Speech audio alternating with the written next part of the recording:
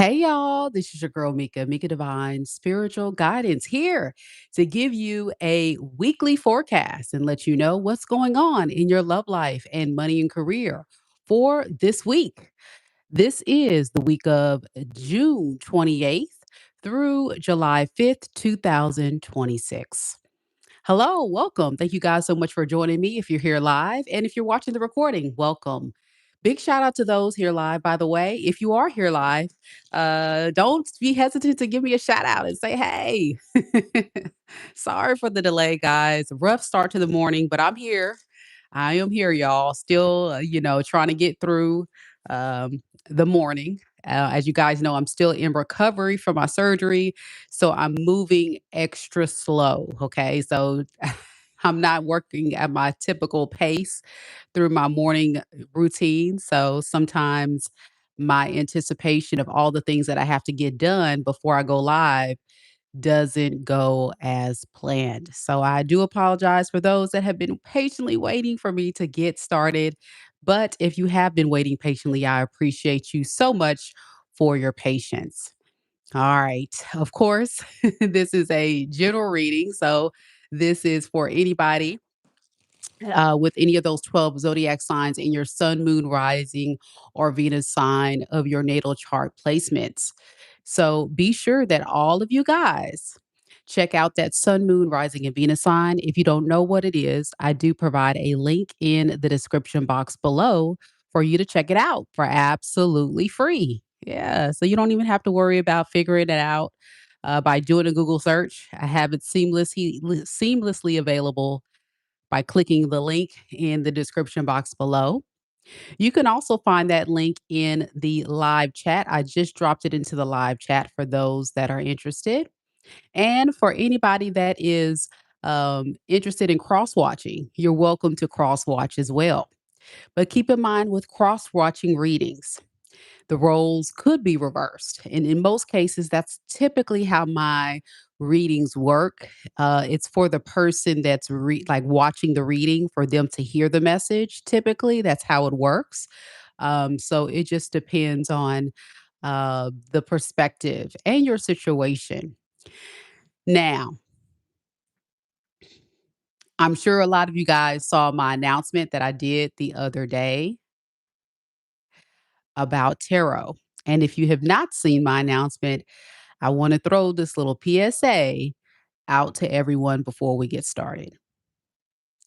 Number one, I want to say thank you so much for the support of all of my beautiful subscribers, my moderators, my Soul Tribe channel members, and for any of you guys who have not subscribed that have been leaving me comments and sending positive energy my way.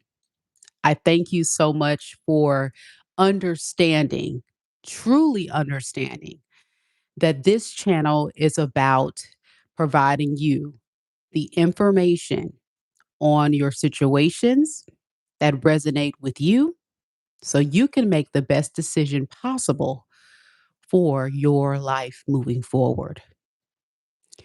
One of the biggest things that got me motivated to start this channel was because I myself found myself going through cycles where I just needed answers. But before I even realized that being a tarot reader was even an option, I've always had a very powerful intuition, spiritual gift, and really good discernment. One thing that I will say that I didn't really realize in when it came to love and relationships is that I have to really lean into that. And for a lot of us watching, when you really listen to the messages, you will probably tell yourself, yeah, that does make sense. Yeah, I do resonate with that. Yeah, I do need to take accountability that I did let that person get away with X, Y, and Z, or they've been doing this and this and this, and I still stayed. But I ask you, collective, What are you going to do about it? I'm only the messenger. What are you going to do about it? I'm only here to give you the information. Are you going to stay? Are you going to revisit the toxic cycle? If I tell you that this person coming into your life is amazing, are you going to run from love because you're scared of commitment now? There's so much that I do to give you the information, but that's what it is, information.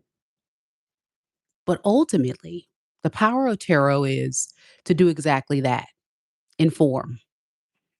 And me, being that I have a gift of being a professional educator with multiple degrees, graduate degrees in education, and multiple teaching certifications, I'm also a teacher.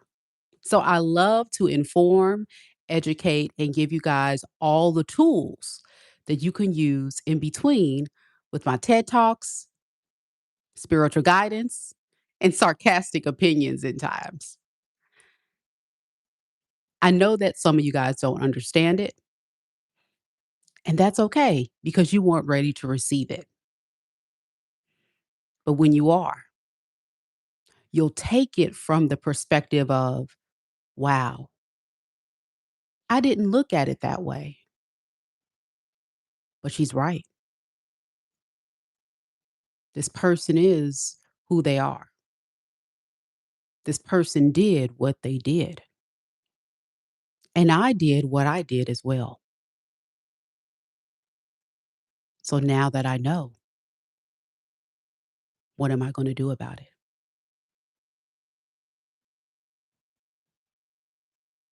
Think of it like that.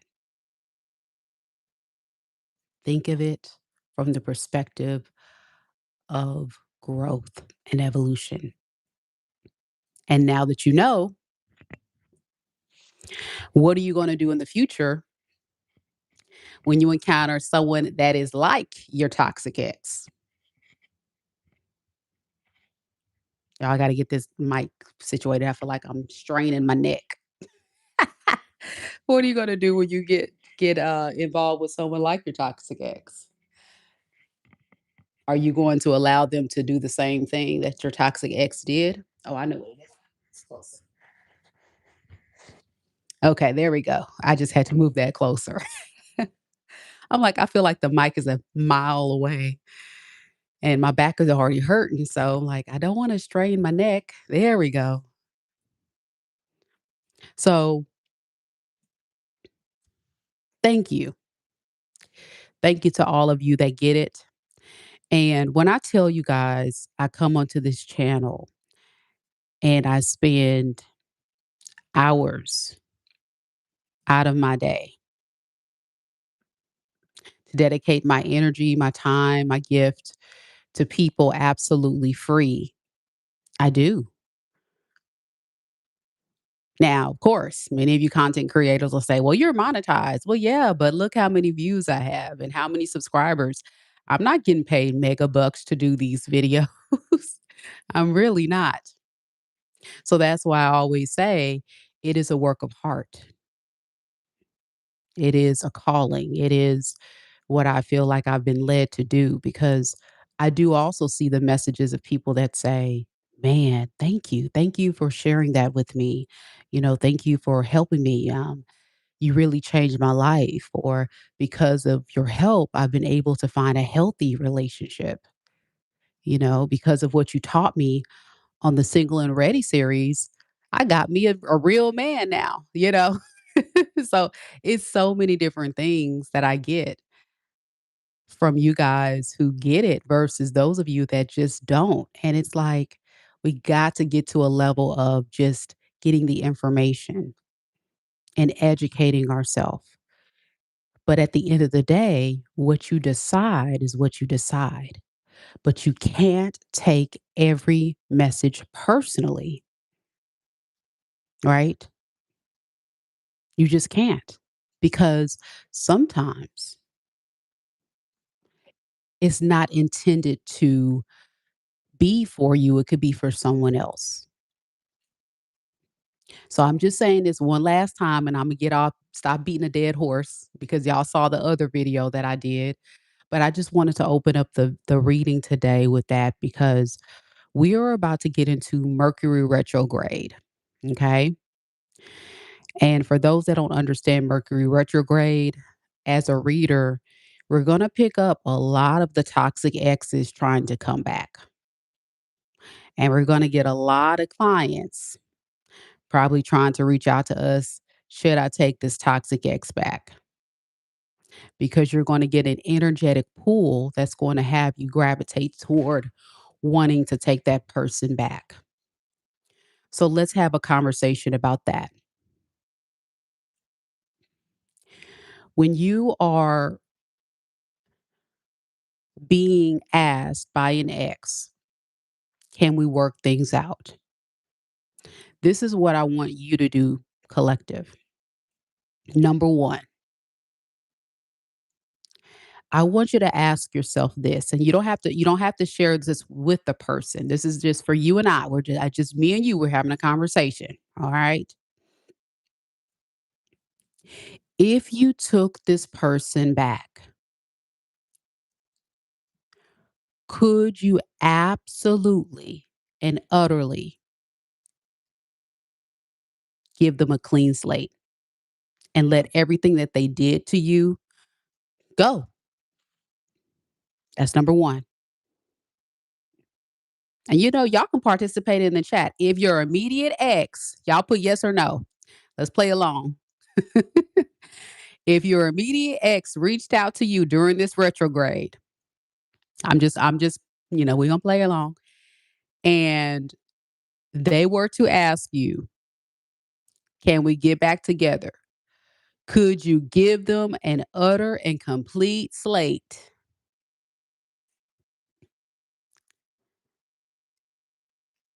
and act like none of that happened? Now, we can't just let none of it go. When we can't let it all go away, but could you forgive? That's the power of forgiveness.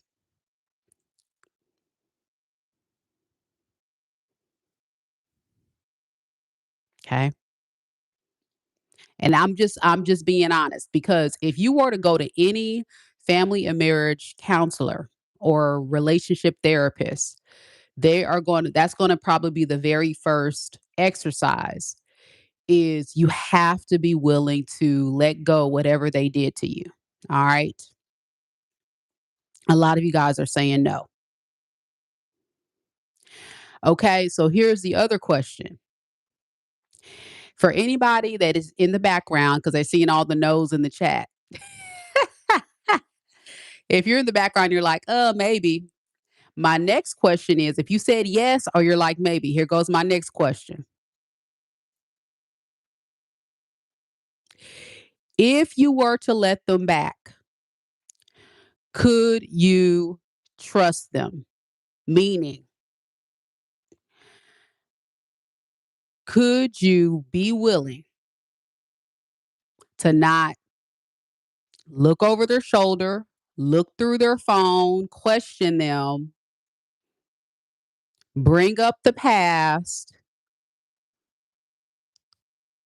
Could you absolutely trust them? Put yes or no in the chat. If you let that person back, could you feel like you can trust them again?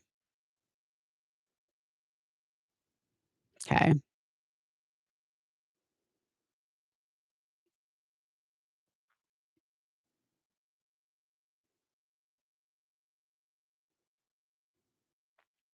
All right.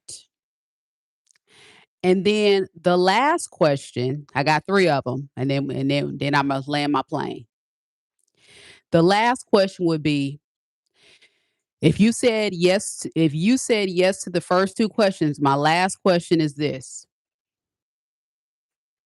would you be willing to be patient with this person as you and them are willing to put in the work over the course of the next several months to a year to let that person redeem themselves, meaning you need to give them a chance to show you that they are a changed man or a changed woman.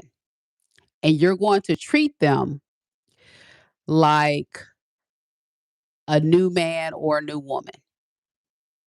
Would you be willing to give them a clean slate and treat them like a new person?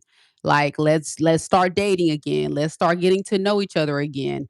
Let's start, let's see this new you. And I'm not going to treat you like if you were my husband and we got separated, you're not going to get the same privileges that you got when we broke up. You need to be my boyfriend again. So would you be willing to be his girlfriend again? You be his boyfriend. So meaning like say if you guys are separated, would you be willing to stay separated for those several months to a year to kind of test things to see? Or would you be like, no, I don't think I can handle that. I got to get right back to it. I got to jump off where we left off. We got to move back. You rush. You got to be patient to see. Would you be willing to have that level of self control? And that includes, for some of you, close your legs. He don't get no kitty cats. Would you be willing to close them legs during that exercise? All right. So this is about the old dreaded X because we're about to go into retrograde starting this week. That's the whole point of this exercise. So if you've answered yes to all three of the questions, then it's fair for you to say it's okay to consider hearing this person out. If you answered no to any of those questions, you need to get your purse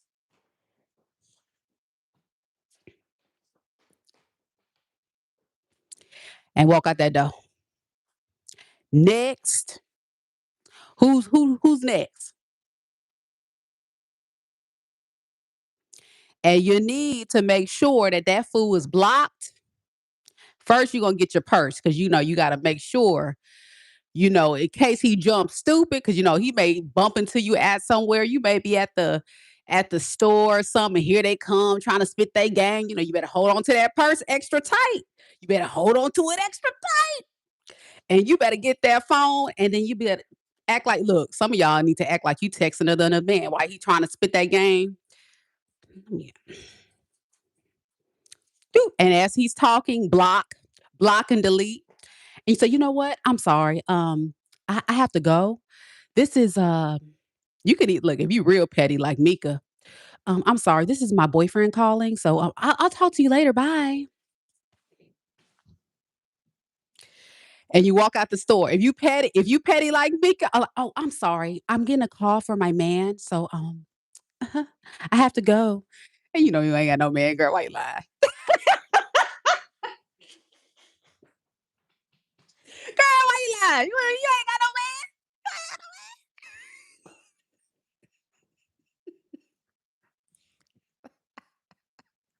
You ain't got no man.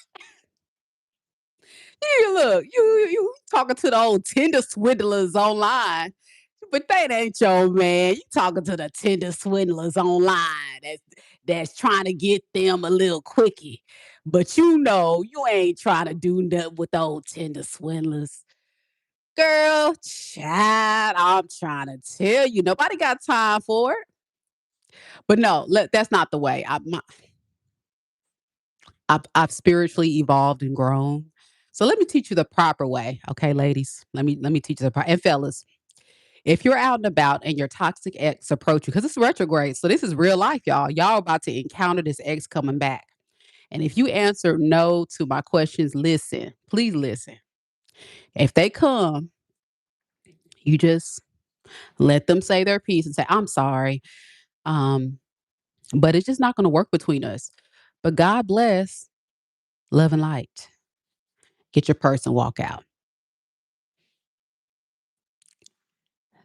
Less is more, ladies. I know it's about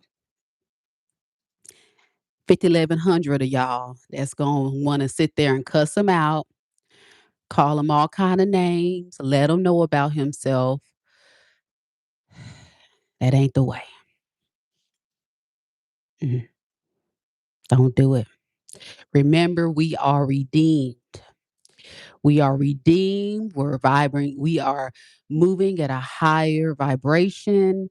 Them days of being ghetto, loud, cussing them out, feeding the monster, feeding the demons, we ain't doing it. We are rising above and we're going to say, I'm good. We've matured. But on the inside, you can cuss them out. I know how we cussing them out.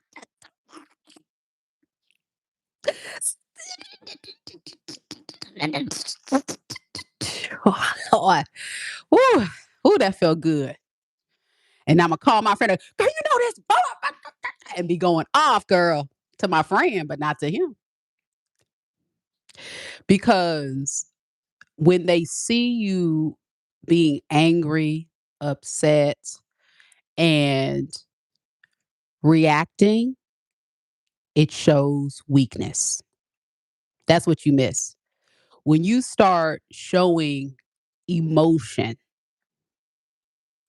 or some of y'all on the opposite side of the spectrum, I'm on the side that I'm ready to go off because that is my Aquarius, Sun, Aries, Moon, and Scorpio rising. I be ready to hit them with where it hurts, baby. That mouth be mouthing. Baby, I cussed my ex out so smooth when we broke up. Ooh. It was not a good. I've evolved, not the way. But I think to this day, I think he still like remembers that. I think it's just like, don't do that. That's not the way. If you get a phone call and you answer no to all of those questions,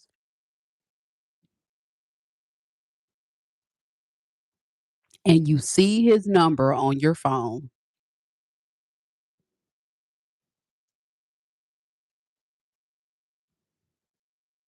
don't answer it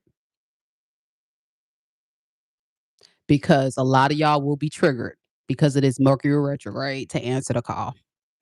And as soon as you answer the call, what's going to happen is it's going to become the words, the smooth, the please forgive me. And some of y'all may be like, well, let me just hear him out. And then you just broke no contact or you broke the promise to yourself that you're trying to move on. So the best act of defense is when you get that phone call from that person to not answer it and just block the number. If you know that no was the answers to those questions that I talked about. Now, if you said yes to any of those questions, then more than likely, you may want to consider, but I'm going to tell you right here. If you answer no to most of them, you need to go about your business and let it go because you're going to end up hurting yourself. Because if you don't have that level of willing to let stuff go, if you can't trust this person, and if you can't give them a clean slate, then you're already set up to fail. That's proven. That's clinical. We're talking about therapists and marriage and family counselors and stuff. This it has been proven. So you can't really put yourself in a predicament to where you're going to set yourself up for failure. And then I know personally, this is me. I don't answer unknown numbers because some of y'all, you guys got slick ricks that be trying to sit up there and call y'all from WhatsApp numbers, Google Voice, like you don't know that's them. I don't answer unknown numbers.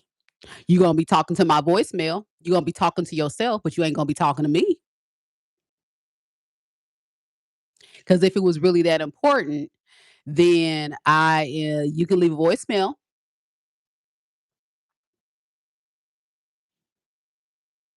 and that's how you do that. And then if you really have a crazy individual, like really dark, very toxic, very violent, um, really on the crazy side, you definitely need to probably change your number. You need to change your number and you need to make sure that if they really are crazy, meaning you feel like your life is in danger or they have history of abuse, that you are in a safe place where they can't get to you. And if they happen to get to you, you better call them boys in blue expeditiously. Don't engage, don't go back and forth. If they show up at your house, call them boys in blue and let them know the cops are on the way. Step off my porch. They on their way. And listen, I keep a piece on me. So let somebody jump stupid. And that's all I'm gonna say because I'm on the other side of YouTube and I don't want my channel be shutting down. But some of y'all need a piece or two at the house because the boys in blue may not show up fast enough, and I don't play about mine. I keep a nice little piece, just in case somebody jumps stupid, because I don't play. I am the police. Try it.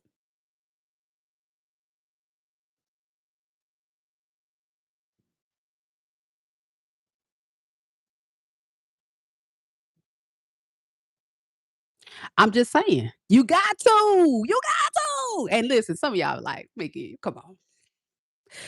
If you scared of having a piece, some of y'all don't know what a piece is. I can't say certain words or my channel will be shut down.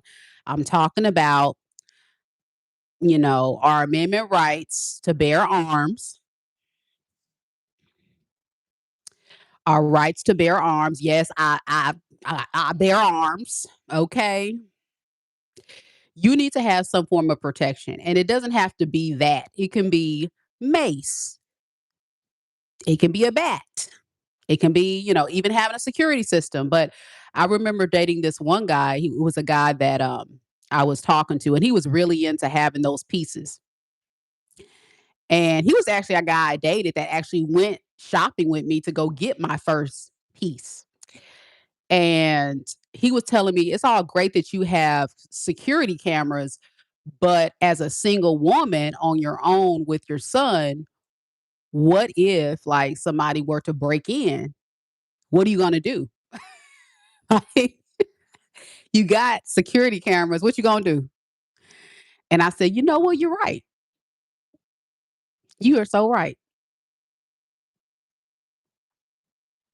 So you got to have some form of protection. And ladies, I recommend like definitely, especially if you have a very toxic ex that can cause a lot of harm, you gotta really be careful. You gotta move very smart and make sure you're good because you don't know what's about to go down. But if you do have a piece, make sure, you go to the classes, you know how to use it, make sure you know the laws so you don't end up at county and I lose a subscriber or you still subscribe but then you don't show up months later because you don't put one in them because you had to prove to the judge that you were protecting yourself.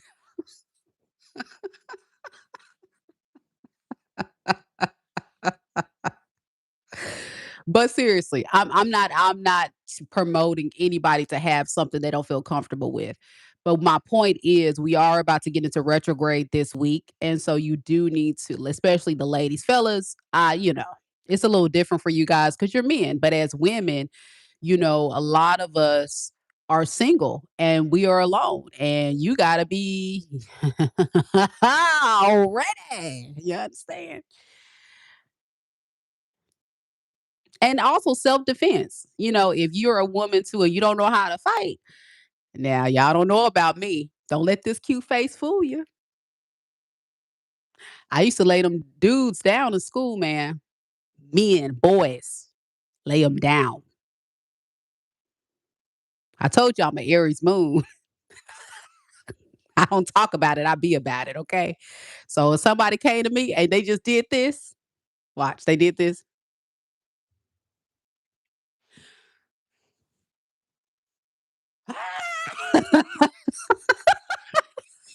Go time, baby. Y'all remember back in the day? Y'all know how it is. You be like, I wish you would touch me. I wish you would touch me. Here they go. Here they go. Do something then. Don't promote violence. Don't promote violence. But listen, if you grew up in the side of town that I grew up, my mom always taught me if somebody put their hands on you, they hit you, you better hit them 10 times harder because if you don't put them down, I'ma put your ass down. So you better let them know what it is and what it ain't. And that's not the way. Let me just say that. That ain't the way. That's not ladylike. But understand, when dudes tried it, they got put down to the ground because my uncles taught me how to fight. And I didn't play. I was putting them down. And I got kicked out of so many schools, y'all. I was a little bad kid. I was smart. That's the funny thing. I was always smart, straight A's, doing really good in school, honor student. But I had a little bit of a sassy temper. And I didn't do too much talking. I did more walking, if you feel me. Because I had to let people know I'm not the one, the two, the three, the four, or the five. So step off or you going to get got.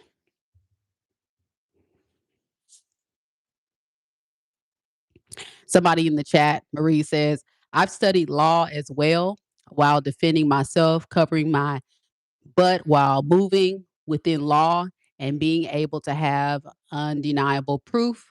I do so. That's what I'm saying. That's what I'm saying. So you got to know what you can and can't do. And that's why I say fighting ain't the way. But don't fight people. Don't fight. Don't hit the man. You gotta be damsel in distress. He's breaking into my home. Hurry quick. He's trying to attack me. He may have a gun. And let him come into that door. Just have it right here. Just letting you know the boy's on the way. You better step off my porch. Look, in the window, this is me. You better step off my porch. Them boys in blue on the way. What? What? And if they try to break into my home, happy 4th of July. Boom. You know what I'm saying? Booyah.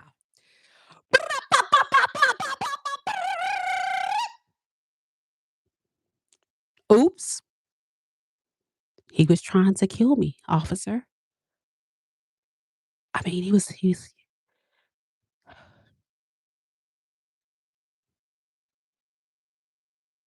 nah, I'm not gone.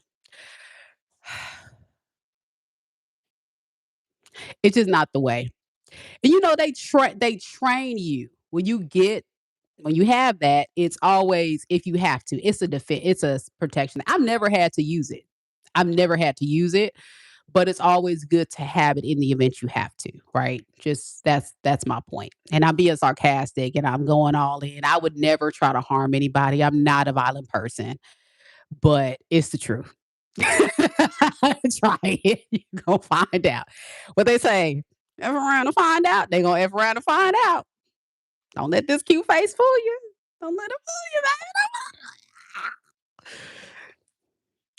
But listen, that's the only time during this Mercury retrograde that I would let somebody come back. And this is a serious conversation. I'm being silly because, you know, I love to make you guys laugh. But the seriousness of it is you're going to waste your time. You're going to break your whole heart. You're going to put yourself in a predicament if you get back with an ex that is somebody that has done some things that are just unforgivable or have done some things that are just crossing those standards or boundaries that cannot be overlooked.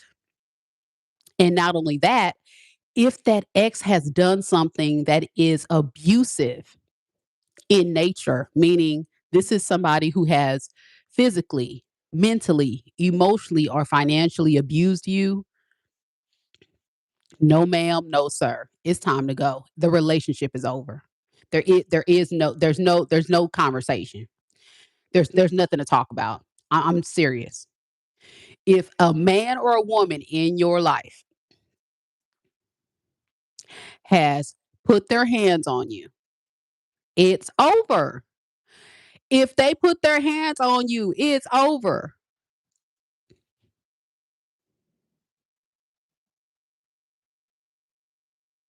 If they keep emotionally manipulating you and abusing you psychologically over and over again, that person is unstable. It's over. You can't fix that. That's crazy. They're crazy. You can't fix crazy. It's over.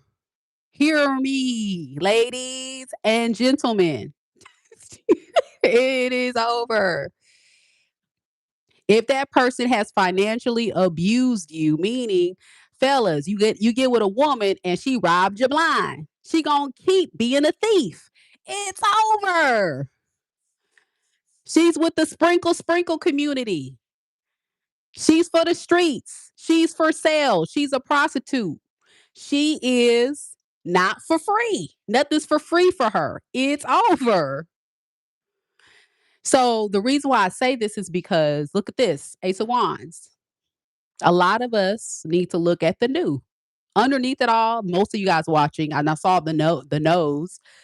Underneath it all, many of you guys with the Ace of Wands speaks of new passionate beginnings.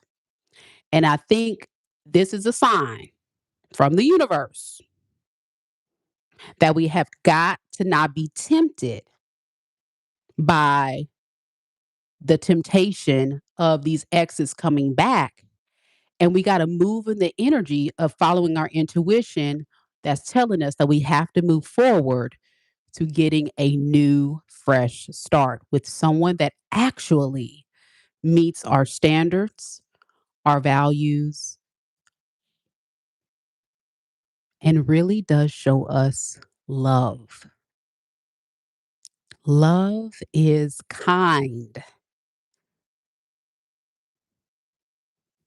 Love doesn't abuse you. Love doesn't lie, cheat on purpose. Any of that stuff that people do intentionally to hurt you, that's not love.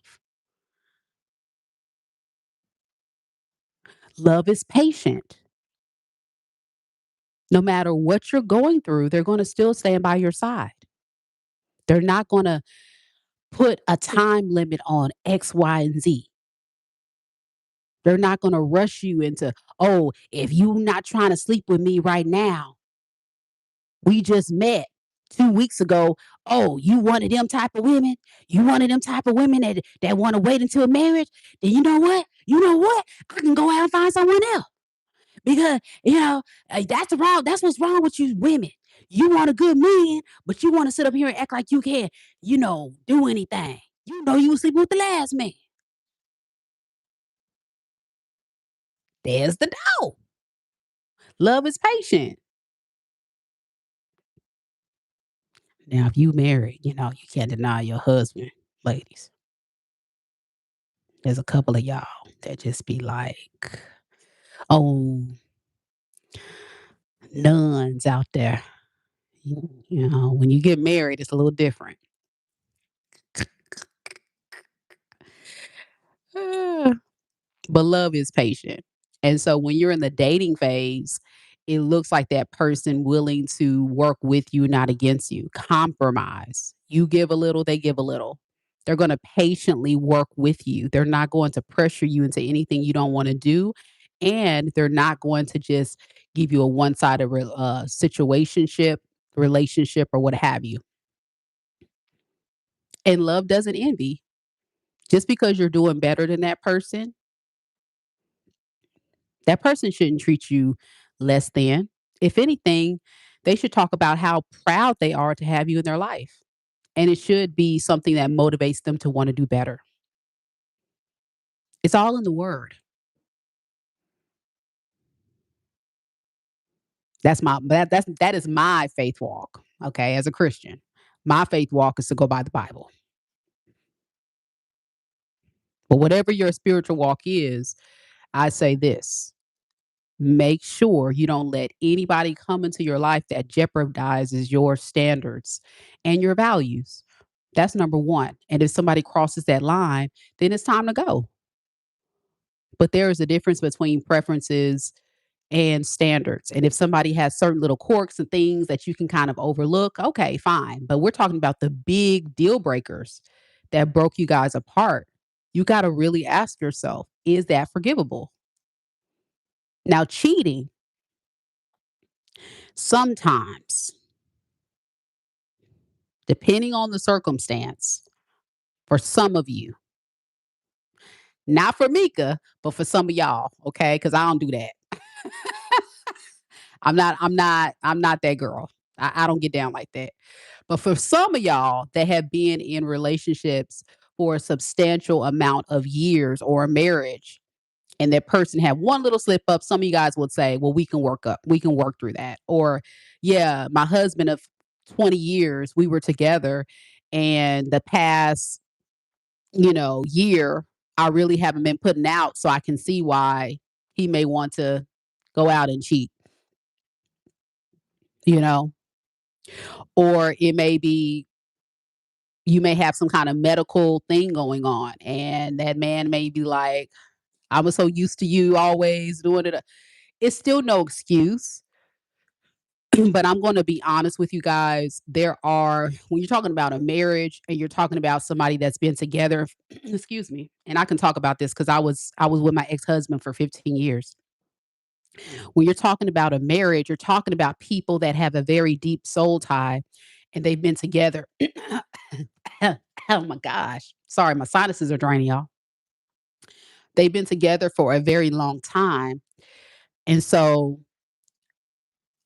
little hiccups in that relationship may be something that can be considered forgivable versus you talking about somebody that's just in a relationship. You guys are not married and this person cheats on you. That is, to me, an indicator that you're dealing with someone who is probably non-committal, or you're dealing with someone who is probably not that into you and they don't really plan on marrying you. They're just stringing you along and trying to find their next, and you become their ex in most cases. So you see what I'm saying? There's a difference versus married versus not married. So that's why I say it's there's so many different scenarios there, but I would not recommend people outside of marriage taking someone back if they cheat.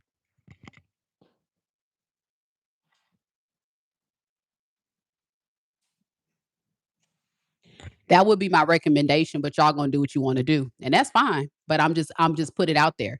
Now, a lot of men, let me tell you about the men out there. A lot of you men, you guys would definitely cut off any woman. I mean, you could be married to her, you could be in a relationship with her, you gonna cut her off regardless. Because a lot of men don't really see women as being promiscuous.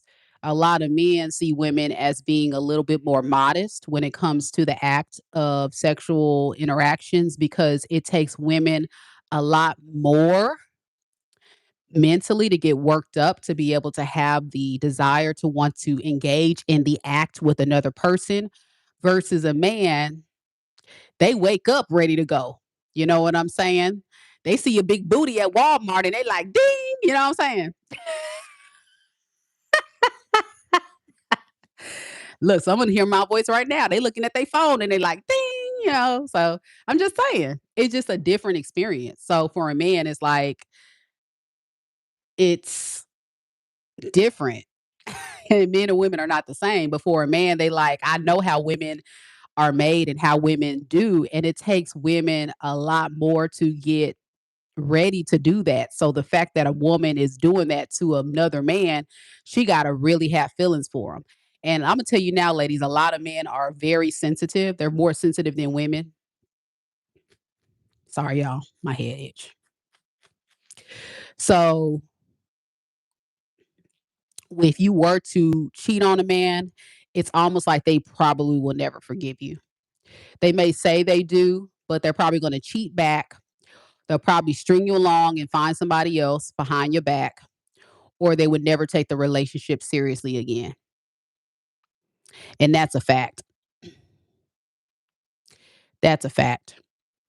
But women, if a man cheats on you, I'm going to tell you right now, fellas, if a woman says, I'm going to take you back, in most cases, not all, but in most cases, that woman will take you back and she probably won't cheat on you because most women are not really biologically created to have a desire to cheat.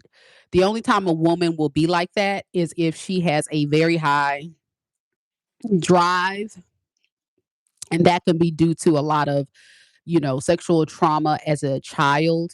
It could also be due to her not getting um, her at one point getting a lot of pleasure probably in the past, and then she meets you and you're not giving her that level of satisfaction and she feels like she needs to step out. But even then, I'm gonna be honest, most women don't really get down like that. Most women, and this is where men have to understand, most women don't really like step out on their relationship. The only women that do that is the women that truly just don't really like that man at all. Like, they're not attracted to him and they could be using that man for money, a place to stay, like the sprinkle community. Those women are a whole nother breed. Like, the strippers, the prostitutes, the arm candy, they don't really like the man, but they like the man's money. Those women will cheat on you, fellas. So that's why you gotta date your match. Um, or if it's a woman that's your match and she cheats, she's doing that because she's trying to like basically like get back at you. But most women will not get back at you unless she's like, again, one of those hyper sexual type women. That's just how it gets down. So with all that being said, and I'm gonna land my plane so we can start this reading. You got to be intentional. You got to be intentional whenever you date, period.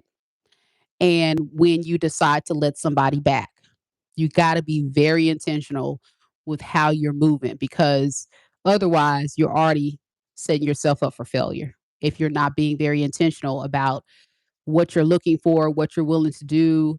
If you haven't thought about those things that I talked about on this TED Talk, then you're already setting yourself up for failure because you really do need to be ready to let all that stuff go. All right. We're about to start the reading. Thank you guys so much for hanging out with me. And thank you to all the 100 plus of you guys that stayed on the live as I did my TED Talk. I hope that helped you guys. If it does help with your decisions moving forward, some of you guys may have already had this ex reach out to you recently, or you will have that person reach out to you very soon. Again, we are approaching Mercury retrograde starting tomorrow. We are in pre retrograde right now. So there it is. Do we have any Aries in the building?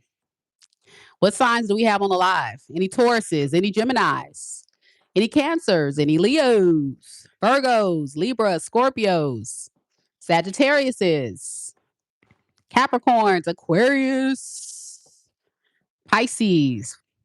Rep your set, rep your sign. Where you guys at? All right, we got some Geminis, Aquariuses, Leos, Tauruses. Janae, what up, girl? What up? Capricorns, couple Scorpios. Cancer, Wancer. Hey, Kathleen. Oh, she's a cusper. I think she got Cancer slash Leo. Okay. Okay, Aqua Gang. I see you. Okay. Quite a bit of Scorpios on live today. No Aries? Where the Aries at? We about to get into Aries now. We about to start the reading. Where the Aries at? Aries, Aries. Hey, Jenny. Trying to hide in a little box. I still see you, Jenny. All right. We got Ace Encore ready for the Aries reading. All right. Remember, guys, we're going to go from Aries all the way to Pisces. This is for this week in love and money. Let's get going.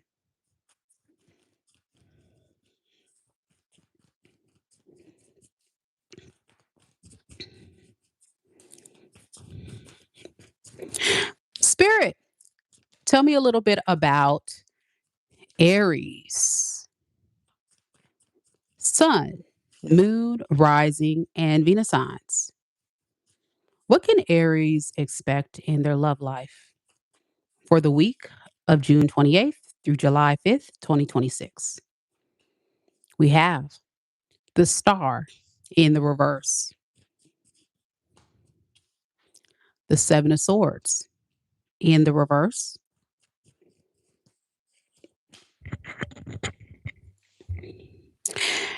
and the Three of Pentacles in the reverse.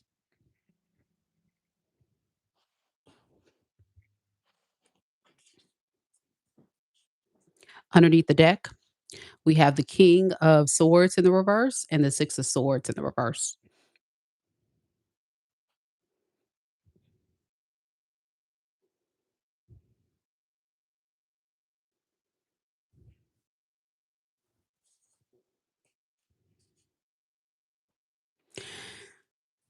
Someone is trying to tell themselves that it probably is not a good idea to work on things with you, but that would be a lie that they're telling themselves because they have no choice. I think a lot of you Aries are rejecting this person or they feel rejected.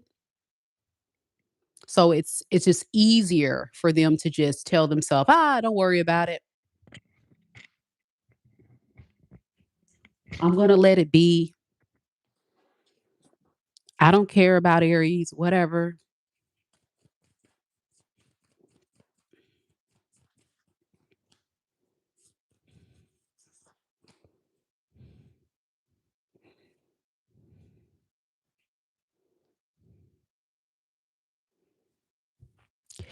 Whatever happened to cause this breakup, separation, or relationship to get to this space, it's hunting this person. I'm getting the last conversation, the last argument, whatever was said last time you guys spoke. It's what keeps this person up at night and makes them realize how selfish they really were and how one-sided the relationship probably was.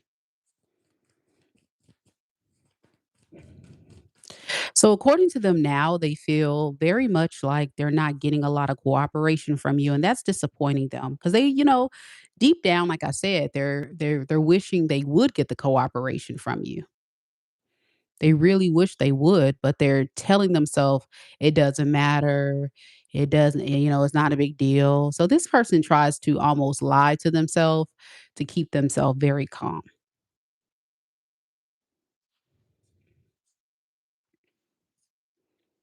What would make them really, really happy is you guys working things out.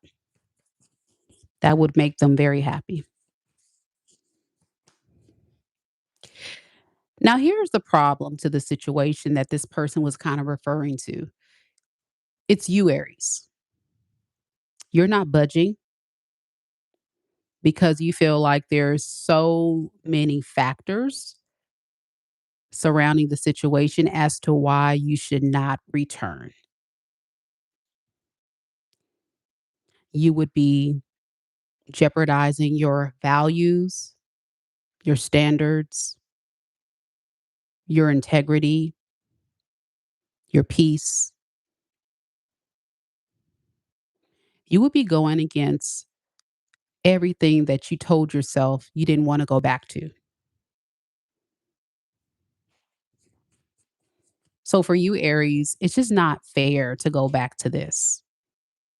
And so I see a lot of you moving forward And a lot of you guys may find yourself very soon, if not already, attracting a new relationship with the Ace of Pentacles that'll probably have a lot of success for a lot of you. If you haven't found this new person with the Four of Wands, you may end up having some type of long term committed relationship with them. But it's going to be this spiritual test, the spiritual test of the ghosts of Christmas past trying to come back. For me to say Christmas past, some of you guys, this could be a Sagittarius, another fire sign, Aries, Leo, Sag. I'm also getting this person could be an air sign, Aquarius, Libra, Gemini. A lot of air, a lot of fire. I'm picking up in the energy.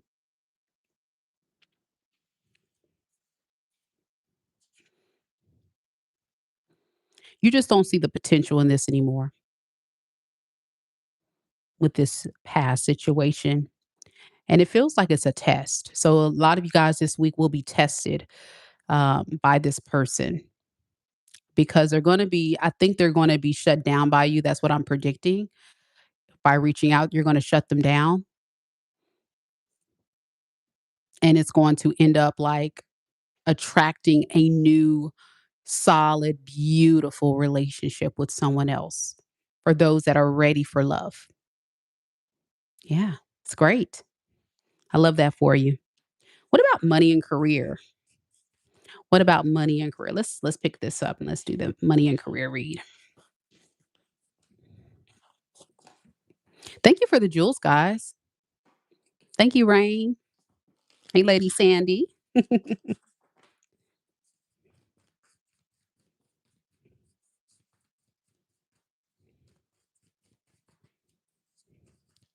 So, Spirit, what about money and career? What can Aries expect in their money and career for the week of June 28th through July 5th, 2026?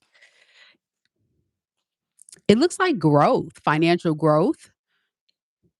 There has been some type of stagnation or something going on in your energy in the past that has made you feel a little confused or worried about your finances. But I can see this week where you're going to figure it out and it's going to start going up. Yeah, you're gonna get out of your head.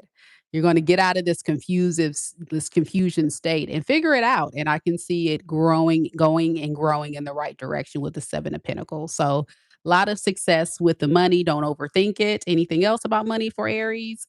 Yeah, whatever was causing you a lot of burden, stress around your money, you don't have nothing to worry about. So overall, great read for you, Aries.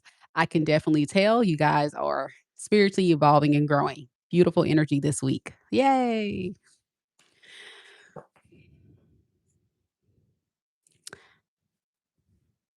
Divine Earth Angel says, I know I miss her so dearly. Yeah. And that's the thing.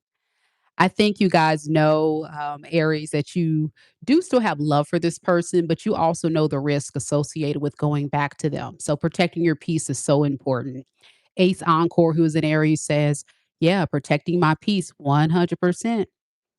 Yep. Yep. Taurus is next.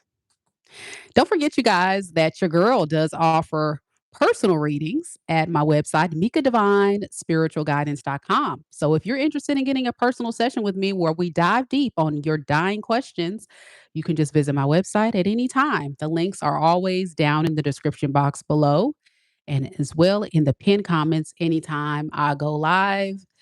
Big shout out to our mods here and our beautiful Soul Tribe members. Thank you for being a member. If you're not a member of the channel, do know a lot of great perks come along with that. If you want to become a member, it's quite simple. Hit the join button to learn more about it. You do get 10% off any purchase. You get exclusive access to certain types of videos, content, live all signs readings, extended readings, free readings, all kind of stuff, to be honest. I do a lot of stuff for my Soul Tribe members. I can't even think of everything right now, but hit the join button to learn a lot about it. And it's only $9.99 per month. I'm trying to find the link. So for those that's on the cell phone or driving or whatever, can't get to it, drop the link in the chat somewhere. Aha, there we go. All right, so that's the link right there if you want to learn more about how to be a member and what's included in the channel membership. Here we go, Taurus.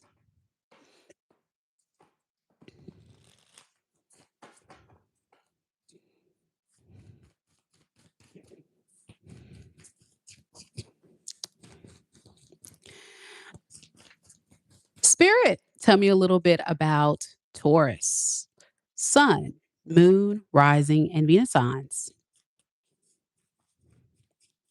What can Taurus expect in their love life for the week of June 28th through July 5th, 2026?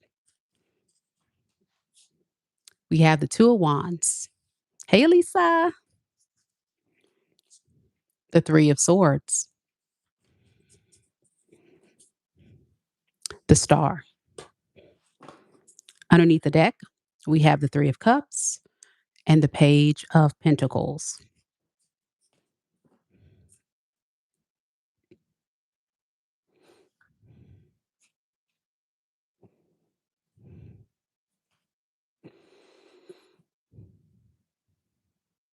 You have someone in your energy who's really struggling with making a choice. Okay. They don't know if they want to provide a solid, committed relationship with you or with someone else. So, whoever this person is, they are definitely feeling stuck. I can see deep down they would be totally okay with friend zoning you or just kind of keeping you as an option.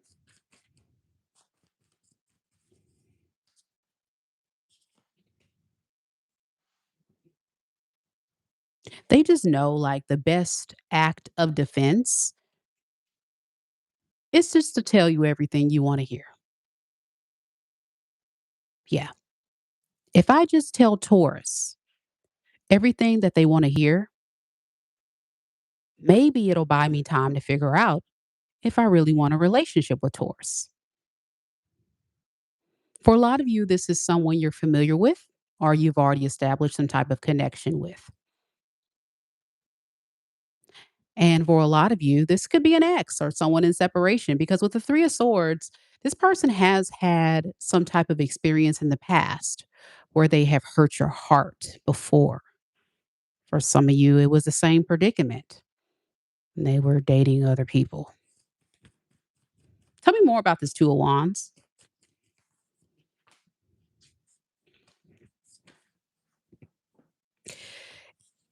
According to them, the reason why they don't know if they can choose you or not, it's because they've disappointed you before.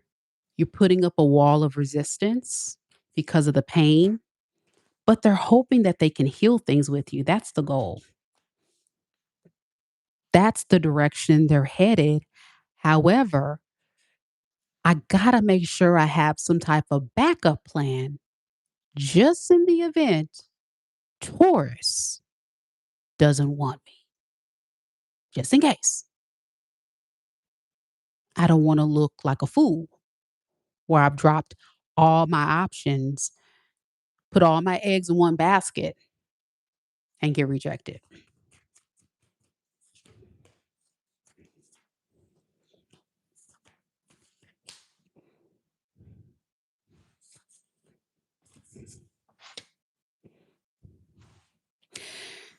Despite this person causing you pain, Taurus, I think a lot of you are going to feel very tempted to wanting to work on things with this person. But that's why I'm here to give you this message. I can tell you're very guarded with the Queen of Swords, moving very cautiously. But you have to decide based on what we talked about in our TED Talk. And if you haven't listened to my TED Talk that I did at the beginning of this video, go back and listen to that and really decide, are you ready to reconcile with this person? Because your energy is very fickle here. Let's see why. Why is Taurus struggling with deciding if they want to work out things with this person? Okay, we have the Wheel of Fortune in reverse and we have the Seven of Pentacles in reverse. You're scared it may not work out like it didn't work out in the past, but then there's a part of you that says, what if? What if it does? I don't know. I'm confused. I just need answers.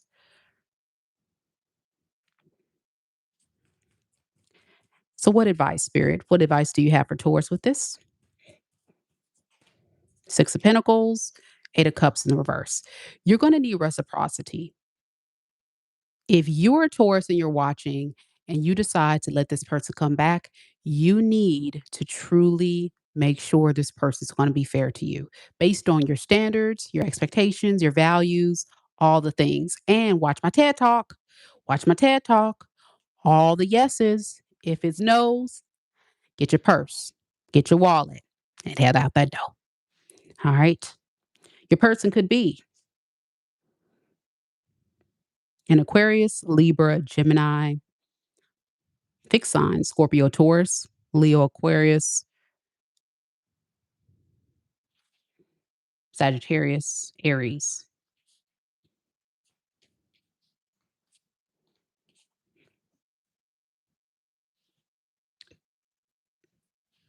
Capricorn. All right. Could be any sign, y'all. It's really not about a sign thing. It's just the energy. Let me know if it resonates. Let's look at your money and career now.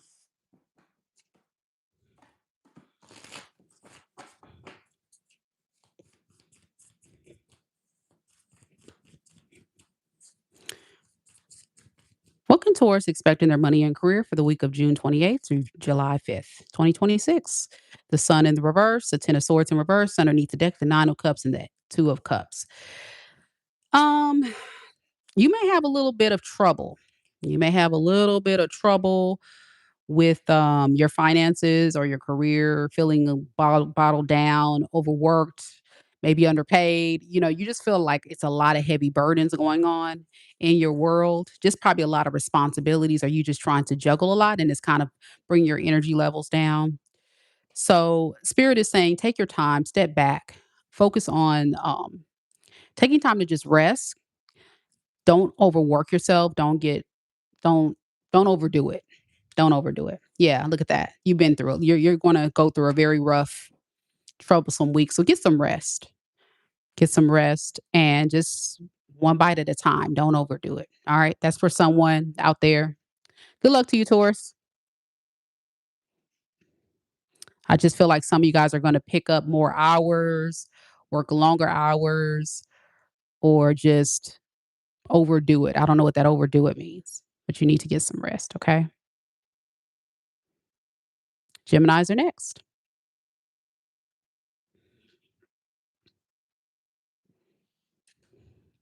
Any Geminis here?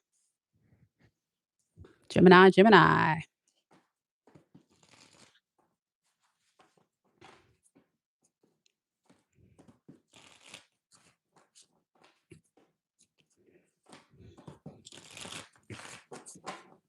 We got Lulu here. Hey, Lulu. Cece. Hey.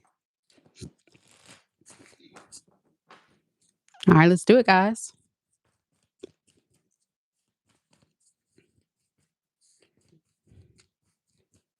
Embrace a Gemini rising. And it does count. Gemini, sun, moon, rising, and Venus. Spirit, tell me a little bit about Gemini. Sun, moon, rising, and Venus signs.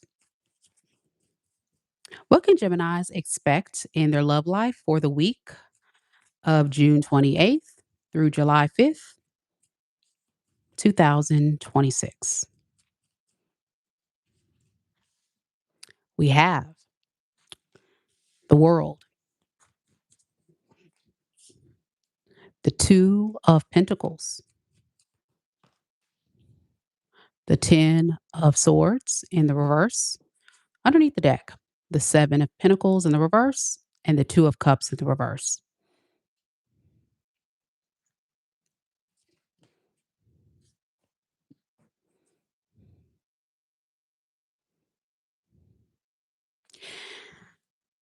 Okay, so this is someone that is really regretting not giving you the type of relationship that you deserve. I think they're trying to transform their life and become a little bit of a better partner for you. Like they're really working on themselves. They're really working on transforming things in their life. This is a new cycle for them with the world here. This is not like this is somebody who um, has been operating in the way that I'm about to explain in a very long time. This is something new. I feel like there has been experiences that has occurred in this person's life recently that has humbled them. Yeah, they no longer want to be the person that plays games, that fears commitment, that doesn't give solid relationships. Yeah.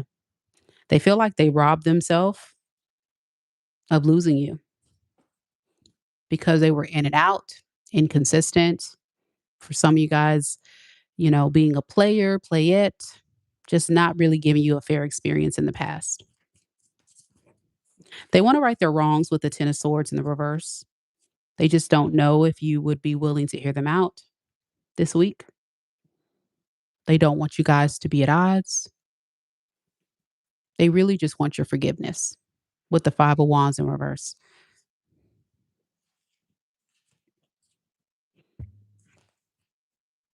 They don't know how this is going to go, but I can definitely see them trying their best to show you a different side if you're willing to listen.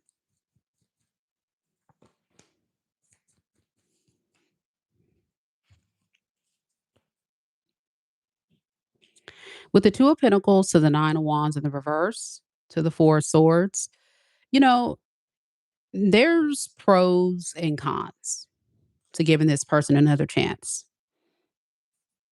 The pros is you still have love for them, Gemini. You still love them very much.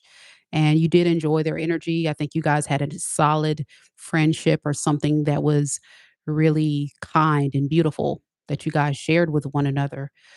But then you also think about all the stress and burden that they put you through and how much peace you are now that you're separated from them. So it's like, do I want to jeopardize that risk of going away from my peace to give this person another chance? You're going back and forth trying to decide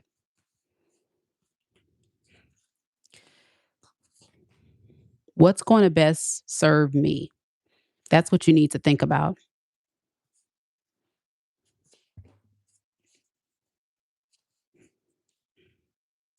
Ultimately, deep down, I can see a lot of you Geminis. If you do let this person back, you're just going to put them in rotation. That's it. I don't see you putting them as like your only choice. When I say a rotation, I mean you're going to keep your options open if you let this person come back. So it's not going to be like you drop all these other options or these other potential suitors to just select this one person.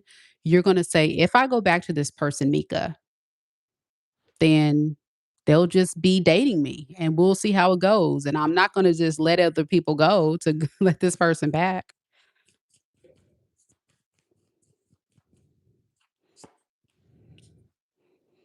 Yeah, because you're going through a transformation in your life as well with how you go about dating. I think you're not dating the same way you used to. I think you're using a lot more logic. Even though you are an air sign, Gemini, and very logical and very smart, by the way, my air sign people. By the way, I'm an Aquarius. You are just analyzing people very closely now and taking emotions kind of out of it as much as possible.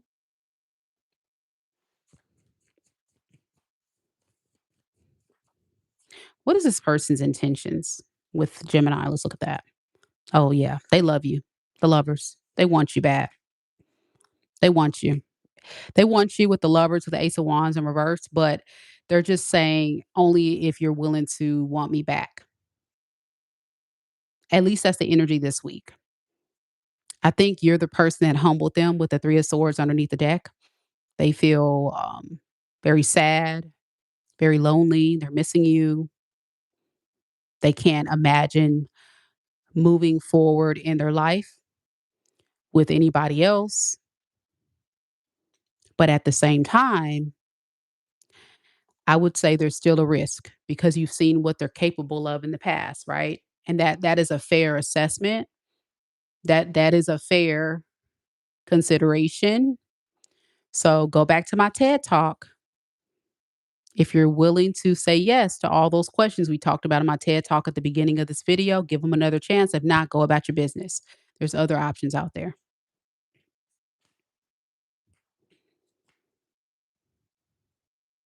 This person could be a Scorpio, Taurus, Aquarius, Leo, Aries, a Gemini, Scorpio. I already said Scorpio. Capricorn, Virgo. Yeah, any of those signs. And Cancer. All right, Gemini, let's look at your money and career.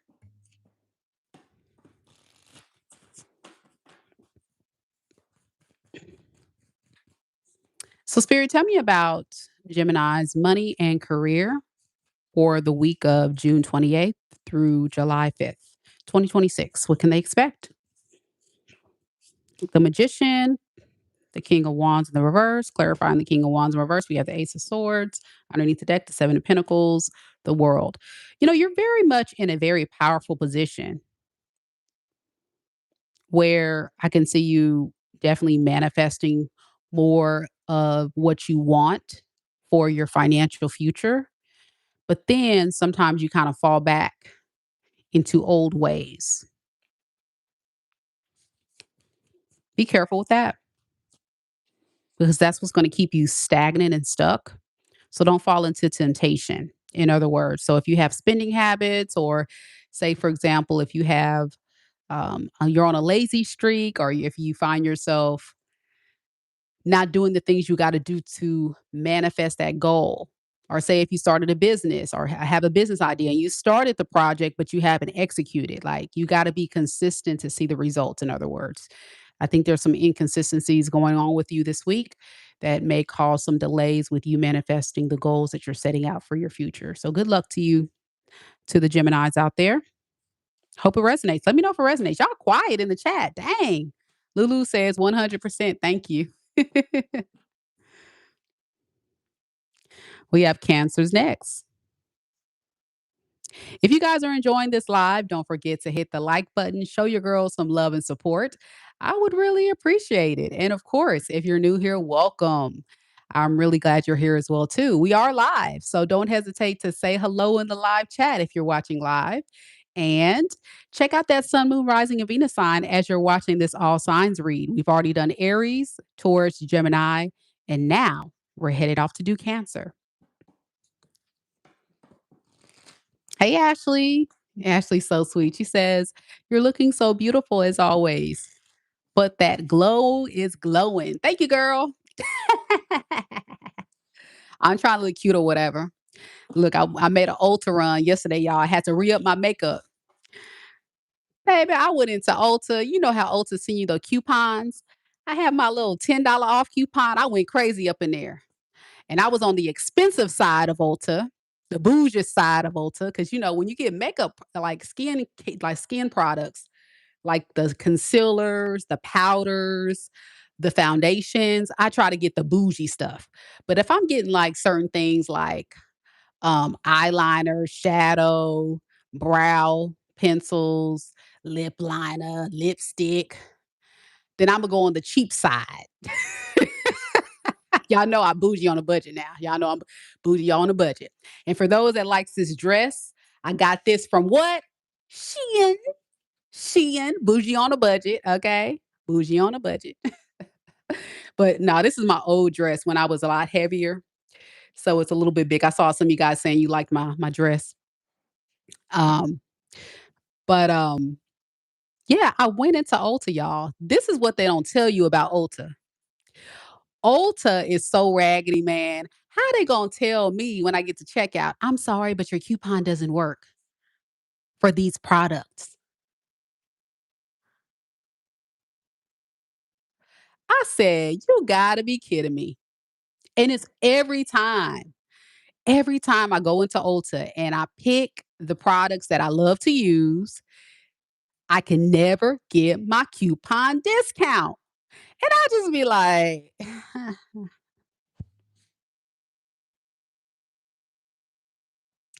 so if you like Fenty Beauty, if you like, what's the name of the other products that I used? Start with a T. I forgot y'all. But I got a couple of Fenty Beauty products. My gloss is Fenty and my concealer is Fenty. And I forgot the powder. This powder that I use is a creaseless powder called I forgot, y'all. I don't know. But I went to Maybelline. I went to Maybelline for now Maybelline, like if you want drugstore makeup, Maybelline does have some really good liquid foundation. So the liquid foundation I use is Maybelline. And it's the long was the stay. Y'all, you see, I don't even know this stuff. I don't have it memorized, but it's like in a and it's like it stays. It's stay wear or something like that. Maybelline girlies, help me. But it's that's the cheap liquid foundation I will use because it doesn't break me out. But Maybelline has a really good line if you're like on a budget for real.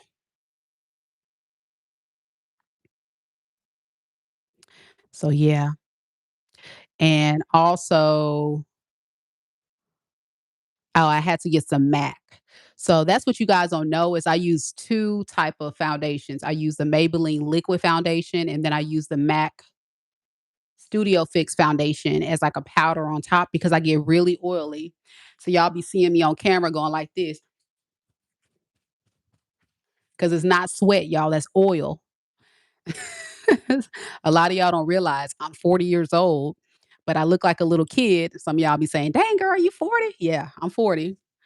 But what they say, black don't crack because I be oily as heck.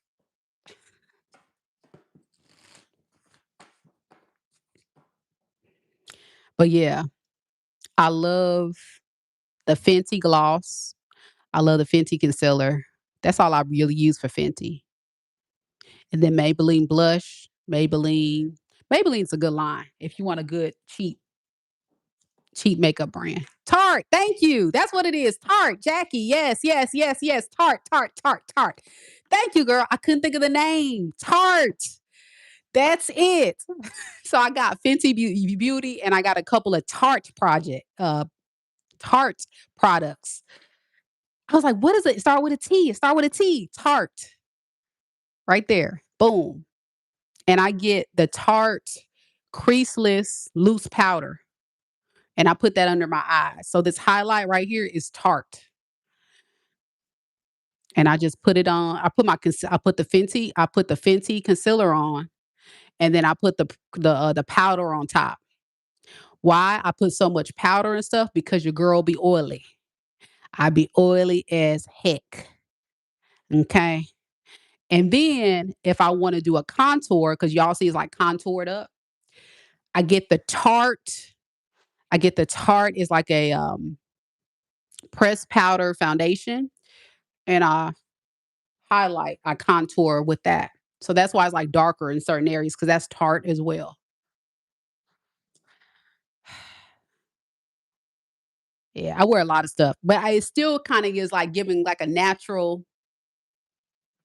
You see, I have a lot of stuff on, but it still look natural, don't it? Do you like it? Do I look cute? What you guys think?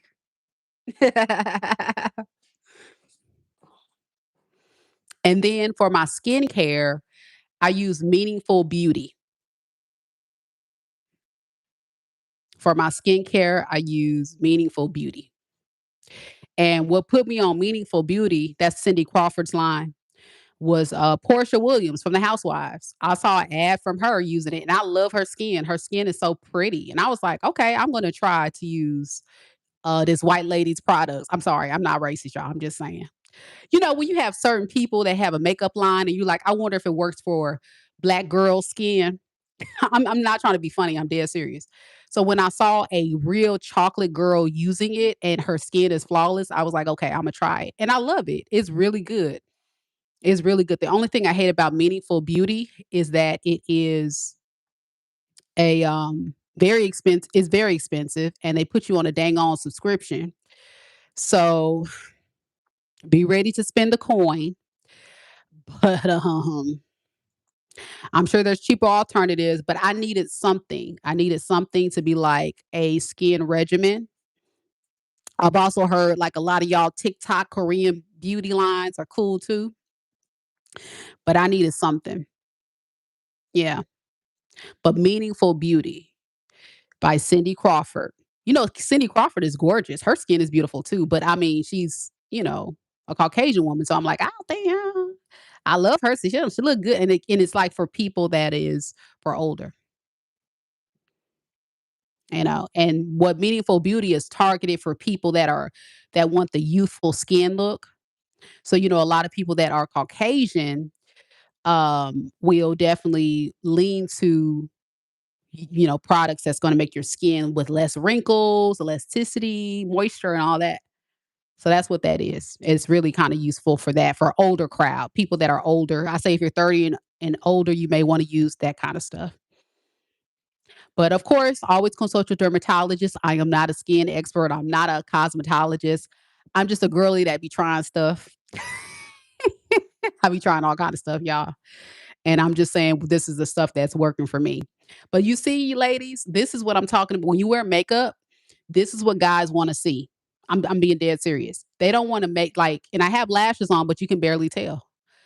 Y'all can't even tell, huh? It looks like my natural lashes. So a guy wants a woman that looks natural. Even if you're not natural, they want the look natural. Now this is a y'all know this is a lace front wig. And I'm gonna take this bad boy off when I finally feel like doing something with my real hair. But y'all know how my real hair look. But y'all know I'm recovering from surgery. Y'all see I still got my thing, my compression garment on. Ah, so you see, I'm still healing. Ah, ouch. Ouch. I'm still healing, y'all. So whenever my arms start feeling a little bit better, I'm probably going to have to do my hair in doses because y'all, it's a mess. When you get your skin cut off on your arms and you got to use your arms every day, it's a mess. Because I told y'all, I'm bougie on a budget. I would not go to the hair salon and pay somebody over $100 to do something that I can do at the house with the products that I have at home already. I refuse. I can wash my hair myself. It's not like I got to put a relaxer in it. Even if I got to do that, I do my own relaxer. The only thing I'll go to a salon for is somebody to cut my hair because I don't know how to cut hair. Cut my ends. Can you cut my ends, please? That's all they're gonna do. The only time I go to the salon for someone to do my hair is if I'm really lazy or really busy and tired, and I'm like, okay, finally, somebody can do it. But that's very rare. I just do it myself. The only thing I'll pay beauty for is my makeup. I'll pay for my makeup. I pay for my nails because my nails right now, y'all. Ooh boy. But I had surgery, so I couldn't have my nails. So I feel naked. But yeah, this is next. Nails. I gotta get my nails done. Imma wait on my nails though. Imma wait. I gotta do but y'all, my feet. I gotta get my feet done, y'all. My feet, my hands, gotta get done. Gotta get done, y'all. Gotta get done. But that's just me.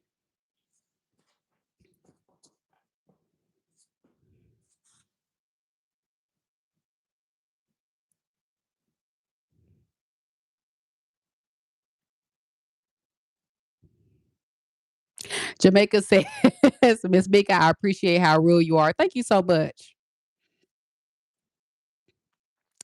Thank you. I try to keep it real with you guys. Y'all be thinking I'm lying. And that's why I say y'all got to get out of your feelings because I'm gonna keep it real with you. I'm not gonna tell you anything. And I'm a woman that live by what I say.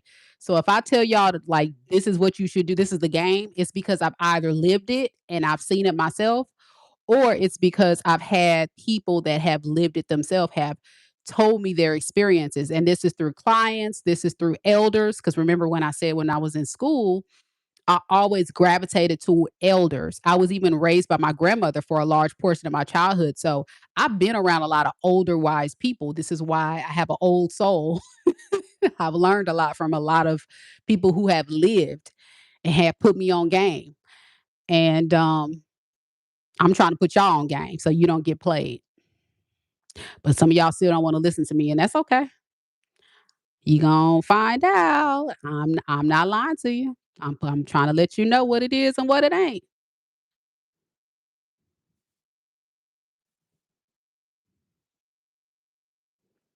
Leslie says men with money will pay for whatever.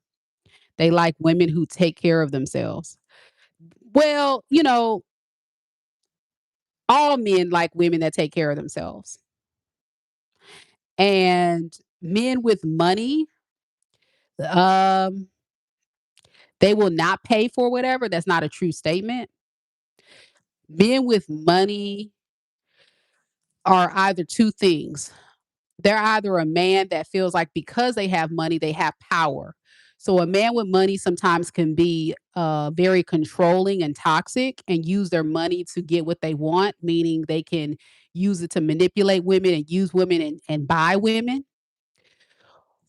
Or, oh, no, now, let them cook. I like that. Where they get that from? That's a new thing. That's a new jewel. Let them cook. That's new. Or a man with money. Thank you for the jewel. That's cute. Let them cook. I like that one. Thank you, DA. Or a man with money that is actually into you and is a good man with integrity and he's a good man of good character. He is going to rise up and really show up as a provider man. So here's the problem, ladies. Even though a man has money, doesn't mean they're a good man. So that's why, as women, we got to rise up and we got to make sure that we're not seeking relationships for security and for financial support. We're not looking for a relationship to fulfill us emotionally. We're looking for a relationship to add or to enhance our life. Meaning before you go out and date, you're already good on your own. You can take care of yourself, you can do things for yourself. You don't need to depend on a man financially, you don't need to depend on a man for anything except for the energy of a masculine, what a masculine energy brings to a woman's feminine energy, which is that security blanket, um, the fun times in the bedroom, right? And then bonus points is if they are making money, they can give you a little bit. They may say, hey, you don't have to worry about X, Y, and Z. I'm gonna pay all your bills and you keep your check like T.I. do Tiny. You know what I'm saying? So it just depends. But please, ladies, please hear me. If you date a man that is making a lot of money, you gotta make sure, and this is any man, you gotta make sure they're a man of good character. And even a man that is not making a lot of money, they can still be a good man. Some of y'all look at a man that's making um about the same money as you. Oh, I'm not gonna, and they can be your whole husband, and you was like, I don't want to date him because he ain't making $250,000 plus a year, girl. You making $30,000, girl. If you don't go sit down in the corner and shut up. But I'm just saying what he can do, girl. If a man comes into your life and he's being faithful and he's giving you a fair, loving, and committed and good experiences, and he is faithful and loyal, and he is providing you security, stability, and love. And he is an independent man. He may not be able to buy you a mansion, ma'am, but he can buy you some peace. Hello, somebody.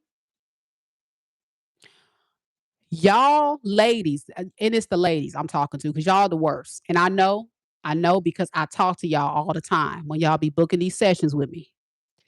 Stop being picky. You are missing out on your husband because you doing too much, ma'am. Sit your rump down, come down to planet Earth. All men are flawed. All men are going to have some kind of little quirk, some kind of little screw loose. They going to do some things that just, they may scratch they booty and you like, oh, you nasty, but he a good man. He may walk with a little bit of a limp. I had, like, literally, I had a friend. I'm not trying to put my friend out there. I'm sorry, friend, if you watch. I don't think she watched my channel, but she dated, I'm going to give you story time. She dated this guy and she was down on her luck in dating. And this guy loved her up, loved her down. Do you hear me? Loved her up, loved her down. And this dude was a little heavy with it and he walked with a limp. When I say his personality and her personality were beautiful, like perfect. They were like really, like they would be on the phone, feeling each other, laugh, kiki. I'm like, y'all make me sick. Y'all are so cute. And then she would get, we'll have our little girl time. I'll come over and kick it with her. And she'd be like, girl, I mean, I like him and all, but girl, did you see how he walked? And you know me, I'm hollering. And then she worse than me. She's so petty. She gonna get up. She's like, girl, he walk like this. Like this. And she not lying. Listen, and she is not lying. I said, girl, sit your ass down. Stop talking about that man. Stop talking about that man. She said, but she said, last week I went to get my oil change and they were checking the pressure in my tires and stuff like that. And they noticed that like three of them were starting to, like, one, I think one had like, it was starting to go low and the others were starting to go bald. And she was panicking. She was like, I don't have the money. She's a teacher like I am. And she was just like, I don't know how I'm gonna be able to pay for this. And I'm like, well, don't, God's gonna find a way. Just pray about it. Just save. I'm trying to inspire her. I said, you still rolling, though. You still rolling. And do you know she was telling him about it? And he said, okay, so how much you need? And he said, okay, it's a bet. Let's go. Tomorrow, he said, this weekend, whatever. Like, let me know and we gonna get you some new tires. All four of them, all four of them. All new tires, a whole set. That's about $1,000. That's about $1,000. That's about $1,000. I said, nah, nah. And she said, well, the reason why he did it is because he said with my son in the car and me on the road, he did not feel comfortable with me driving and the tires going bald and I may end up in a wreck. And so he said, there's no way that he's going to allow me to be on a road with the car driving like that. knowing that I got to go to work, knowing I got to take my son to school, knowing I got to do all this stuff, and knowing I got to go see about him. So he just paid for it. But Mika, he walked like this.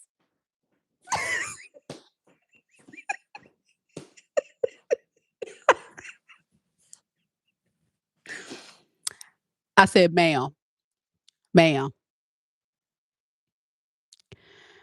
She said, I don't know. Now, mind you, let me tell you something, ladies. Let me tell you something. They were not even in a relationship yet. This dude and her were only talking for a month. Hear me. They were only on the phone phase and going on dates. They had only been talking for 1 month. Do you hear me?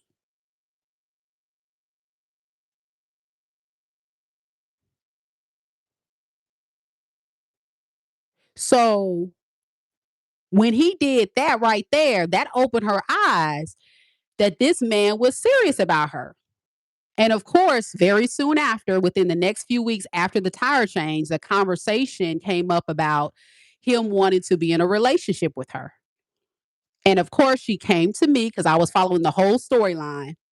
And I said, what's the problem?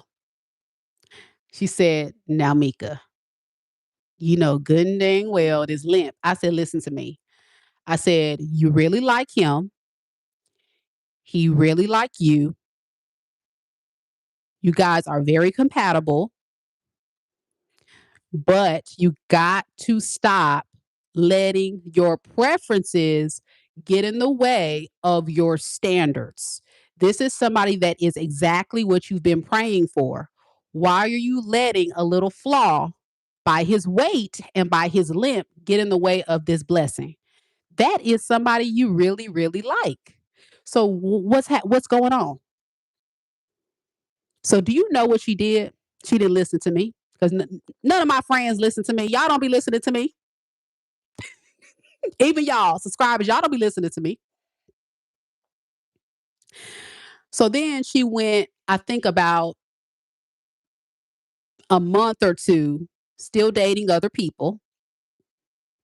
And as she went to go date other people, she started to realize,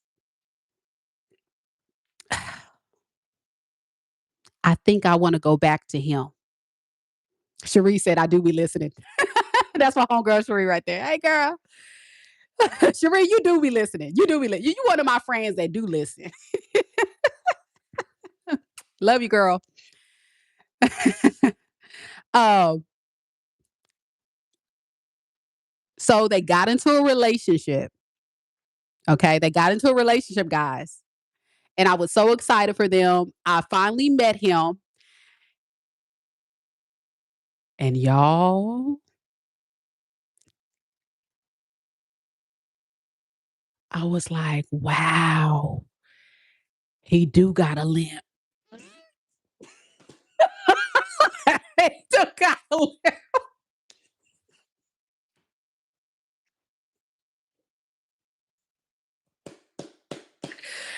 Baby, that lip was limping. I said, oh, dang. I said, wow, wow, wow, wow, wow, wow. Whoa. Whoa, whoa, whoa. But I tried not to laugh. I said, Mika, fix your damn face. Don't say nothing. Don't.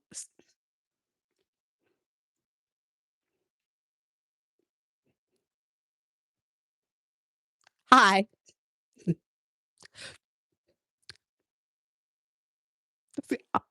I gotta go to the bathroom. Hold on.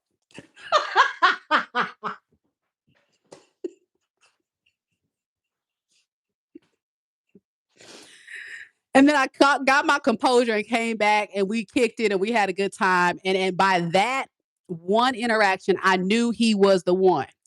And to make a long story short, he ended up proposing to her for them to get married within the next year.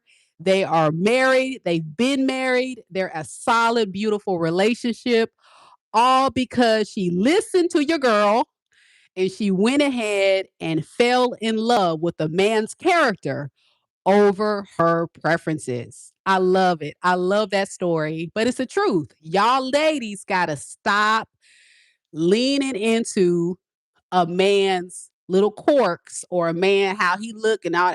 I mean, he can't be ugly. He got to be kissable. You still got to be attracted to him, but looks are not the end all be all.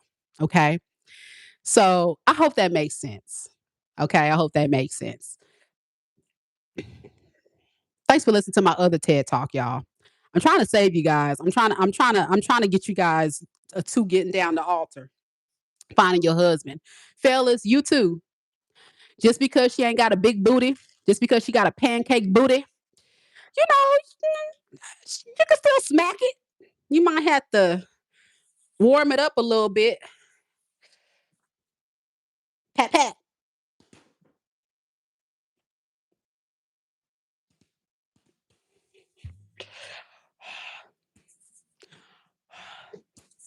Okay.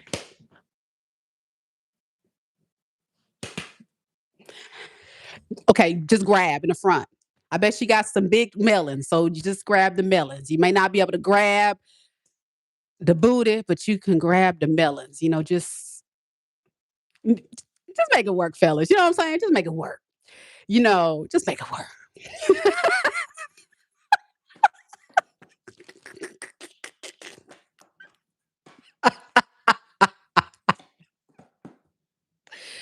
Ah, you guys are horrible. You guys are condoning the bad behavior. Y'all, please tell me to stop. Here we go, Cancer.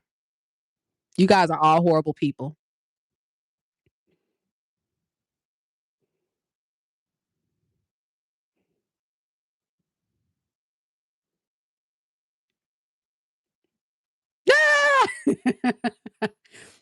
Kim says, I have a pancake booty. That's okay, girl. Somebody might like a pancake booty, girl. But I'm gonna be honest, like if you are a Caucasian woman, it's not really a big issue. Like if you're a Caucasian woman, most Caucasian men don't mind a flat booty. But if you are a African American woman with a flat booty, that is a problem for a lot of African American men. I'm gonna just call a spade a spade. It is because in the African culture and African American culture, women that are of color typically have curves. And so I know, Kim. So you're good. You're safe. You're safe, girly. But I'm talking about the black girl sisters, my sisters out there. If you don't got no curves, you may be in danger, girl. So you may have to do some extra squats. Okay, you may have to do a little extra squat. Same thing Hispanic too. Hispanic girls, y'all be having curves too. Selena's got that curve. Okay. I'm from Southern California, so I already know about Hispanics. Y'all be having curves like a sister. All the Hispanics, all the blacks. So if you a Hispanic, if you black, if you of color, you in danger, girl. You in danger. You might need to do some squats. You gotta uh, do some squats. Do some. When you get on the floor and you be thrusting your hips. Got to get this booty.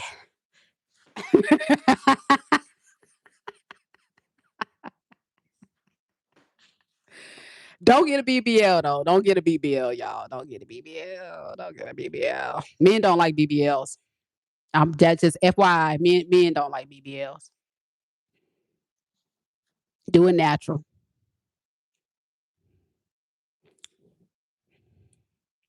And the reason why men don't like BBLs is because a lot of you women, you guys do it overboard and it don't match the legs.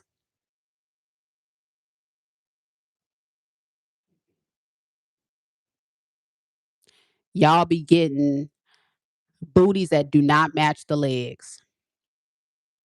Remember, I said anything that you do with your looks needs to look natural, but y'all be doing the most. It don't look natural. So that's why a lot of men don't like BBLs. And then a lot of women don't know how to clean their new big booty because as a woman of the big booty community, I do got a big booty for real life.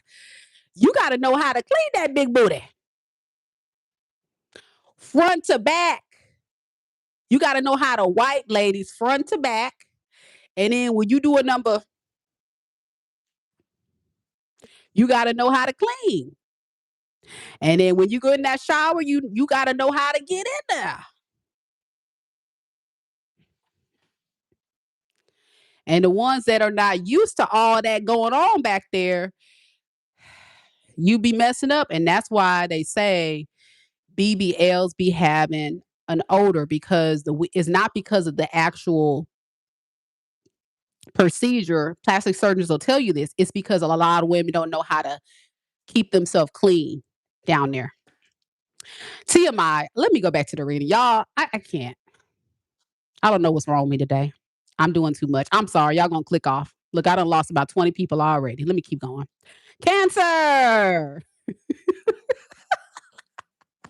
All the Virgos have left the chat.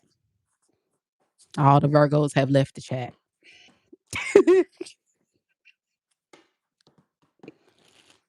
They like Mika's old nasty ass. Get my damn sanitizer, nasty ass Mika talking about this nasty stuff. Here we go, Cancer.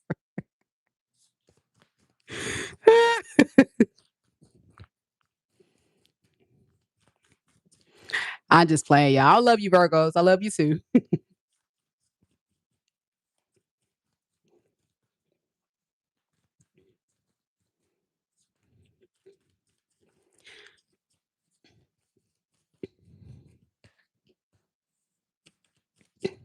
Spirit, tell me a little bit about Cancer. Sun, Moon, Rising, and Venus signs.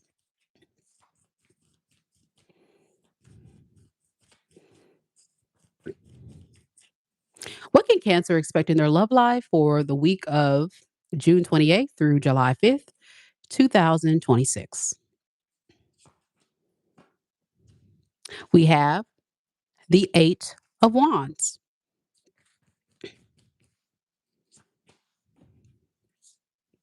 the Wheel of Fortune in the reverse,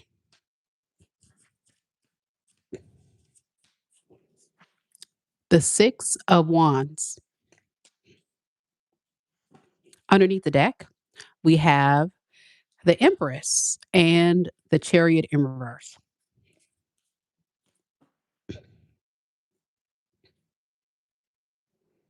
Cancer. This is someone this week that may be trying to contact you or take action towards you in some type of way to get your attention. Yeah, this is someone that may have caused you some type of bad karmic cycle that you're possibly trying to step away from, but it looks like they're trying to stop you. And the reason why is because this is someone that sees you as their empress. Okay. You could be married to this person, going through a divorce, separation, or you could be divorced, or you could be the mother or father of this person's children. Excuse me, y'all. Or this could be somebody that just sees your worth and value and they want to come back and try to rekindle and redeem this relationship you guys once shared. So, the reason why they want to get your attention is because they've been waiting to hear from you. Okay. And because they haven't heard anything from you, they have been kind of taking their time and just to see what you would say and do. And the longer that they wait, the more they get stressed. So it's a trigger for them not hearing from you, Cancer. And with the 10 of Wands reversed to the 7 of Pentacles, they also hold back because they know like you want something substantial and real and long term. And this is something this person may struggle with providing you.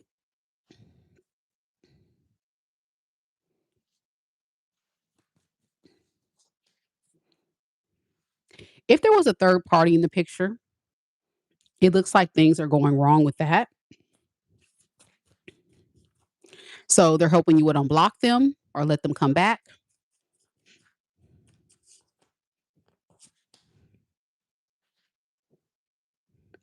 Now, you, I can tell, definitely want more cooperation. If this person comes back, you just need them to be a fair, supportive partner. But you know, going back to this person, there is a strong risk that this person, when they come in, and try to work things out with you, it's going to look like what you've seen before. That's what your biggest fear is. Very one-sided, very unfair. This person is very selfish. For a lot of you guys, you feel like this person took advantage of you and was an opportunist. You just don't feel like they deserve another chance. But it doesn't change the fact that you feel very drawn to them and you know that they're hard to resist, but they cause you a lot of pain, confusion, and they play a lot of games with you according to this energy. And no matter how much you do love them and you really want this relationship, marriage, or connection to work, what you don't want to be a part of is a situation that goes back and forth, left and right, up and down, round and around. Like it's too much drama, according to you.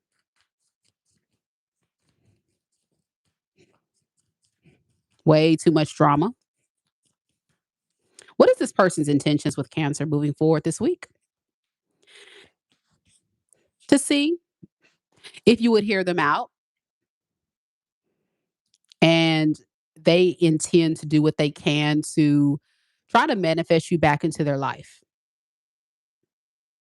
Yeah. They want to manifest you back into their life because the truth is, Cancer, if you resonate with this reading, this is someone that doesn't want to lose you. They see your worth, your value. We talked about that before. And if they did have a third party or someone else that are not working out, they're recognizing that there's no real comparison to an Empress to a King of Cups. King of Cups, though, like whoever this other person was like a good moral support. They were very supportive, very emotionally balanced, very stable, very kind. But what I don't like about this energy of this person is they, I can tell, lean to other people to fill their own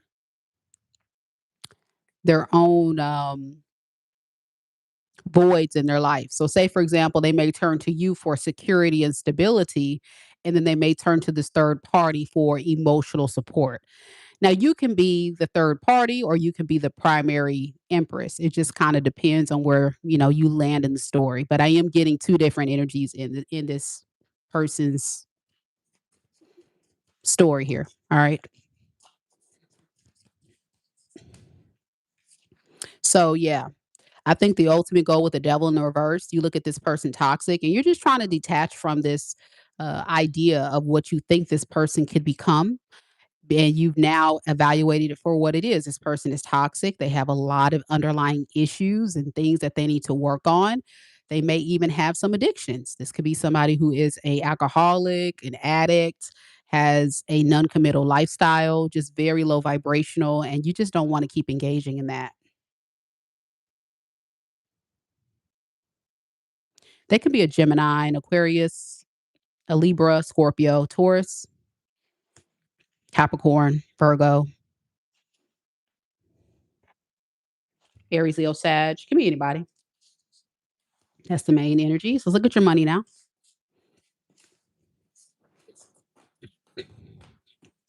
Marie says, the moment he betrayed me is the moment he lost me. It was only a matter of time before I found out. And that's the thing. If someone is going to do something wrong to you guys, always the truth comes to light. The matter is, when you do find out the truth, what are you going to do about it? Are you going to be in denial or are you going to say, this is who this person is? And I just need to decide if that's going to work for me or not. If not, you'll be in an ongoing cycle with the person that is who they are. Now, keep in mind that Cancer could have done this to you. The roles could be reversed because Pisces says 100% reverse reading, Mika. My Cancer should come and beg for forgiveness. The reading resonates with me. There it is. So, Spirit, what can Cancer expect in their money and career for the week of June 28th through July 5th? Hey, Cassandra. Looking cute in your picture. We have the Six of Swords in the reverse, the Four of Cups. Underneath the deck, we have the Ten of Cups and the Four of Swords.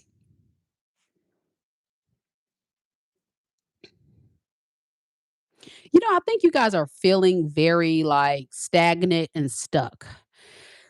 And the reason why you feel that way is because you don't feel like you are where you need to be in your financial space of your life. You want to see forward movement, but you're going to feel stuck. So, what does this mean?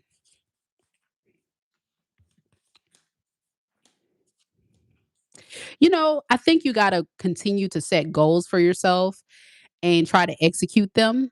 I think some of you guys are just like not feeling like you're making any progress, but you can't make proper progress until you have a plan.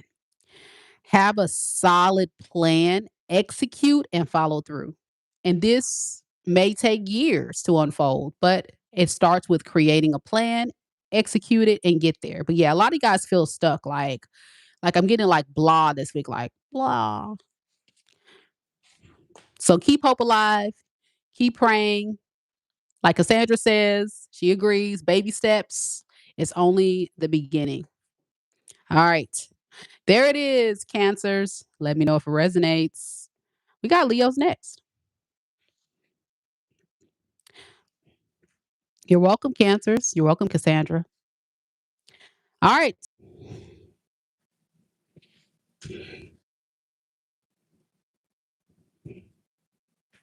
Can y'all hear me okay? I had a little technical difficulty right there.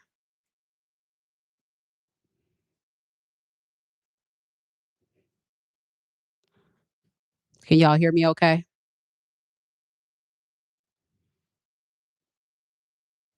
Can y'all hear me okay? All right. It's working now. I don't know what happened. I guess I hit the wrong button and then I don't know what happened, but we're back. That was really, really crazy and weird. All right, let's do it, Leos. It's always during the Leo reads. Always through the Leo reads. See, I told y'all Mercury retrograde. Mercury retrograde. Always technology, relationships, stuff be getting wonky, stuff be getting crazy. It's starting. I promise you, I didn't do anything. It started connecting to my laptop's microphone or something. It was really weird. I'm like, what the heck? Here we go, Leos.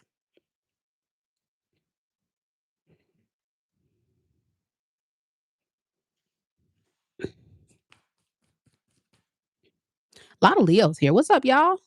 Mighty mighty Leos.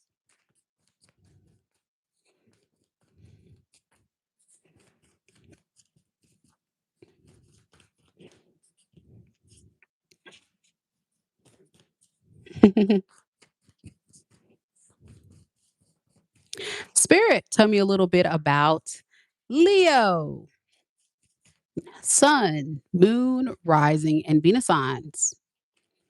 What can Leos expect in their love life for the week of June 28th through July 5th, 2026? We have the Fool in the reverse, the Page of Swords, the Hermit in the reverse. Underneath the deck, we have the Ace of Wands and the King of Pentacles and the Three of Swords in reverse.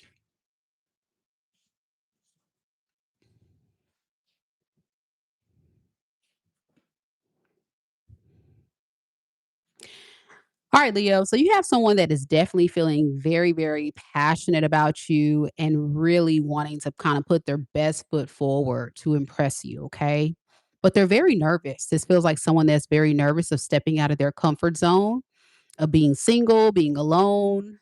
Um, Getting into a relationship or a connection with you is very risky, according to them, but they can't help how they feel, whoever this person is.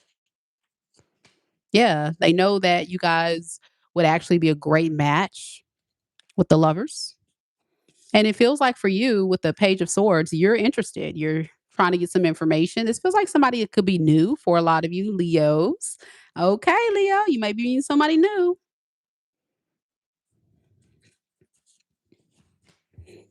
I would just tell you because it feels like a new connection, it's going to take time to develop. I'm just talking about the energy for this week.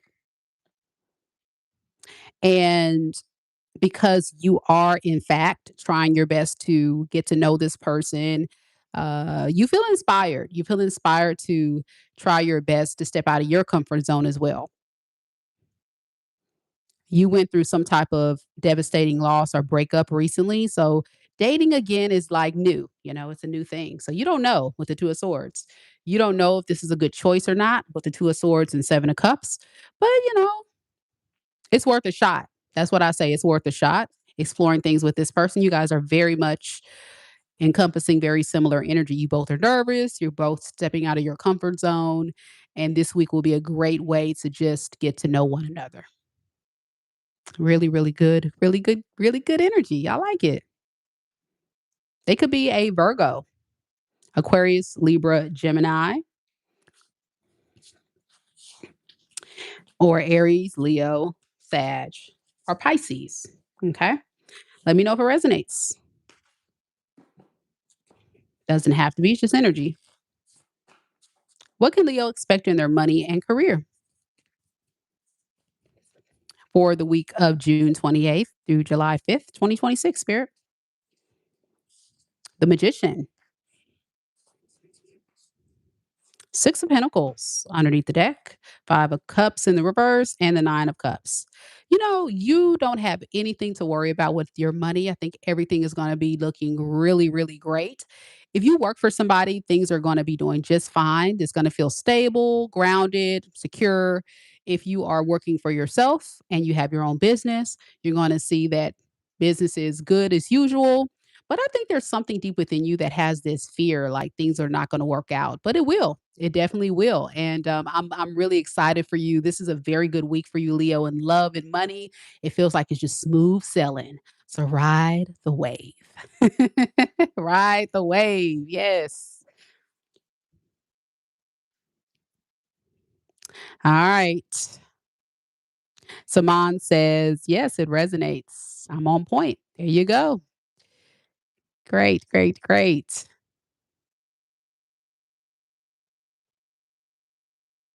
So we are going to go now to Virgos.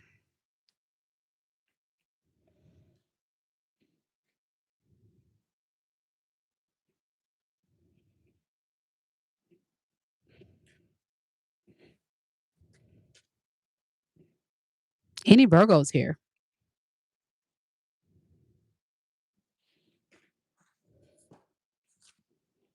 Don't forget, I do offer personal readings at my website, MikaDivineSpiritualGuidance.com. I would love to connect with you in a personal reading session. But do remember that here on this live, we are not taking personal reading questions. So if you would like a reading, you would have to, in fact, book a personal reading with me at my website, MikaDivineSpiritualGuidance.com. The link to book your personal reading is in the live chat. There we go. I finally figured out how to put it in there. There it is. You can also always find the link to my website in the description box below of every single video that I post here on YouTube. And I look forward to connecting with you there if you have a question. Thank you guys so much for your understanding.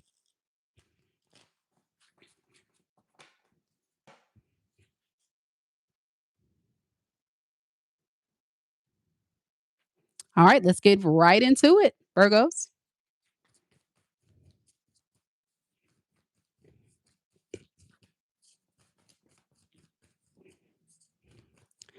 Spirit, tell me a little bit about Virgo, Sun, Moon, Rising, and Venus signs. What can Virgos expect in their love life for the week of June 28th through July 5th, 2026? We have the Four of Swords, the Eight of Wands in the reverse, Justice in the reverse.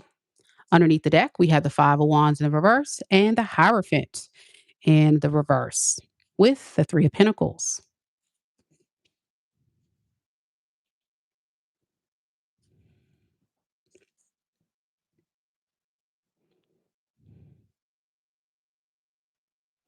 This person is really trying to decide how they're going to proceed in this relationship with you. Okay. They're really struggling though. Yeah, they're really struggling. Kim, I'm gonna make you a mod. Thank you so much for your help. You don't have to take the job if you don't want it.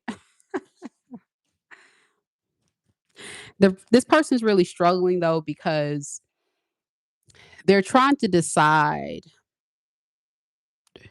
do I really want a relationship with Virgo or do I want to stay single?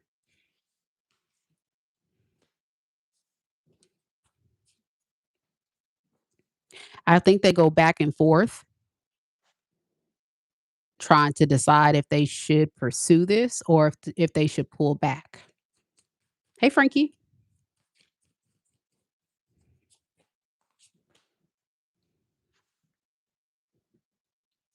So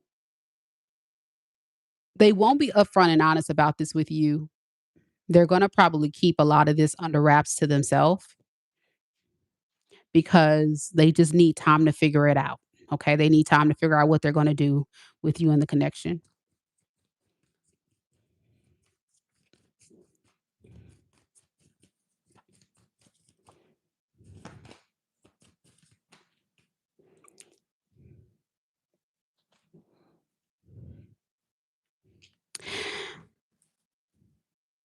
Now you've decided, Virgo, that you just really don't want to talk to this person or continue moving forward in this connection because this has probably been an ongoing issue with this person where you may felt like it's not going anywhere or this person isn't really choosing you. Like you need forward movement from them.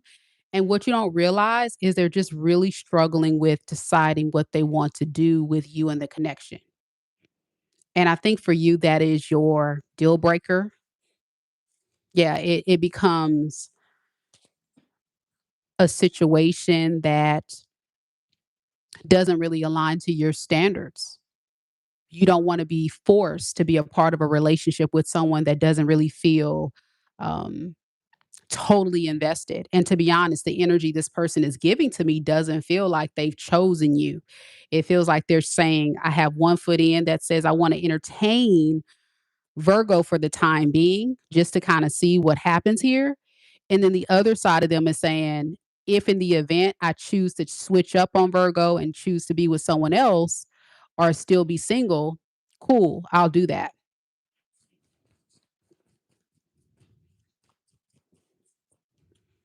So yeah, with the 4 of cups in the reverse to the 9 of swords in the reverse, I think you are realizing that even though this person is showing up like they want to be in a relationship, they're not giving you a true honest answer of where this is going to go. And that can't fly for you. So if you are still in communication with this person or they try to reconnect with you or talk to you and stuff, you can expect them to still be in that same kind of energy. Yeah, they don't they still with the 4 of swords, they're kind of like still figuring out what they want to do. They don't they don't know. They're like, I don't know. Yeah. Juanita says on target for Virgo. Anything else? Let me see if I can get some more about this person. I think this person doesn't really know what they want to do next. Like they're just wasting people's time. They're just wasting people's time here. Yeah, they don't know. 5 of swords. You see, you can't. It's like I'm psychic or something. See, 5 of swords is like mentally conflicted. They're thinking. Their thoughts are, I don't know if I want to be single. I don't know if I want to be with Virgo. I don't know if I want to be with this person or if I want to. I don't know. I don't know. I got so many different choices, so many different directions. Which direction do I want to go? I don't know. But because I don't know, stay here, Virgo, and let me have you in my back pocket until I figure out what I want to do. So, you know what I always tell you guys on this channel, and this is golden nuggets in dating. When you're dating someone, they have 3 months to give you a solid, committed relationship offer. Only 3. After 3 months and they have not given you a solid committed offer, and this is after 3 months of consistent communication. You guys are going on dates regularly. I'm not talking about that online pen pal boyfriend and girlfriend. That's not that they're not taking you seriously. You got to be in contact physically with that person on a regular basis, dating them, getting to know them for those 3 months or less. If that's not happening and you're not within proximity for that to happen, then you're wasting your time. You're wasting your time. I can't tell you how many clients that I have coached or done readings for that have dated people at a distance. New people they don't even know. And I'm telling you right now, you are wasting your time. That person doesn't look at you as being a real boyfriend, girlfriend, or potential. They just look at you as being somebody they can hit up, talk to, pen pal, maybe even hit it and quit it, and that's it. For maybe like 1% of people that fall into that category, that may be the case. This person may be serious. But let's be real, y'all. Let's come down to Mother Earth. People need human interaction to really be able to feel like it's a real relationship. If not, it's considered a situationship or something that is a string along situation and you're wasting your time. But conveniently, some people will keep you in their life. And this for the ladies, hear me. Some men will not offer you a relationship because remember, it's not your job to offer the man a relationship. It's the man's job to rise up and be a man and say, "Hey, can we get into a relationship?" Because that's what a man does. If he doesn't offer you that, he's wasting your time within 3 months. And then after the 3 months, if you're in a relationship with this person and they don't offer you marriage or they don't propose to you within a year to 2 years, and I say 2 years because this person could be divorced or whatever, and there's some healing that has to occur, but within a 1 to 2 year period, at least within the 1 year mark, there has to be a serious conversation. And I don't want to hear y'all saying, "Oh, I don't believe in marriage." Well, then you believe in situationships. And situationships is somebody that's just using you for free with no sense of security or insurance policy, because marriage is a legal binding document and it gives you certain rights that a single man or woman doesn't get. You can be with that person for 20, 30, 40 years, not be married to them. And then when they croak over, you ain't got no rights to nothing because you were not married to them. Come on, we got to think. We got to be smarter than that. We got to be smarter than that. We got to be smarter than that. We got to be smarter than that. And then if you're in a situationship, you're telling that man, ladies, that I don't care if you are dating, screwing, being with other women. You're not saying that, but you are saying that because you're saying, I don't value myself enough. I don't hold myself up to a higher standard to value myself to say, I am the prize and you have to earn me. You're not going to get it for free. I'm not going to give you girlfriend benefits if you can't even ask me to be your girlfriend. I'm not going to give you wife benefits if you haven't asked me to be your wife. I'm not going to do it because you haven't earned that privilege. I'm not going to give my body to you because you haven't invested in me. Come on now. We got to come to the real, y'all. It's in the word. Go to your Bible. Your body is a temple. Your body is sacred. Y'all doing too much. Sit your rump down and come down to what it is. You giving it for free. Nothing in life is free. Hello, somebody. Hello, somebody. Hello, somebody. And if you're talking about you want to be in a situationship, then you opening up Pandora's box for that man to bring home gonorrhea, chlamydia, HIV, a baby on the side, or the opportunity for him to wife up somebody else, and you've been with him for 10 years, and he looking at you like boo boo the fool because he never said, I want to be with you. This is my wife over here. Goodbye. And there's nothing you can do about it because you didn't value yourself enough to say, I am not going to let you use me and disrespect me for free. Y'all don't want to hear it. Y'all look, y'all come to the right channel. Y'all come to the right channel now. Y'all come to the right channel. Y'all don't want to hear the truth. And this is why folks be in the comments, the comment warriors.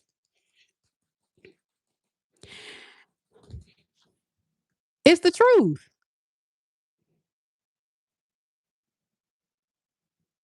And when that happens, you have created years of time wasted that you could have found dedicating to improving your money, improving your looks, improving your life, and finding your real husband, not somebody wasting your time. But you wasted 10 years with this broke, busting, and disgusting individual that's running around being for the streets when you could have spent 10 years improving your life, improving your finances, improving your looks, and finding your husband. And time is the most valuable thing we have in this life. We can always get money back. We can always get, more clothes, more shoes, whatever. But we can never get our health back in some cases, depending on what the diagnosis is. And we cannot get our time back. Period. So stop living in a delusional world, ladies, of staying with a raggedy man or fellas being with a raggedy woman that don't really value you. You are being delusional. Delusional. Whoo, take a breath. Take a breath. Somebody said, what about finding a wife? Same thing, fellas. You guys are the hunters. You the hunters by nature. You are the leaders. You are the king. You are the one calling the shots. So if you allow yourself to stay with a woman that you know on the first date, because men know this, they know, you know that woman ain't your wife. You know it, but she got a big booty and you want to hit it and quit it and waste her time instead of living by moral code and saying, I'm sorry, I can't entertain you and I got to go find my wife. And then you go meet this lovely Christian, good woman over here. But because you're not ready to let go of your player lifestyle, you're not ready to let go of being young, wild, and free, you still want to be running around being player, you scared of commitment. Or because you've been hurt by that toxic ex of yours, you scared of commitment. So you let your wife get away. See, men have the responsibility to say, I'm going to set my insecurities and my fears aside. I'm going to set my desires of lust. And looking at that big booty over there, I'm going to say, no, I can't do it because I'm on a mission to find my forever woman that's going to submit to me and create this family and going to bring me peace. That big booty over there not going to bring you peace. She going to cuss you out. She going to take your money. She can care less about you. She's for sale, sir. Shit, and you going to do this. You going to keep going around and around and around and around. And then you're going to look up, sir, and you're going to be 50 years old and alone because you was chasing booty instead of chasing a wife.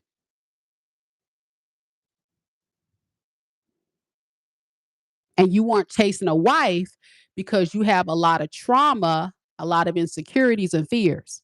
But then there's a man out there watching this video right now that is serious about finding a wife, that is a real king, that is a real leader, that wants to find the one, that is what I call a real man, that's sitting at the house right now, like, dang, I wish I can find a woman. Get out the house and find one then. We waiting on you. Hello, I'm waiting on you. We waiting on you. A lot of single women out here. See, men don't realize this, but some men don't. There's more single women than there are single men. And there's more women that's ready for marriage than there are men that's ready for marriage. So if you a man out here and you're really ready to get serious about your life and find you a good woman that's going to take care of you till the day you die, then you need to get busy and you need to stop playing and stop wasting your time and everybody else's time. But see, what happens is it's mostly the men that are stringing a lot of the women along, and it's not really a lot of women doing that. Okay, so that's what's happening for the guy that asked that question. Yeah, Ashley, you just missed Virgo. I'm on my another TED talk. I'm about to do Libra now. So yes, what I'm saying. Kimberly says she's ready for marriage. A lot of women are ready for marriage, guys. That's what you guys don't realize. Like women, think of it as young girls, we were given the little baby dolls. We were thinking about being princesses, and we were seeing the Cinderellas and the princesses getting married and stuff. And we were taught how to clean, how to cook, how to take care of the little dolls and stuff. So by nature, women are conditioned to naturally being nurturers, and we want to take care of a family and a man, and we want to find our husband, but men don't realize this, and it's because a lot of men been hurt. But there's a lot of good women out there. There really are. There's a lot more good women than there are good men. Guarantee. Guarantee. You just looking at the big booty. Y'all men looking at the big booty instead of looking at a good woman that can make your life so much easier. I mean, you got a corn star, you got a chef, you got a maid, you got a housekeeper, you got a babysitter, you got a head massager, a back massager. Women, we do it all. If you get the right one, she gonna do it all. But y'all miss it out because y'all want to be for the streets. So go ahead, be for the streets then, and miss out on the wife. Go ahead. No, it's not the attitude. But see, John says, nah, it be the attitude. See, what you missing, John, is this. You're looking in the wrong place. Are you looking at women that are wifey material? Or are you looking at hood rats, ghetto, ones that are not for wifey material? See, there's women out there that are not equipped to be a wife, but because they got a big booty, they look good. You want to talk about, oh, it's the attitude. She's not mature. She's not ready to be a wife. Just like dudes that throw temper tantrums too, they're not ready to be a husband. I'm talking about mature women. You know, the boring ones that y'all don't like. The girl next door. Those that y'all don't be wanting to talk to. See, a real man is not gonna miss it. But a man that is lost in lust is going to gravitate to the ones with the attitude and the ones that can't cook and the ones that don't know nothing about submitting to her husband. See, those are the ones that y'all gravitate to, and then you equate that one experience to all women, and then you think all women got attitudes, all women are this, all women are that. And that's not true. That's not true. But you got to understand the human experience. Everybody has had pain. If you get to a middle age, you've been through some things. So this is where all of us, men or women, have to understand that man is flawed, women are flawed. Everybody has been through things. So this is where you guys have to come together, openly communicate, work as a team, and understand each other's triggers, understand each other's past, understand, how we can move past certain things together. If attitude is a trigger for you, then say, hey, I can tell you getting a little upset when I say this thing that triggers me, that upsets me. Can we really work on that? And if she says yes, and you see her making strides to change that, that's great. That shouldn't be a deal breaker. But a woman will never know until you tell her. But she may have something about you. Can you please chew with your mouth closed? That irritates me. But that's not a deal breaker. That's just something she can just say, hey, can you just like really work on that? Because that just bothers me. And you're like, okay, I'm gonna work on it. And then you just, that's a part of relationships. You're gonna have certain little things within the relationship, but both of you guys don't agree on, um, that you guys just have to work through compromising, you know? And it has to be a two-way street though. See, this is where relationships fail is you have one partner usually in toxic relationships, you have one partner who compromises and then the other partner does not compromise. And then you have a clash. It got to be this is my concern. You hear it. You don't hear to respond. You hear to understand. Oh, I understand that bothers you. So let me try to work on that. Even though I don't want to, but I know that really hurts you when I say that or when I do that thing. So let me work on that and make strides to work on that thing, like chewing with my mouth closed. I, I'm sorry. You know what I'm saying? And then she may say, okay, we're living together now. Can you please put this toilet seat down? You've been a single man for 5, 10 years. You used to always having your toilet seat up, fellas. And then she falls into the toilet bowl. I'm drowning. I used to have a boyfriend. I used to tell him I'm drowning. And look, I would look because I used to be married. I was with my ex-husband for 15 years. So I always like as a habit, living with a man, I always know to look at the seat before I sit down.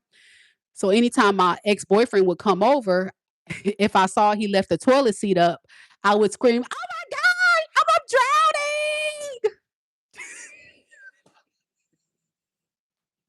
drowning!" Y'all know I'm crazy. And he'd be like, "Oh, my bad." And I'm like, "It's okay, just toilet seat." And that's it. I'm not gonna have a big fight, argue, and then he would know. But he know, I'm being silly. That was the thing. I hate the toilet seat thing because when I was married, I had a couple of instances where my big old booty fell up in the toilet bowl, y'all, and I almost died. I thought I was gonna get a yeast infection. I was like, Jesus, I'm about to die. I done fell into the kitty cat all drowning in the water, the toilet bowl water. So I learned from that experience to always look down.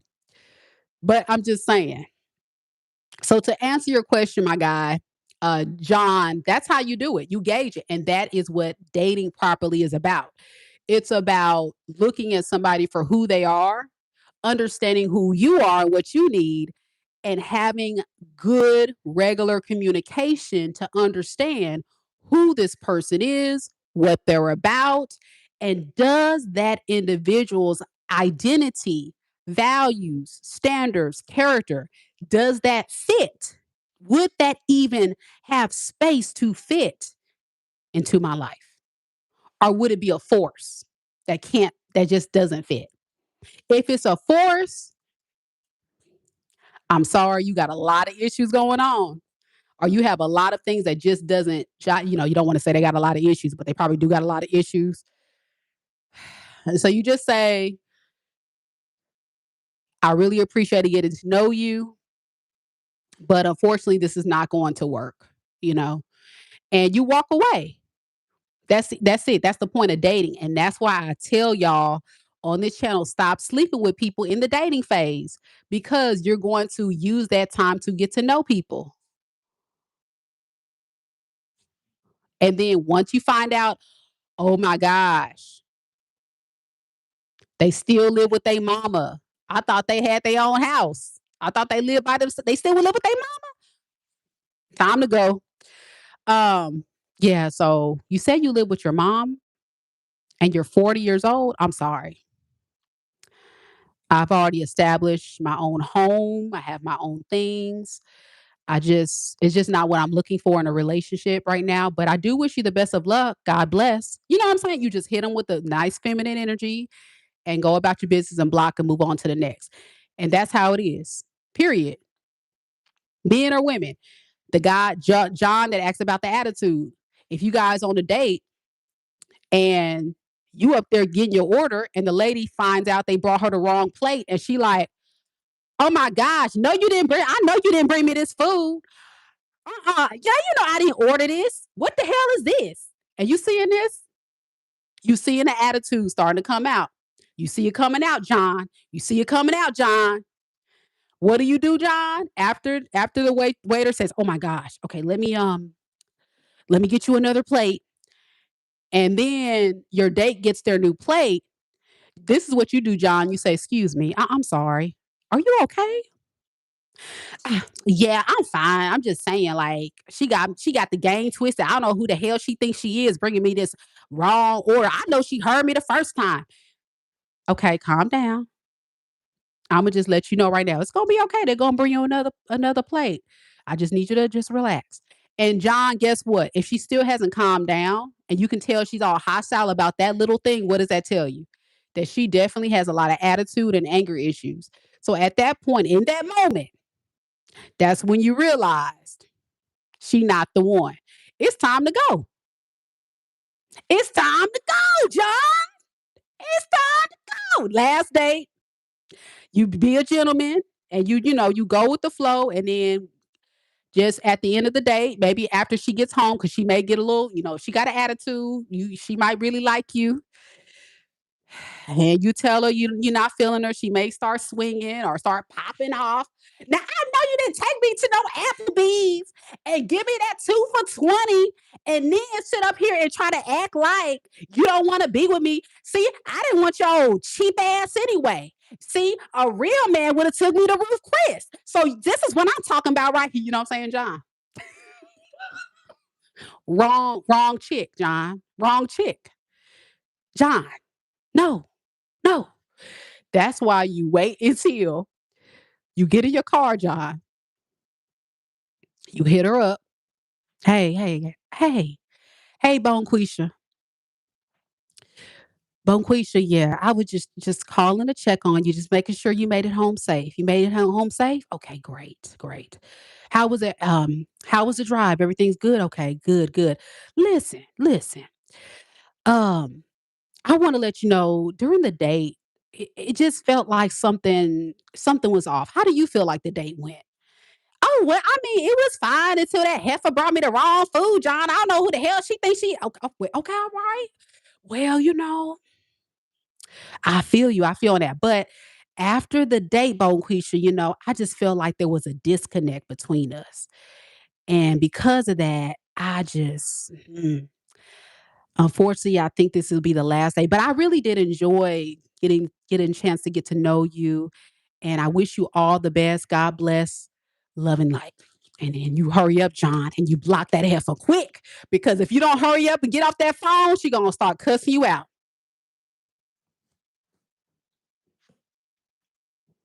and you ain't got time for the low vibrational energy.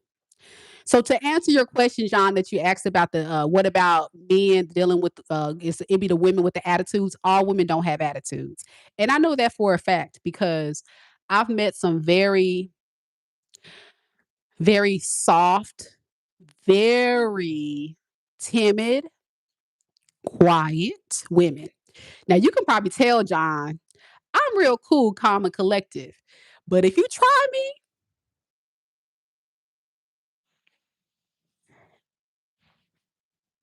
now, John, John, you should have done that, John. Oh, John. Okay, I don't know who you're talking to, John. All right. I'm gonna have to do this right here. And I'm gonna have to just like close my mouth because my mouth gets real ignorant back in the day. It get real hood and real little crazy. John is still in the chat. So then I say, no, I have to be a lady. I'm 40 years old. I got all these degrees. I'm educated. I got multiple streams of income. I'm a mother. I'm classy. And then I'll say, okay, John. Okay. All right. Well, I don't like that tone, John, that you're using right now, but I understand you're frustrated.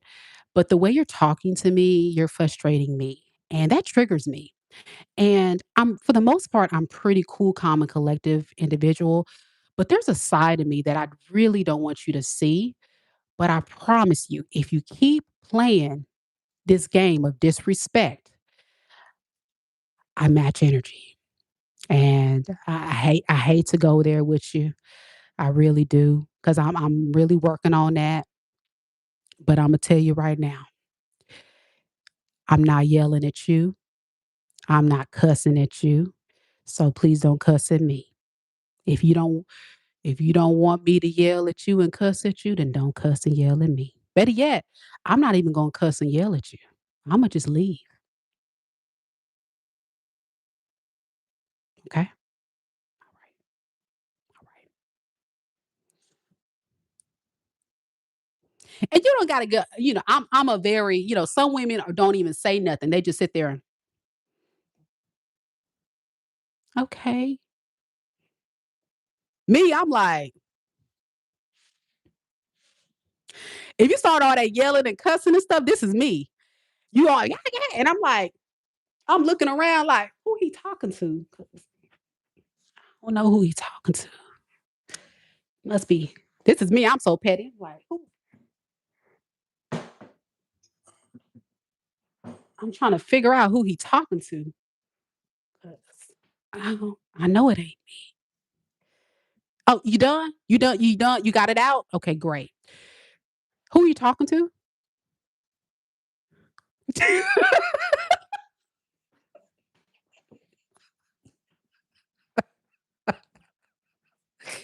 See, and you got different kind of women, John. So you have the woman that have attitude, like they just come in with the attitude and with like, and that's trauma. Like that's a woman that's unhealed.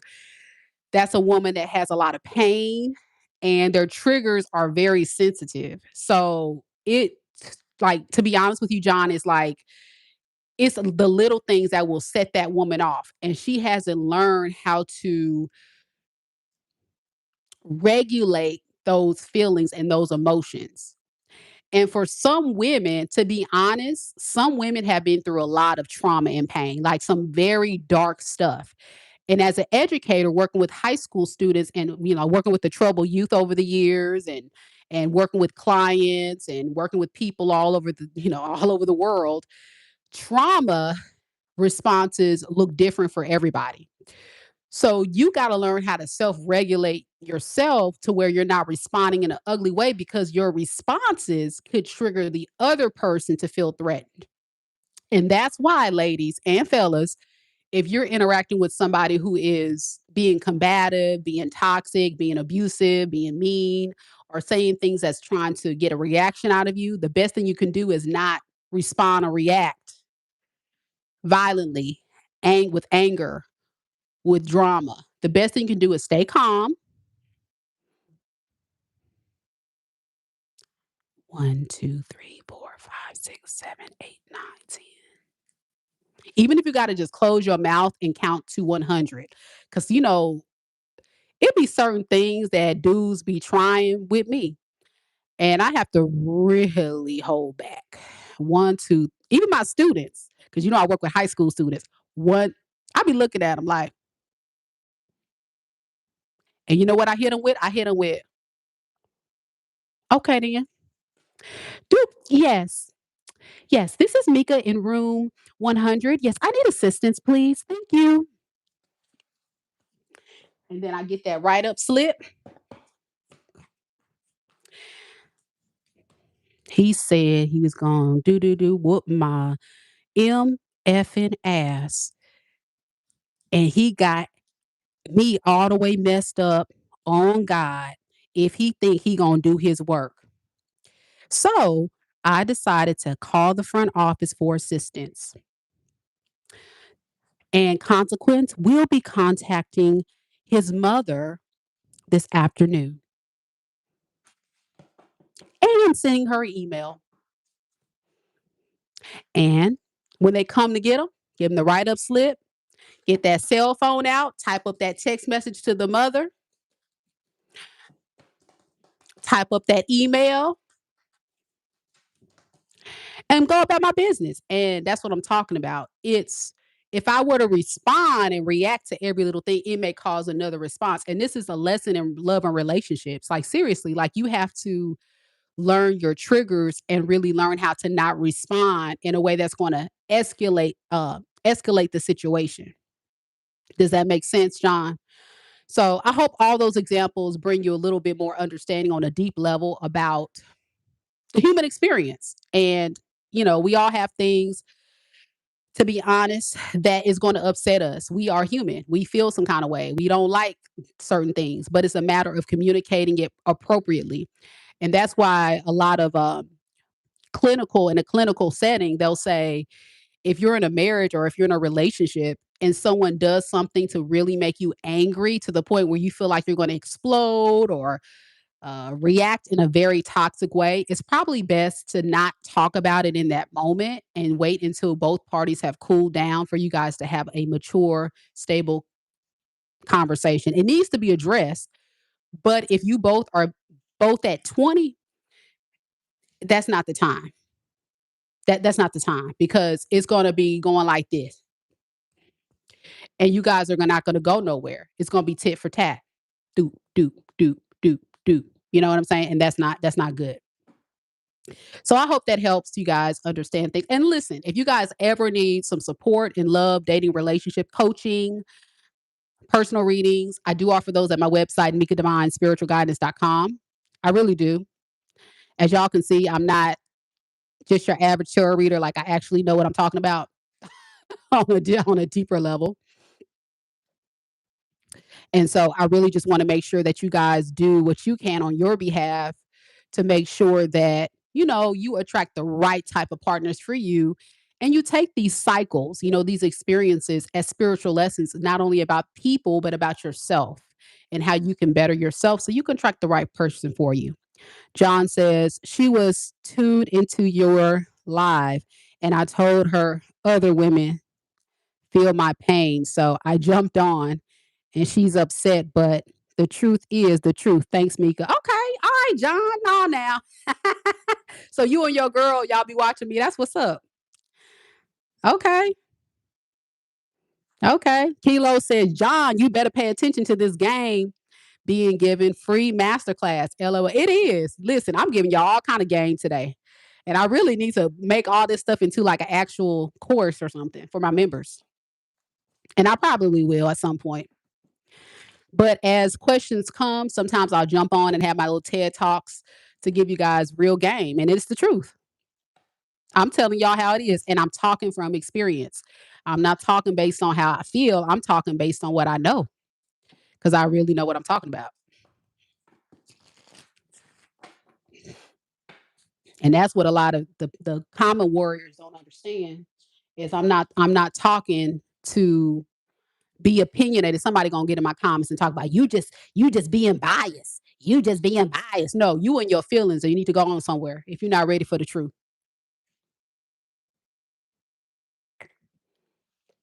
You got some growing up to do if you can't accept the truth because it's rough out here. That's the truth. It's rough out here. And so you better get with it or you gonna get lost in the sauce. You better game recognize game or you gonna get played with. I'm taking you to school. So hey.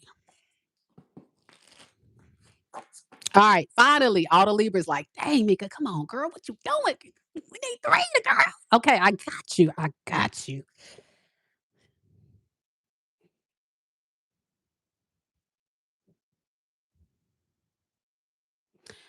Divine Earth Angel said, have I done something to make you angry? For real, for real. I need to know if I did so I can fix it. No, Divine Earth Angel, you haven't done anything. I don't know what you're talking about. Nah, I'm talking about some other folks, earlier on some of my other videos, some comments people were making on other videos, like people would say things and I would have to block them because they get real ridiculous with it. And I've had a couple of people say, and it's not a lot of people, to be honest. It's like a handful of people within the past couple of weeks that say little things, and I have to block them because they're ignorant. And I'm not gonna go back and forth with them.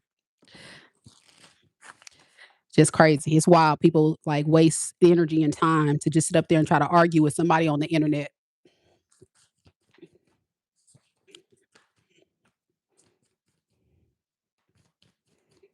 All right, here we go, Libras.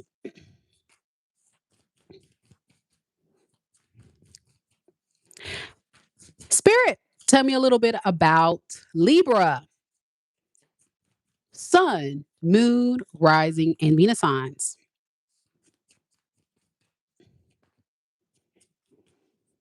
What can Libra expect in their love life for the week of June 28th through July 5th, 2026? We have the Strength in the reverse, the Four of Cups in the reverse, the Ten of Swords in the reverse. Underneath the deck, we have the Ten of Cups in the reverse, and we have the Ten of Pentacles and the Devil.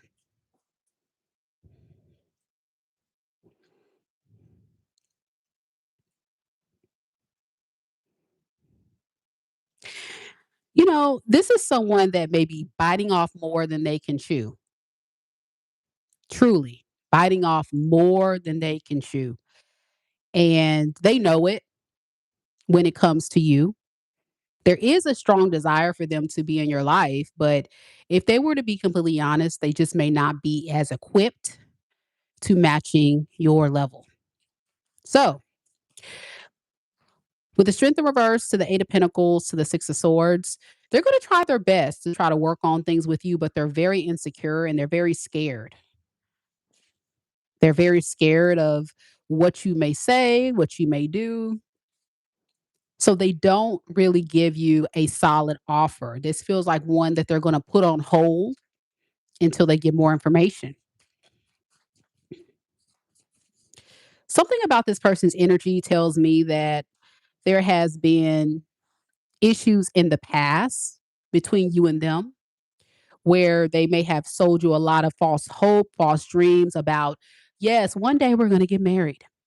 One day we're going to settle down with the 10 of Pentacles. I'm going to step my game up and provide you a secure, stable relationship. For a lot of you, this person's broke, unstable. They're just not at your level, you know? And so they know that. And that is what triggers a lot of fears, insecurities, worries when it comes to providing you that experience that they really want to. They just can't.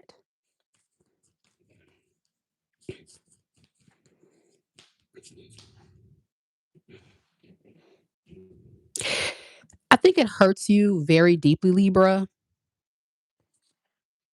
that this person sold you a lot of dreams. And what you do need to know is that the dreams that they were selling you was because they didn't feel equipped to give you what you needed to be given. Not because they didn't want to be there with you. It's just because, you know, this goes back to what I talked about on the channel as the insecure man, the insecure woman is the most dangerous individual to be in a relationship with. And this is what this is. So I can see this week you protecting yourself from this person, even though they may be extending some type of opportunity to see if you guys could work things out.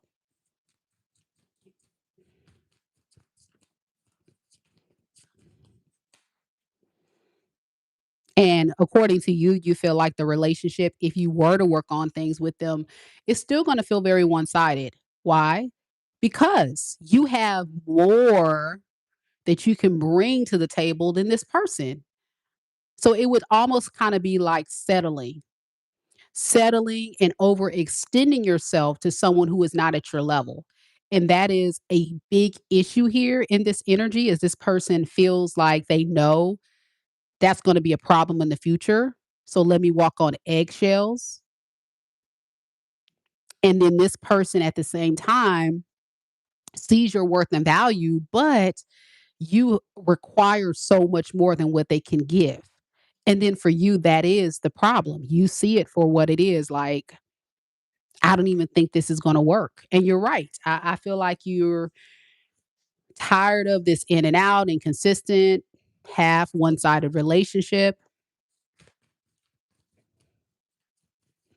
So what is the yeah, so this person's going to probably try to reach out to you with the page of pentacles. That's a breadcrumb offer. It's going to be a very small offer. It's going to be like, hopefully we can work on it. Hopefully, hey, what up? And then they're going to wait to see how you respond. If you respond with open arms, yay, let's keep this stringing along and go. And I'm still going to be insecure.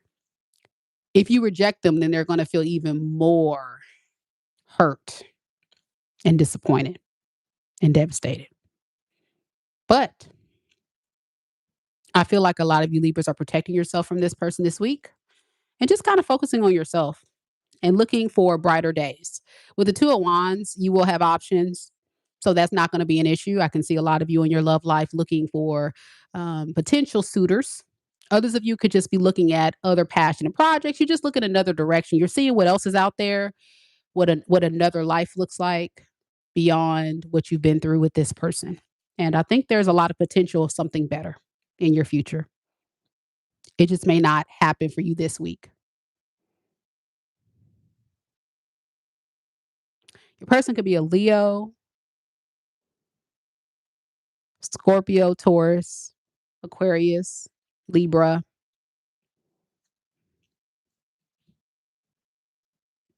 Capricorn, Virgo. That's what I have. Could be any signs. Of course, it can be in reverse, like Divine Earth Angel mentioned. There could have been a Libra that has done this to you. Just take it as it resonates. And let's look at your money and career now.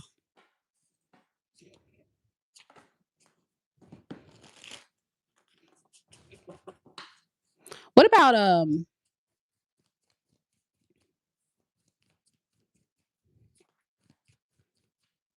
money and career for Libra? What can Libra expect in their money and career for the week of June 28th through July 5th, 2026? We have the Wheel of Fortune. Woohoo! And the Seven of Cups in the reverse. Clarify the Seven of Cups in the reverse. King of Pentacles. Nice. Underneath the deck. We got the King of Cups and the Ace of Cups in reverse. Listen, Libras, you're good. I feel like whatever you're doing right now, this week is going to feel so peaceful. I don't know what you got going on, but I feel like you're going through a transformation in your life where you're putting a lot more focus on you and investing in yourself, loving yourself, creating the world that you want. And we saw with the Two of Wands that kind of closed out the love portion of the reading of you seeing new what else is out there, what other things you can, go off and pursue. So this feels like a transformation in your life. And it's where you're kind of prioritizing yourself more and less prioritizing others. And it feels good.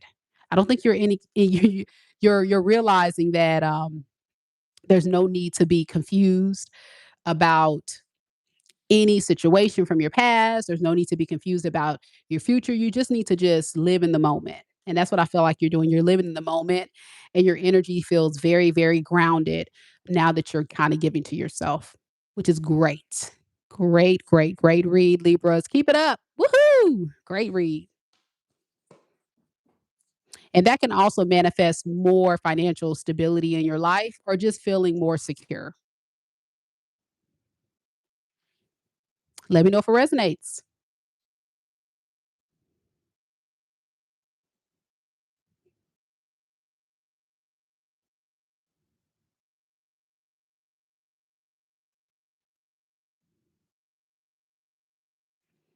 Do we have any Scorpios in the building?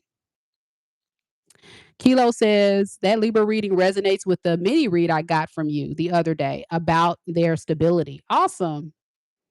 Yeah, sometimes it kind of like, and that's what happens sometimes too. Like the energy is so strong when I do these collective readings that even if you were to get a personal reading, sometimes both will resonate.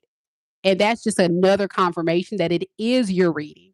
And, when you guys do personal readings with me, of course, we dive deep. When I do personal readings, we clarify, clarify. I'm trying to go real deep, but sometimes it still will resonate. And then if you're a cross watcher, like Divine Earth Angel, it'll also resonate. So it's really cool how your girl gets down on this channel. Thank you guys so much for trusting me in the process. If you have booked a mini reading with me, I really, really appreciate that. And if you are interested in booking a reading with me, don't forget, guys, all the newbies watching, that I do offer personal readings at my website, MikaDivineSpiritualGuidance.com. Scorpio. Let's get it.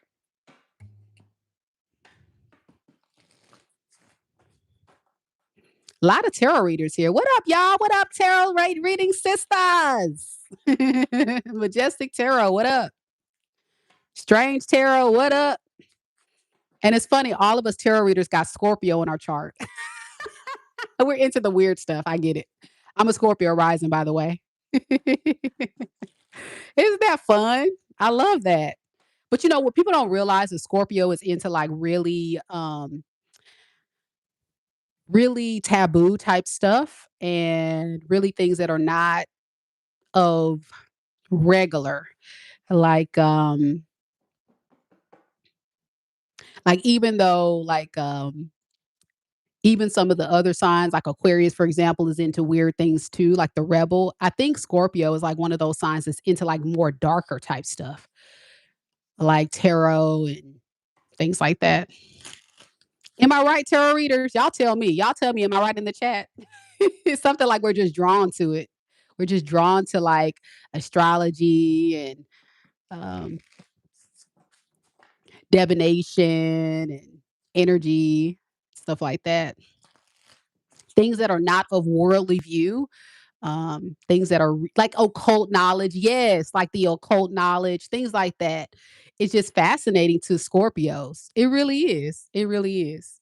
And to be honest, it's very fascinating. Like I go down the rabbit hole with all because I'm an Aquarius, so I go down all kind of rabbit holes of all kind of weird stuff. I just love to learn stuff. I listen like literally when I'm not on live, I'm literally listening to podcasts of people that are expertise in certain types of things that I'm into. And I'll go down the rabbit hole to learn as much as I can about those particular things. And then I become like a low key expert because I've studied that particular thing so much. Like tarot, for example, I taught myself tarot. I was not obviously to learn tarot, you have to educate. You got to learn how to do it. And some people will kind of learn on their own, like myself, or they'll go to like somebody else to teach them. I taught myself how to do tarot, but I've always had a spiritual gift. I've always been spiritually inclined. It's just like, how do I use my gift to be able to channel what I already kind of feel like I'm good at? And I feel like tarot will be a great way, a great tool to get those messages across. So, anywho, here we go, Scorpio. Here I go talking. You too, Majestic Tarot. Yeah, it's a cool thing. It's cool. And shameless plug, I do offer a tarot reading course on my website, MikaDivineSpiritualGuidance.com, if you want to learn how to read tarot. And I also have a tarot deck that I sell on my website where you'll get an autograph, a special message from me. It is a waterproof tarot deck that's signed by your favorite tarot reader.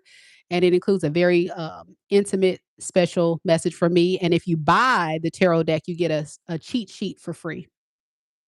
So check it out. Check it out. And I'll put the link if anybody's interested in getting that deck and you can read up on it and stuff. I'll put it in the chat. All right, let's do a Scorpio.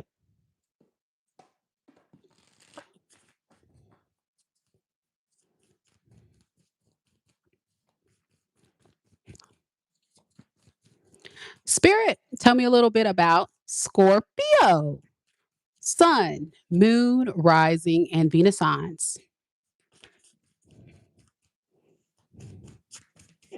What is the energy surrounding Scorpio and the person that Scorpio will be connected to in love and romance? Or what is the energy surrounding their love life for the week of June 28th through July 5th, 2026? What can they expect in love that week? Seven of Wands, 10 of Cups in the reverse, Five of Cups. Underneath the deck, we have the Queen of Pentacles, the Eight of Cups, and the King of Cups in the reverse. This person is really guarded and they hate they have to do this, but it's like a protection mechanism because they feel like they're not really getting through to you. This is someone that I feel like wants to communicate to you, come towards you, be with you, but you're putting up so much resistance, Scorpio, that it's giving them no choice but to walk away. And it's breaking them down. It's hurting their feelings on a deep level. They miss you very much.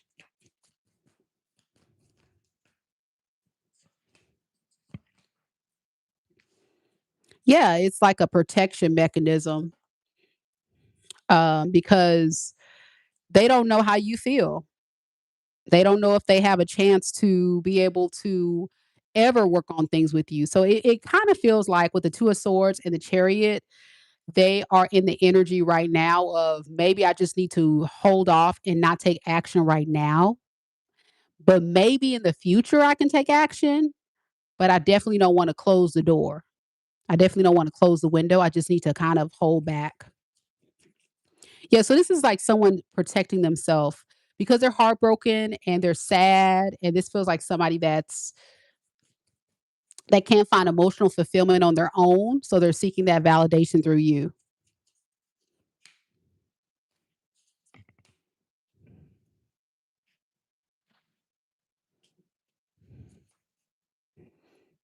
With the Emperor to the Judgment, they know that they want to be with you, but only if you're willing to give them a chance.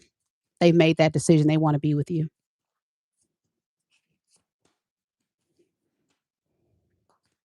Their biggest fear is that you're going to move off and be with someone else.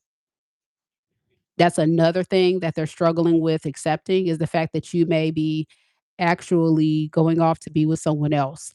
And they also regret not stepping up to the plate and giving you the solid, committed relationship that they should have in the past. Now, your energy, Scorpio, tells me that you're somebody who's very, very heartbroken because this isn't the type of relationship that you ask for. You actually had these conversations with this person and told them, like, listen, are we going to go through with establishing something serious? And this person may have given you the impression that they would. But it looks like to me that it didn't turn out that way. So you have to do what you have to do. And you pulled your energy back. You put a boundary in place to say, absolutely not.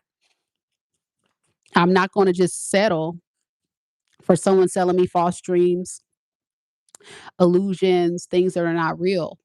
With the high priestess here, this tells me that your intuition was telling you that this thing is not going to go anywhere. Yeah. Like secretly, you started to really see it for what it was. It's something you didn't want to accept, but it's almost like you just kind of knew, yeah, this is not what I thought it was. This person thinks they're running game on me. It's a bet. Watch this. And you pulled your energy back.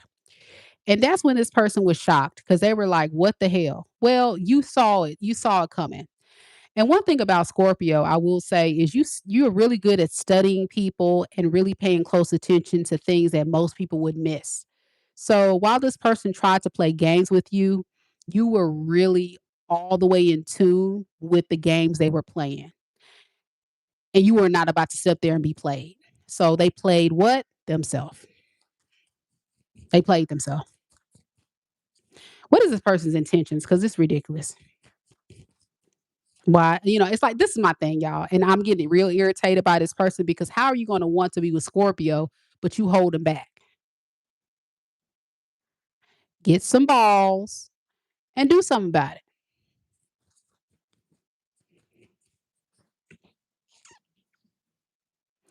Their intentions: three of swords, Knight of Cups. They're sad that you haven't tried to extend a love offer to them first. So they're not going to get some balls, no matter the gender, male or female. They're not going to get their balls, Scorpio. They're just going to sit back and be a princess, no matter the gender, male or female, and think you're going to be the one to rescue them from their sad, depressive life. I think they're going to be waiting a very long time. I think they're going to be waiting a very long time. And that's part of the problem. They don't understand that you have a limit. You're not going to be a part of an experience where you feel played with and then go running and chasing the very person that played in your face. That's not this sign. Yeah, that's not Scorpio don't do that. So yeah, who, her, whatever it is going to sit there and just kind of wait. And hopefully, you reach out to them. Now, with the Ace of Wands, eventually they're going to have their breaking point. It could happen this week, it could happen later on. They'll eventually come towards you and they're going to lay it on thick. They're probably going to show you a lot of like, I would say, sexual energy. They may say things to get you sexually excited. They may say things to get you weak, to try to trigger you and trigger the feelings you have for them. That's if you unblock them and you hear them out. This person has this ability somehow, some way to really turn up the heat. But I think you already know that this person has some other stuff going on also with the moon in the reverse, where what you've seen before is who they are today with the wheel of fortune in reverse. Yeah. You intuitively know if you take this person back, they're going to repeat the cycle. They're not going to continue to go on the right path of change. They're going to continue to be in an ongoing loop of doing the same thing. And that would be correct. Yeah, that would be correct.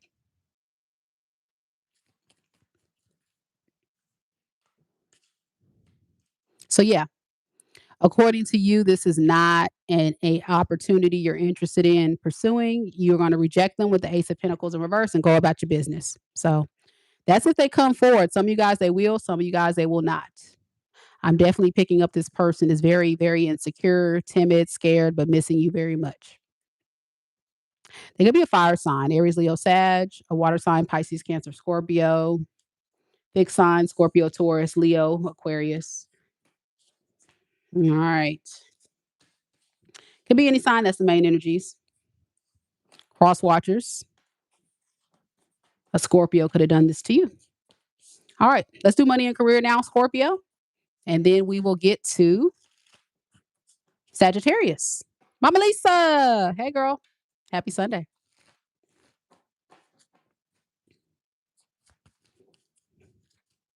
Sheila said her person was married and he will never change that. And she said, I can't cross that line. There you go. If they're married, absolutely not. You're right. Spirit, tell me a little bit about Scorpio for the week of June 28th through July 5th, 2026. What can Scorpio expect in their money and career? We have the 10 of Pentacles in the reverse,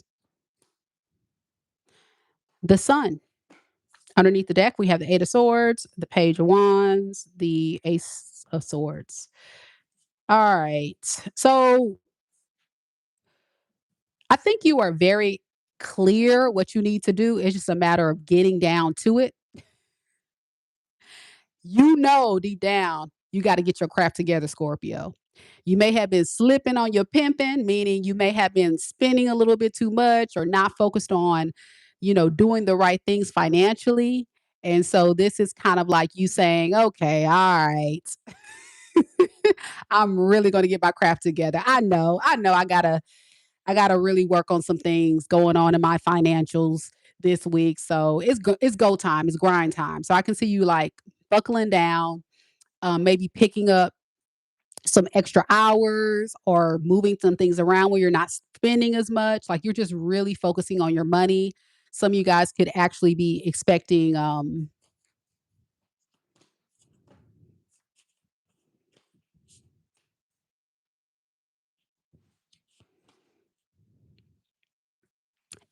you to be more disciplined than you were in the past when it comes to your money. I'm just getting something about you just realizing there's some things you got to switch up and do better. So, Scorpio, you will be doing those things.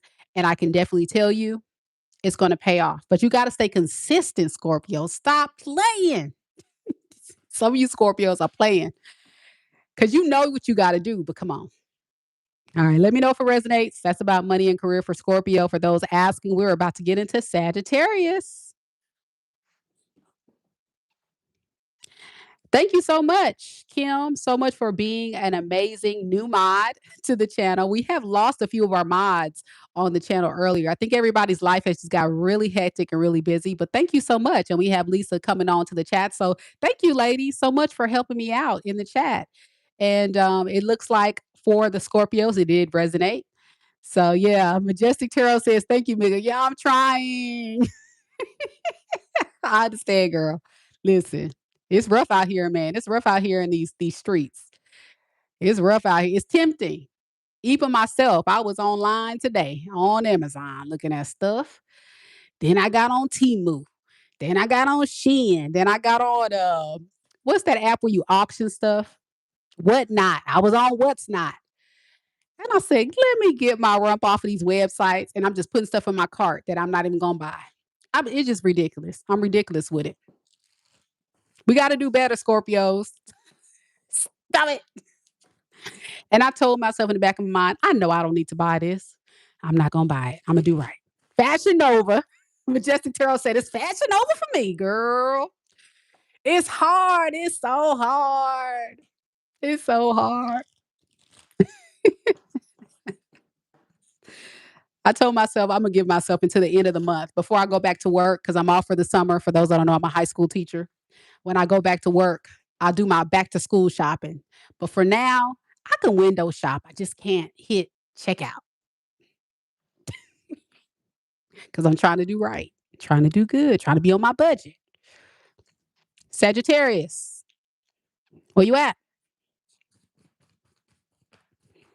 Kimberly, you're hooked on Amazon too. It's just so convenient. You see a cute little outfit, you like, ooh, I can get that today. It can come today at by 5 o'clock. Let me go ahead and get it real quick. Or it can be here in 2 days. Versus you on Temu or Shein, you gotta wait 2 weeks. Like decisions. I can get that outfit for $10 on Temu. I can go to Amazon and get it for $29.99. Okay, I don't need it. Let me just get off. Here we go, Sagittarius.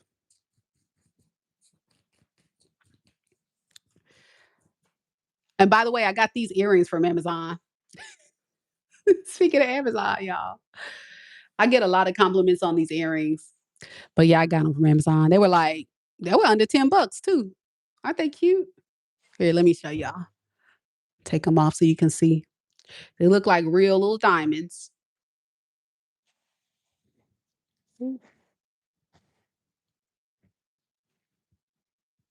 Silver and gold, silver and gold. I'd rather have Jesus. I really like silver. But I've been trying to get into gold because they say gold looks more like luxury. But I'm just always been into silver. Like when I was married, I had a silver ring, and if I ever remarried, of course, silver. Got to be silver. But yeah, these are gold, and they got the cubic zirconia. They got the cubic zirconia. There we go, Sagittarius. But hey, bougie on a budget, baby. They could look. If these was real diamonds, ain't no need. Ain't no need. Get you some cubic zirconians. Get you some lab diamonds. Get you some. Was it Moissanite? Is that what it's called? Moissanite?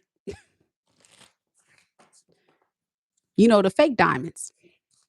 You don't need real diamonds.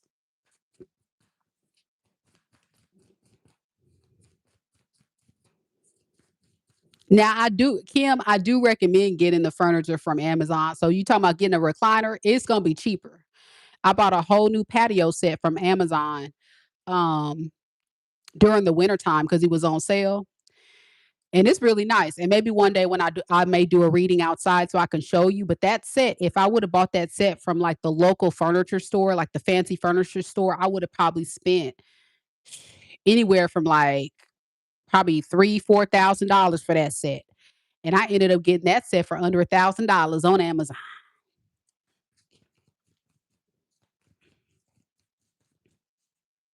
Dang, Divine Earth Angel, what the heck?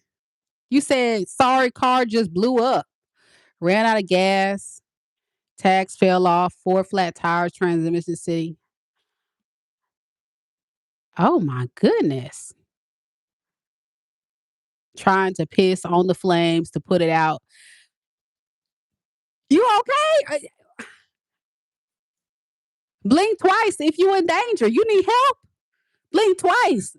Divine Earth Angel. Blink twice. You okay? You in danger? My God. You got somebody that can come and help you? My goodness.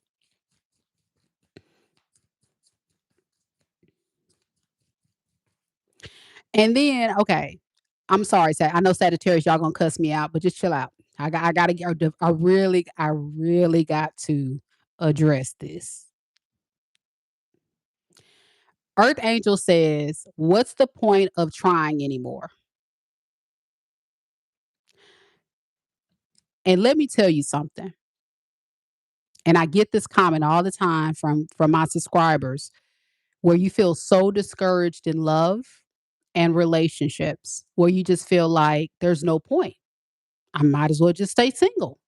I might as well just not, worry about finding my person anymore. Because every time I try to date, I end up finding somebody that is not a good person. And the truth of the matter is, like I talked about in my TED talk earlier, you have to know what you're looking for and you have to lay out your clear expectations and standards before you even date. And for a lot of us, we don't even know what we're looking for until we go and we have those failed relationships, because those failed relationships were the very spiritual lessons that we needed to evolve and grow, but also teach us more about what we like and don't like, what we need and don't need.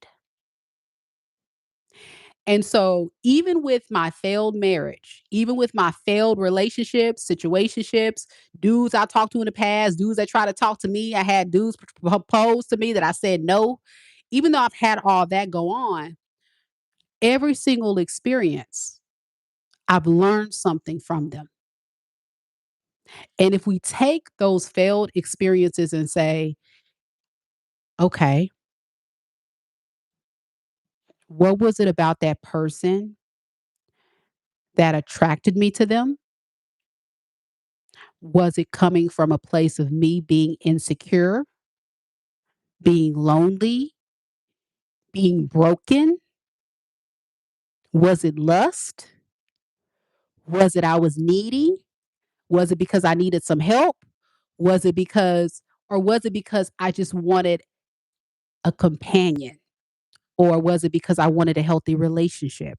Or was it because I wanted someone to just be a friend?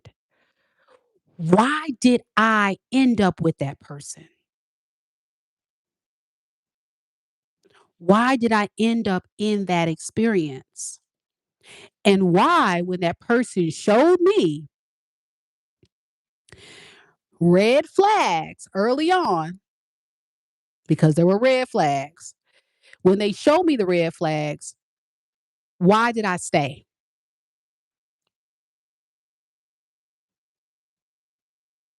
That's what you got to look at. That's number one. That's number one now. We gonna I'm laying my plane in just a second. So hold tight, Sagittarius. Hold it, hold it.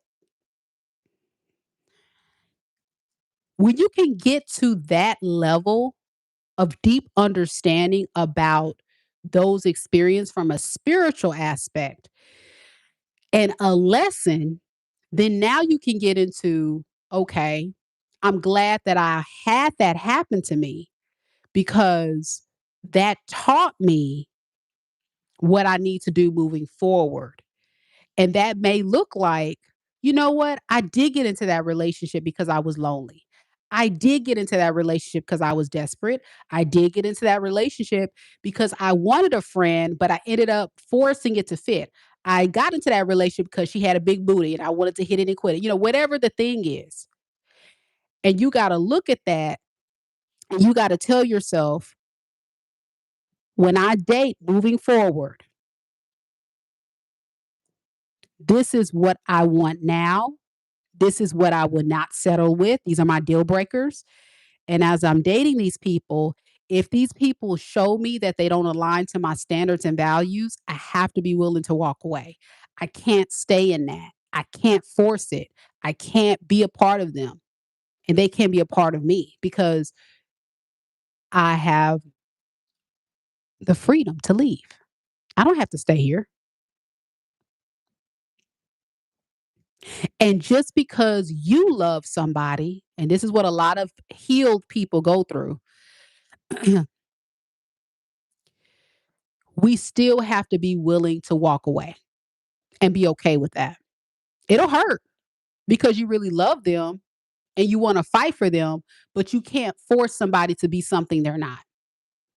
And a healed person will understand that and be willing to save themselves and love themselves more, even if you love them.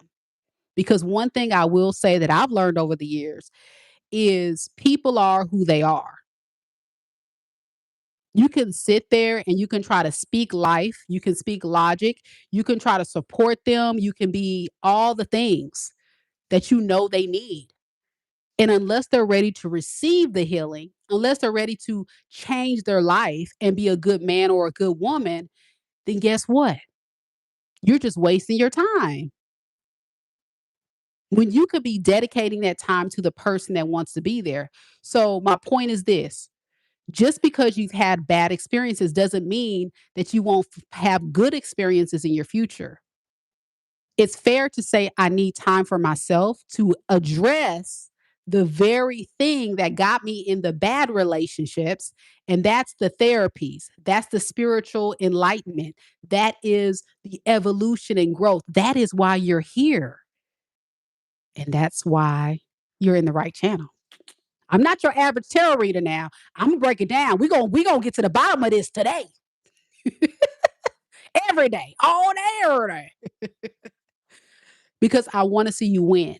And the only way we can win in love and relationship is if we establish a solid, deeper understanding of our relationship with God, our intuition, and putting ourselves first.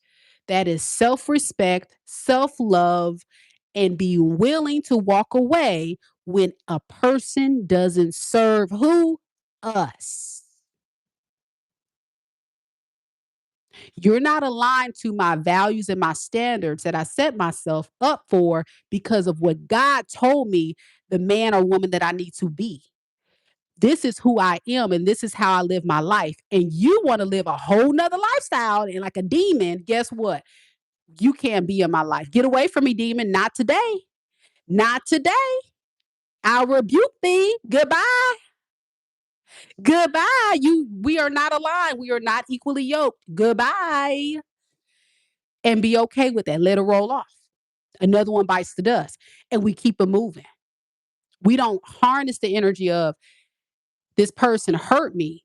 Yeah, they hurt you. But then you got to say, okay, we got to keep it moving.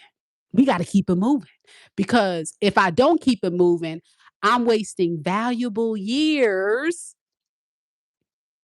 hurting my own self about a man or woman that wasn't even meant to be in my life. Because if they were, they would have. Woo. If that person really loved you, they would have. If that person wanted to be with you, they would have. So why are we telling ourselves maybe they can change? Maybe they can do this. Maybe if I do this. Girl, no. Guys, no. They are who they are. So you decide based on what they say and what they do if that's going to be good enough for you. And you have the right to choose. But remember, whatever path you choose is your own decision. It's not your mama's decision, your daddy, your uncle, your auntie, your sister, your brother, not me, not him, not her, because you have to live with it. So if you keep going back to that raggedy ex, ladies, you're going to have to deal with it because you chose to be there. So you can't get mad if that ex still is raggedy. You've seen it for what it is. You see? Okay, now somebody going to get mad and want to say, she just sitting up there trying to be so negative. I'm being real. Come on, let's call a spade a spade. Let's call a spade a spade.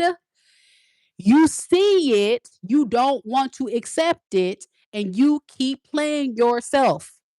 When there are thousands of people out, billions of people that probably want you, but you so stuck on broke, busted, and disgusted that you can't see that there's opportunity. When you're single, you have opportunity. You're a free agent. You can go anybody. You can go anywhere. But it takes a lot of strength and a lot of spiritual work for you to get to that level of saying no and being okay with that. And it hurts because, I mean, come on, we have feelings. We all have feelings, but you got to really step out of the place of being so emotionally invested so soon. You got to step out of the place of already putting somebody on the expectations of their promises without seeing the actions to prove that they can live up to those expectations. See, there's so much to that. I can go on and on and on and on and on about it. But you know what it is. And that's why a lot of you guys, are here because a lot of you guys are already in tune with spirituality and intuition. It's just a matter of, do you want to accept it or do you want to stay in the cycle longer? So I hope that gives you some type of hope and inspiration of divine earth angel to keep going. And I want you to understand that as a man, it's going to take a little bit longer. And most men don't believe in therapy, but if that's what you feel like you need, do it. Because a lot of times we have underlying issues that's causing us to attract certain type of people that are not meant for us. And this can stem from our childhood trauma and pain that needs to be addressed in a clinical setting from an expert that can actually really break down the root of the issue and have you kind of reprogram your thoughts and your actions to get to healthier relationships. But being single for a season is cool, but not for a lifetime. We're human. We all desire to be loved. We all deserve love. We all can get love.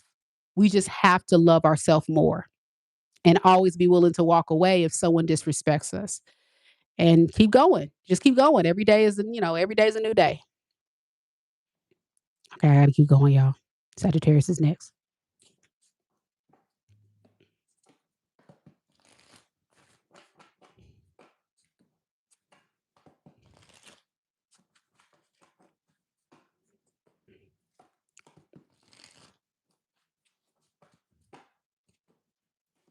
Here we go.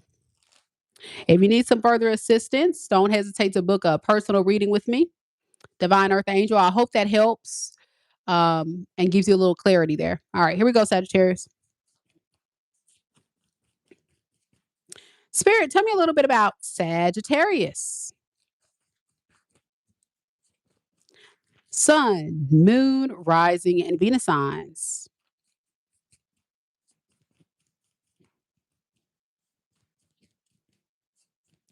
What can Sagittarius expect in their love life for the week of June 28th through July 5th, 2026?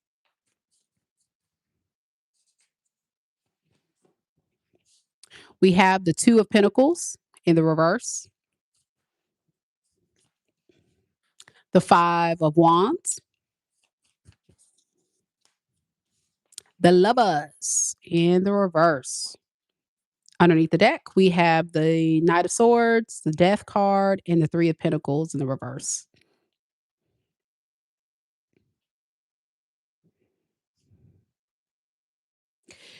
This is someone, Sagittarius, that was really not being very cooperative, and they want to be a little bit more cooperative with you. You may not realize this, but they really want to be. Um, the problem is like they have to let go of somebody else. Like this could be like a third factor, their career, another person they're romantically involved with, their family, friends, something that got in the way of this relationship. Of course, it's all different for all of you Sagittarius, but I really do feel like when you were with this person, they really did not prioritize you and they were not fully invested in this committed relationship. Thus, your experience felt like it was very much lack of effort, lack of teamwork. You felt like this person was not really in it to win it. They were kind of like, "Hey, Sagittarius, whatever, whatever. It is what it is." And you're like, "Hello? Hello, are you there? Or am I by myself?" Well, the truth is this person was there, but they were just playing games, okay? And so now they're starting to panic. And with the Two of Pentacles in the reverse to the Four of Wands to the Two of Wands, I think this is someone who definitely had something else going on in the background. And they could have been kicked out of the house. They could have definitely had a divorce, breakup, or other situation. If it was their family or friends or other things are going wrong with the third entity. And here they come trying to hit you up to see if they can get refuge. Yeah, they need your help. With the Five of Pentacles to the Four of Cups, they're like, hopefully, Sagittarius can kind of rescue me from this dilemma. I shouldn't have put Sagittarius to the wayside and I bit off more than I can chew. Yeah, I bit off more than I can chew, and I chose wrong.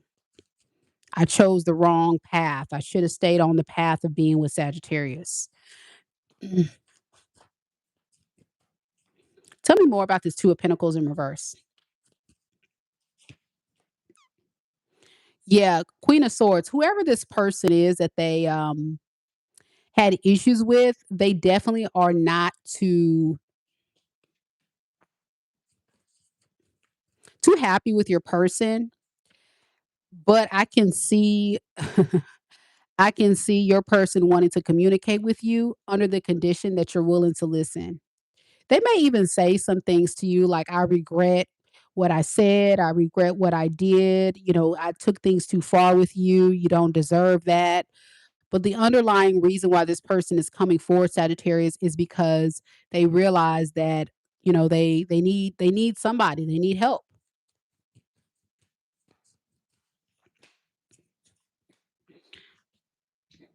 Losing you has been the biggest mistake of their life. Losing you has been the biggest mistake of their life. This disconnect, this loss is a big major loss. They're very depressed, they're very sad, they don't wanna feel this way anymore. Like I said, this person could really just have hit rock bottom. Like, I'm getting, like, a hit rock bottom moment. It feels like almost karma has come and delivered this person, like, a buffet of problems right now, and they don't know how to fix all these problems. It could have affected their relationship with whoever this other person is. It could have affected their finances. Now they're also losing you. It's a lot of stuff going on here. A lot of stuff that you don't even know that they've been going through since you've been gone. So this is where they're going to try to see where you and them stand. For a lot of you, they could have already reached out or will be reaching out this week. The problem with your energy, Sagittarius, is you're fed up. Yeah, you're very fed up. So this person's going to have a real big problem with the fact that you're fighting back. And it's because you feel like you've been done wrong with the justice in reverse. I'm getting a very angry Sagittarius, a very bitter Sagittarius,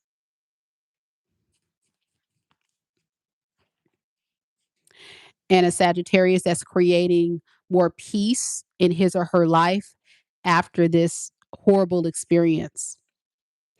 I don't really feel like a lot of you Sagittariuses care to hear what this person has to say. Um, you're kind of done and checked out, like in a real way. Like, I'm really feeling like at this point, if this person were to like see you in real life, you would have you it would take a lot in you to not lay them hands on them. You're very angry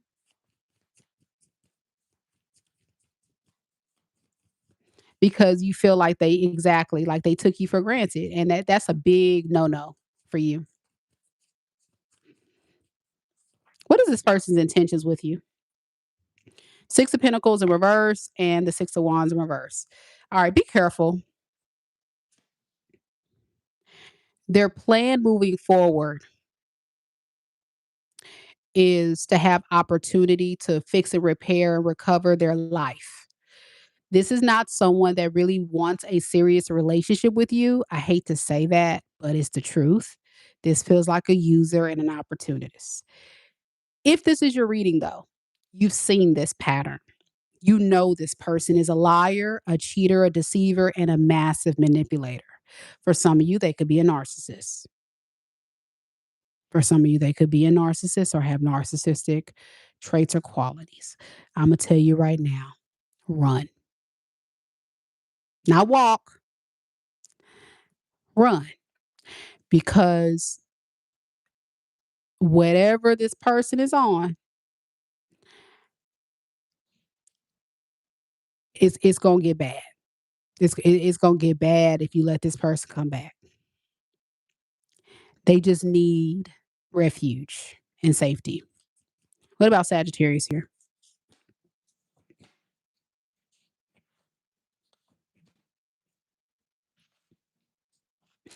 You know, a lot of you Sagittariuses are single, but I feel like right now you are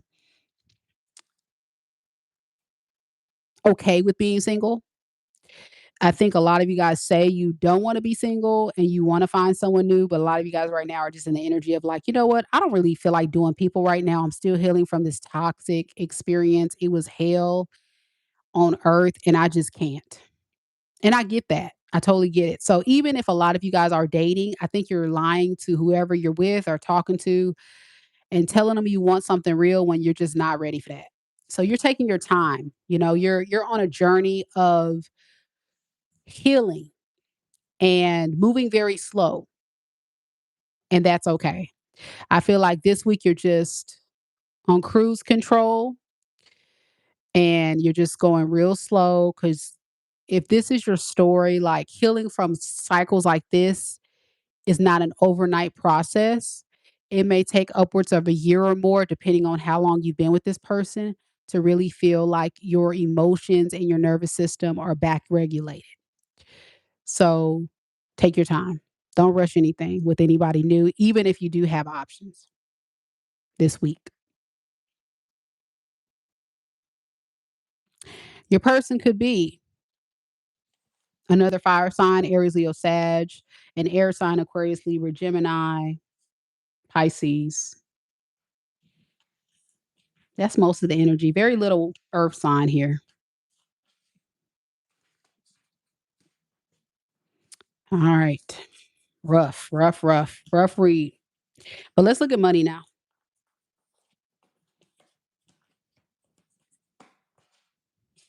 Let's look at money now. So, Spirit, what can a Sagittarius expect in their money and career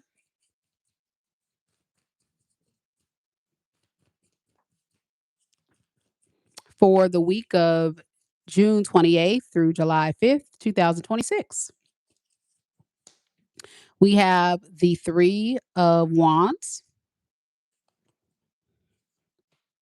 We have the Five of Swords.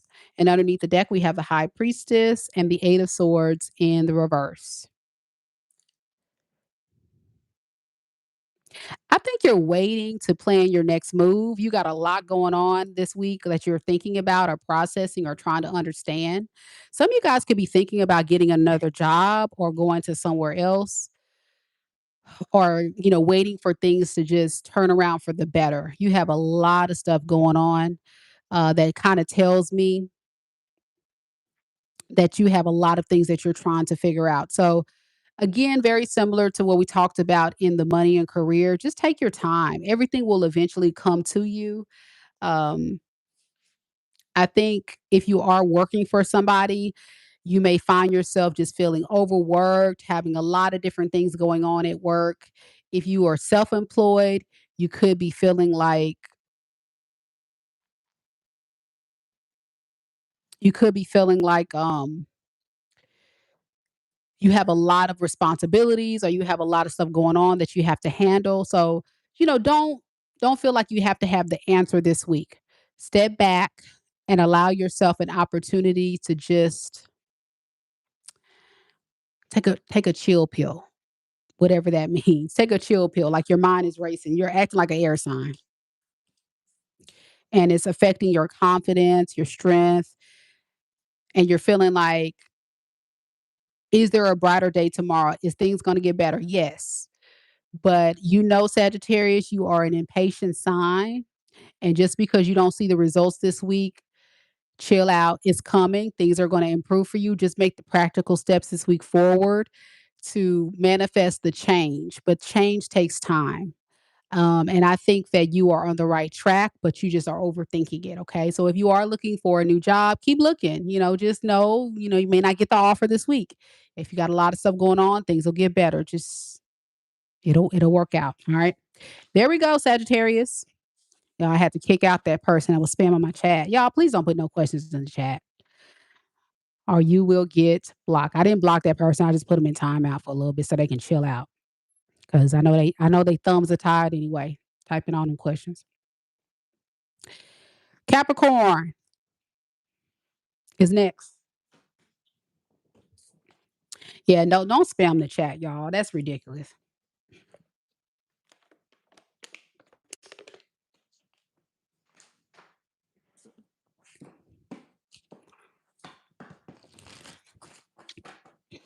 All right, Capricorns, we made it.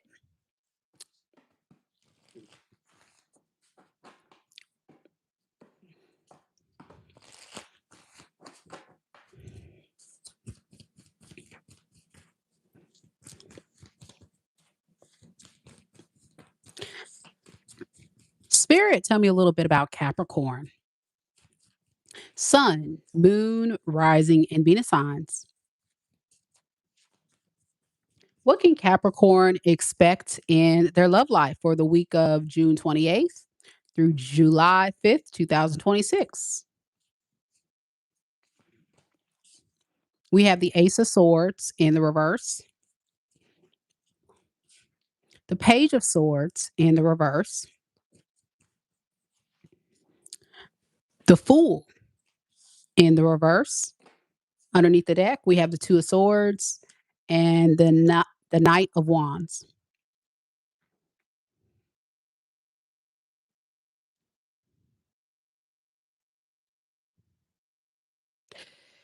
This is someone that really doesn't know what they wanna do with you, the relationship, the connection. They're, like, going back and forth. "What should I do? What should I do?"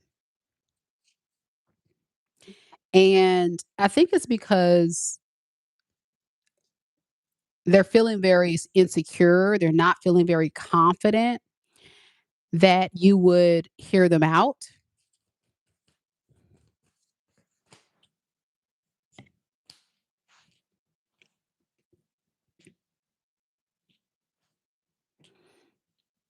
What you don't know is the reason why they're not confident is because I can tell this person was juggling you, with some other opportunity or other situation in their life, and it looks like they're coming back to you after dropping this other situation. Yeah.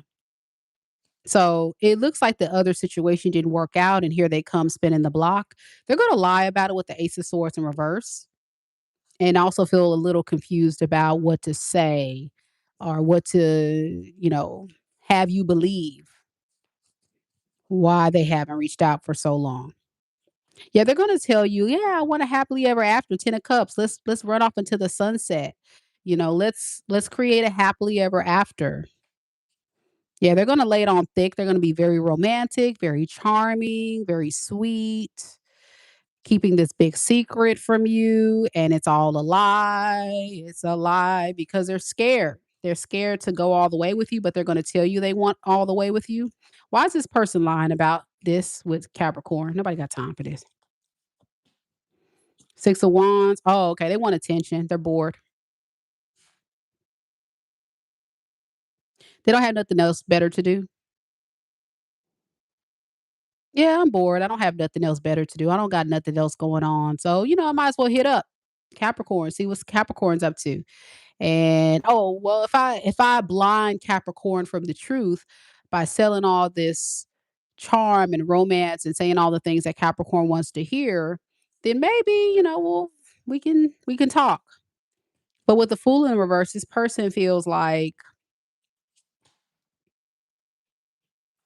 they need to still keep the door cracked open, in case things don't work out, they can go find someone else to be with the Knight of Wands. This person is very in and out, by the way, and very playerish. They're in a very yep, set. Oh Lord, y'all. Ugh, ugh. Capricorn, Imma just tell you right now, if this person comes forward, they're gonna tell you a big lie. They may say, "I was gone doing X, Y, and Z," which is not true. I've been busy. I just been working. I have a lot going on in my life. Yeah, they've been busy with someone else, and they're going to come back trying to fix and repair the relationship because they don't have anything else better to do. And once they get you back, they're going to still keep options available. They don't really want a serious relationship with you or with anybody else. They're encompassing the Knight of Wands energy, which is like a player energy. And with the Knight of Wands, I clarified the Knight of Wands and I got the Seven of Cups. This is someone that's just like all over the place. They have a lingering eye.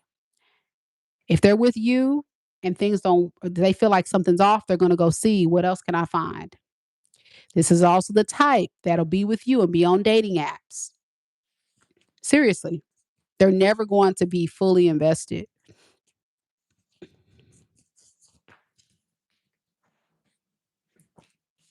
Yeah, and with the 4 of Pentacles, it feels like a possessive energy, but notice this person has like 4 pentacles in their purse, close to their chest. So, they look at you as somebody that they've invested in the past, and they don't wanna miss out on what they've invested on, whatever that means to them. Because I don't feel like they've invested much, but whatever. They feel like they have. What does this person want? Let's look at that. What do they really want with Capricorn? Because I don't get it. What do they want with Capricorn, though? The Empress in reverse and the World. The 7 of Wands. Okay. They want you to stop holding back from them, and they want you to open up and be willing to hear them out. They want you to stop being so stressed out and worried about, what they're gonna do. They stop thinking about it and just talk to me. That's what they want. They wanna heal things with no real commitment, the Hierophant in reverse. Their definition of a healed relationship is a non-conventional relationship where they can still kinda be free. Now you with the Page of Swords in reverse and this Strength card with the Page of Cups in reverse, the Hermit. You miss this person.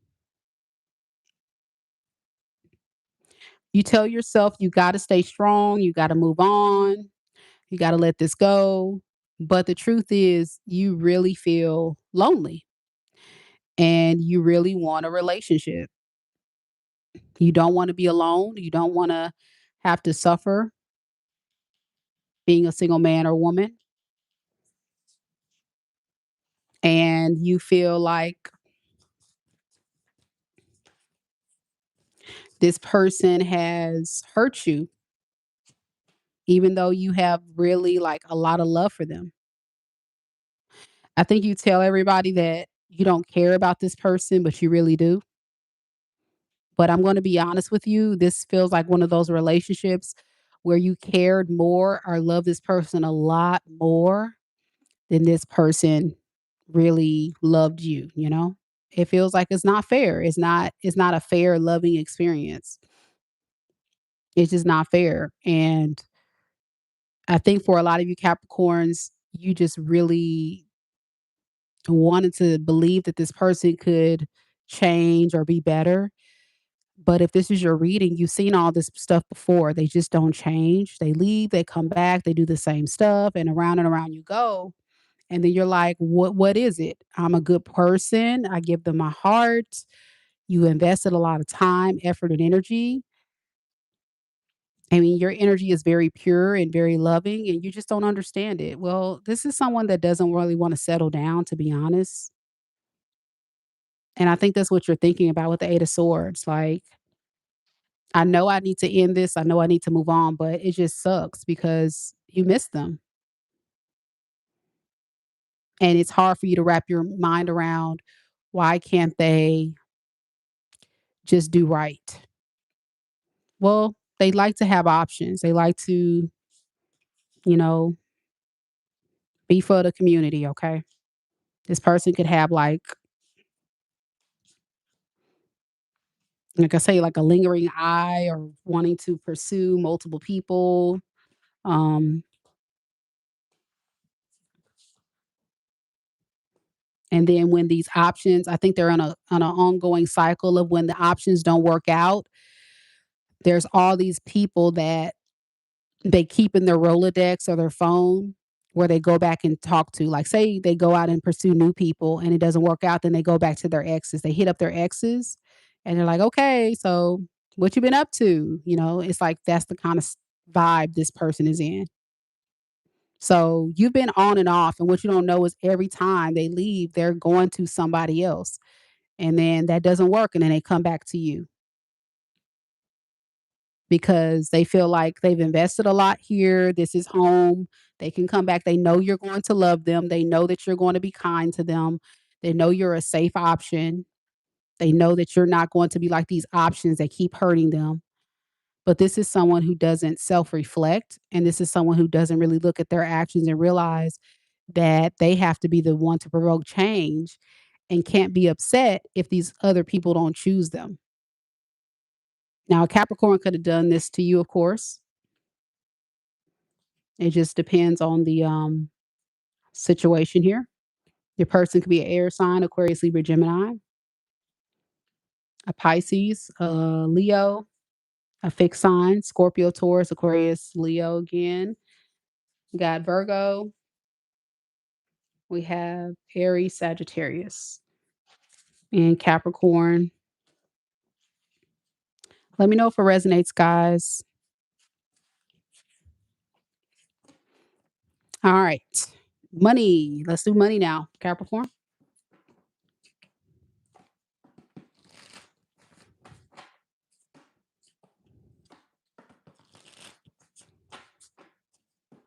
Akman says, when you start healing, you realize how much people stay stuck. We can't save them. That's correct. Absolutely. And that's what I've been trying to get across to a lot of people on this channel, but they don't be listening to me, Akman. I'm glad that you see the light. It is not our job. When we're in a relationship, it's not our job to heal people. It's just our job to be their partner. That's it. We're not their therapist. We're not their doctor. We're not their mommy. It's not our job to clean up their boo-boos. It's not our job to raise them. It's our job just to show up and be their partners. That's it. So never again. Never again, y'all.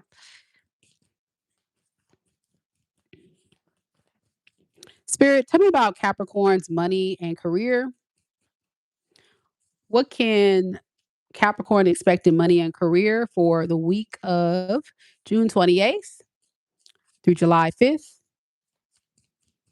2026? We have the Three of Cups and we have the Two of Wands. What's the Two of Wands? Five of Swords. Okay. Underneath the deck, we have the Seven of Swords, Six of Pentacles in reverse, and Three of Pentacles. Okay. Be careful with people taking advantage of you this week. It's going to be hard to really trust people around you. So I don't know if some people are like taking your money or you're investing in something that's flop or trusting. I'm also getting watch contracts that you're signing or things that you're getting into.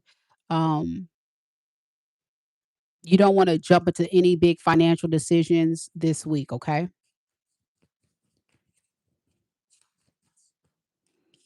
Yeah, it's going to be a very interesting week of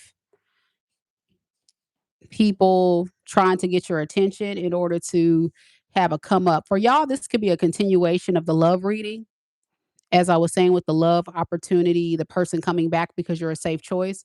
Be careful of just I'm getting people taking advantage of you. Okay. Don't overthink it. If something that seems too good to be true, it probably is. And pay attention to things that just don't feel right. Your intuition's talking to you. But other than that, I don't think you'll have any other issues with your money and career. Anything else Capricorn needs to know? Yeah, this feels like the player with the King of Wands in reverse, Nine of Wands over. Yeah, they're going to just kind of like tell you, I'm not going to be a player no more. I'm not going to be in and out. I'm ready to come into your life and show you love. So yeah, this can be pertaining to the third that person in the love reading coming to take advantage of you again. Just another warning message for a lot of you, or it could be something else. All right, y'all. We have Aquarius next.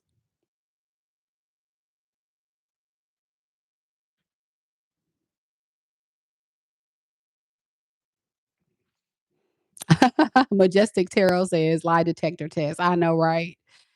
That's what I feel like. It's crazy how people just oh man, people are just really doing the most. Doing the most. Just be honest. That's what I say. If people could just be honest, we ain't got to go through all the commotions. You're very welcome, Sheila. Thank you for tuning in. Oh, Kimberly, you're about to buy a new house. So that is that the big contract I was picking up. I was like, be careful with signing contracts. All right, just make sure they don't jip you. So make sure you read through that contract carefully. Something about some people like, taking advantage of you. I was picking up for the Capricorn read. So I said, be careful with contracts.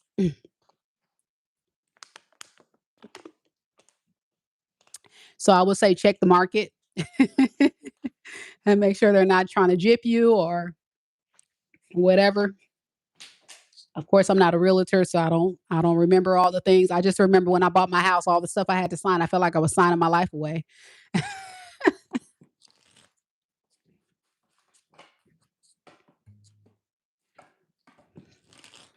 All right, Aquarius, let's do it. Oh, that's right, Lady Sandy. You are an Aquarius Venus. I forgot about that. You have some Aquarius in your chart. Let's do it, Aquarius. Hello, hello. Listen, it's a lot of you guys here, a lot of new faces, and you guys are watching my stuff for free. Y'all should be shamed of yourself. Y'all should be shamed. And you haven't subscribed to the channel? Huh? Huh? You watching my stuff for free and you haven't hit subscribe. See, what had happened was, hit subscribe and like the video. Love y'all. Thank you guys for coming. I really didn't plan for this reading to be this long, but it is what it is. I'm going to go see some fireworks tonight, guys. So I was planning to do some individual sign reads, but listen, I don't have it in me. I still got to cook dinner for my child. So I might have to do the individual sign reads tomorrow. So tomorrow be expecting me to do Capricorn, Aquarius, and Pisces. So if you have Capricorn, Aquarius, or Pisces in your sun, moon, rising, or Venus signs, we'll do the July love prediction readings for those signs tomorrow. Okay. Just so I can get some time to rest and cook and get ready to go see these fireworks. Woohoo! Happy 4th of July to all the Americans watching. USA, USA, or whatever. Here we go.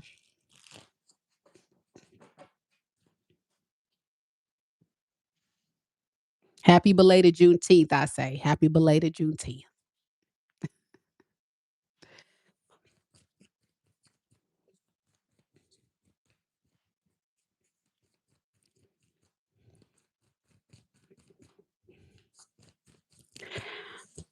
Spirit, tell me a little bit about Aquarius.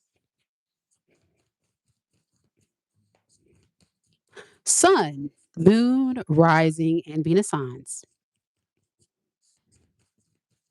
What can Aquarius expect in their love life for the week of June 28th through July 5th, 2026? We have the Ace of Wands in the reverse, the High Priestess,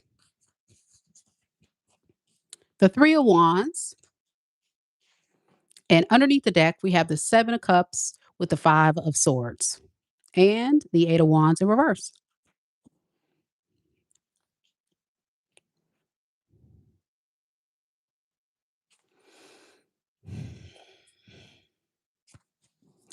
Somebody thought that the greener, I'm sorry, Aquarius, let me run that back. Somebody thought the grass was greener on the other side. Y'all got to remember, I've been on this live for almost 5 hours. So my energy levels are kind of dwindling down. Whew.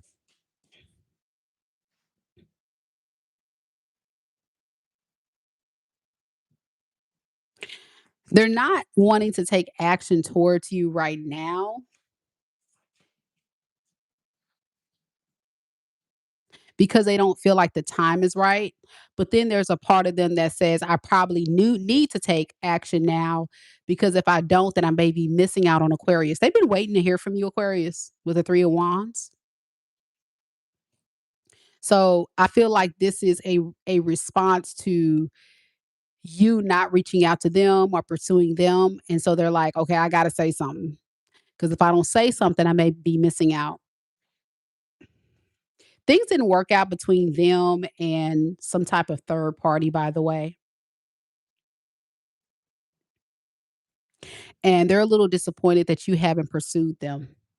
With the lovers in reverse to the Queen of Wands in reverse to the devil, this is someone that is definitely struggling with some underlying toxic traits or qualities or addictions that this person has going on in their energy.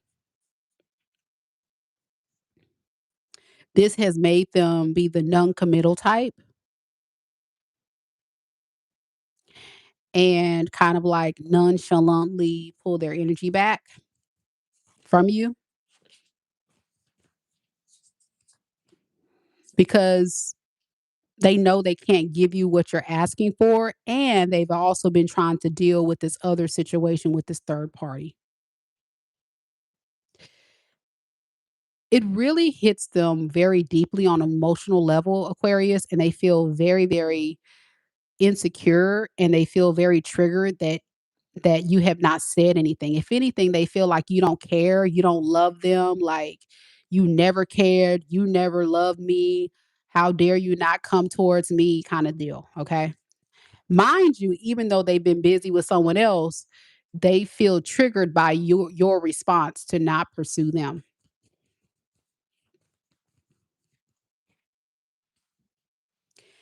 However, even though there's this underlying issue of resentment, emotional unavailability, the drama of the third party, like they got a lot of moving parts. This person is going to say, enough, enough, enough, enough. Okay. I just need to say something to Aquarius because if I don't say anything to Aquarius, I could lose Aquarius. So this is where they're going to come and say something. And when they come forward, Aquarius, this is what they're going to do. They're going to lay it on thick. They're going to be very charming, very lovey dovey. They're going to tell you, I love you. I miss you. You're my world. Let's make this work. I don't know if I can do life without you.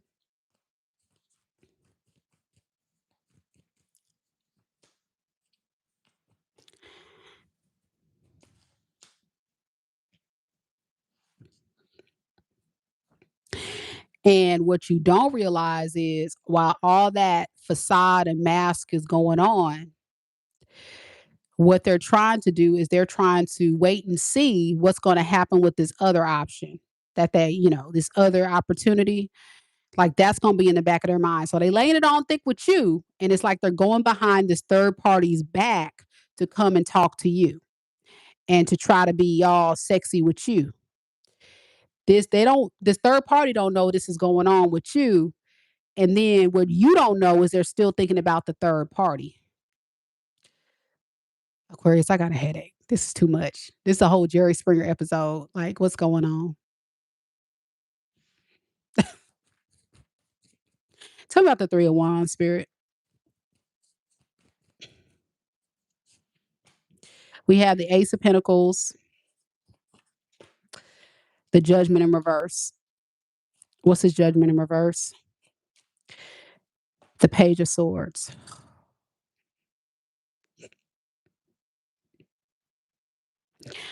Aquarius, I don't know. I don't know if you realize this, but this person is very ridiculous. Like something wrong with your person because I don't know if this is somebody that likes open relationships, polyamorous. I don't know what they got going on. They want you, but then they still want this other situation. That's what I'm getting. I want Aquarius, but I'm still hoping I can still work on things with this other situation. Let me ask that. What do they really want with the third party, Spirit? It's very complicated. It's too much. It's making my head hurt. Three of Swords, Queen of Pentacles in reverse, and Nine of Swords. They hate that this third party is refusing to work things out with them. And this person hates the fact that you are also giving off the impression that you're holding back from them as well. You're very silent with the high priestess. You're minding your own business because I think for a lot of you Aquarius, you already know what time this person is on. And I feel like if this is your reading, you have definitely gotten closer to your intuition. You already know what they're about. You let this go a long time ago. A lot of you Aquarius is, so you're not even bothered. You're so unbothered. And a lot of you guys are like, oh, I've been moved on from this. Yeah, you've been moved on because this person has been busy since you left them. And here they go, desperate in the last hour, final hour of losing out on all these other hoes that don't want they ass. Here they come trying to talk to you. I'm sorry, but it is what it is. I'm sorry, but not sorry.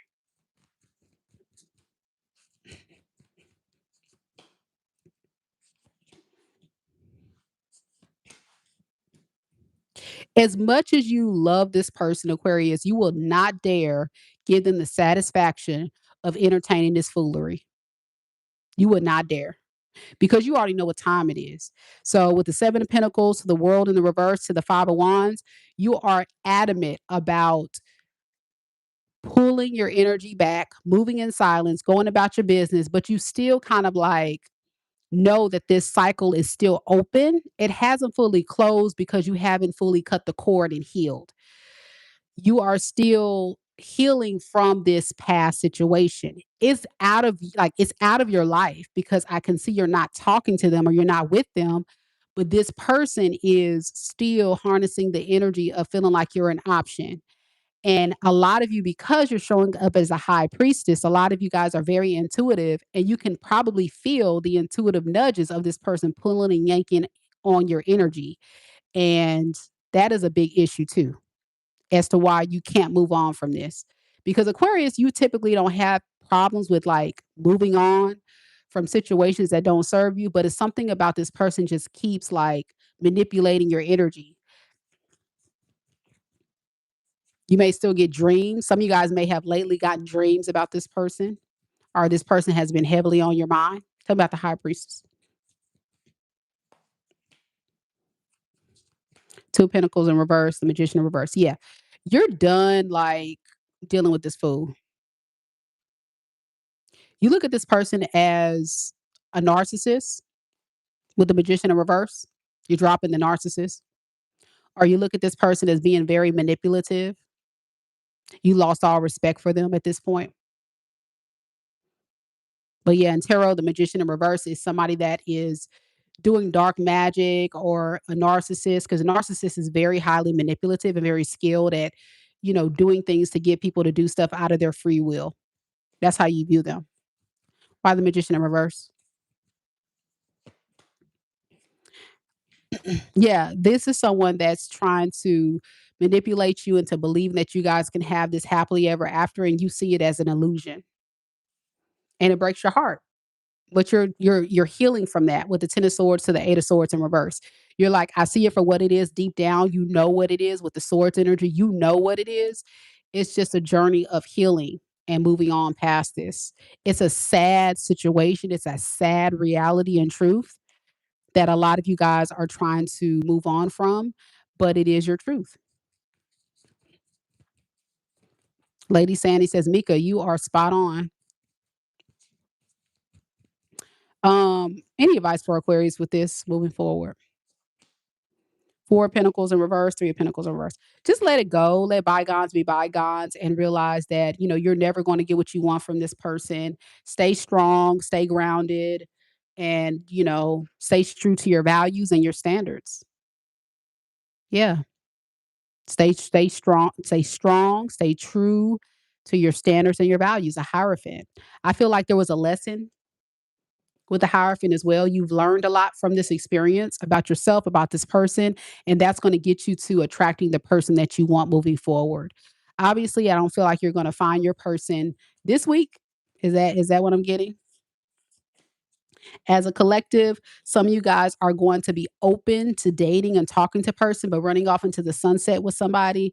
Some of you guys may be impulsively going to people or talking to people, but it's going to take a while to build to something long term if you are talking to someone. But yeah, you're just trying to do anything to get this out of your system and out of your head. You're like, I just need to get away from this. And if you are really intuitive, some of you guys could be tarot readers, intuitives, very, very, very spiritually inclined. You may, like I said, feel this person's energy. And that's what it is. They're about to reach out to you. Stay woke to the truth. They're full of crap. All right, here we go. Money and career.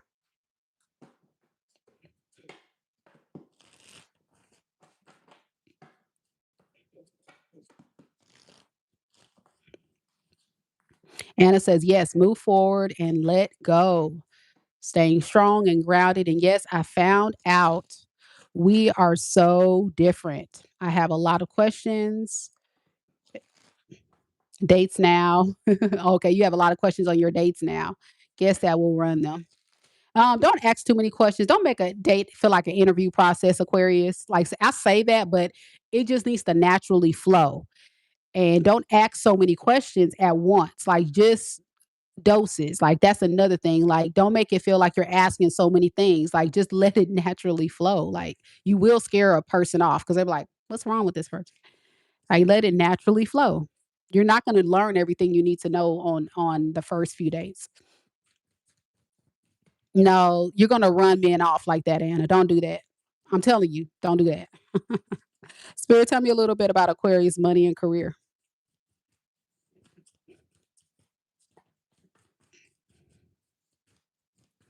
What can Aquarius expect in their money and career for June 28th through July 5th, 2026, Spirit?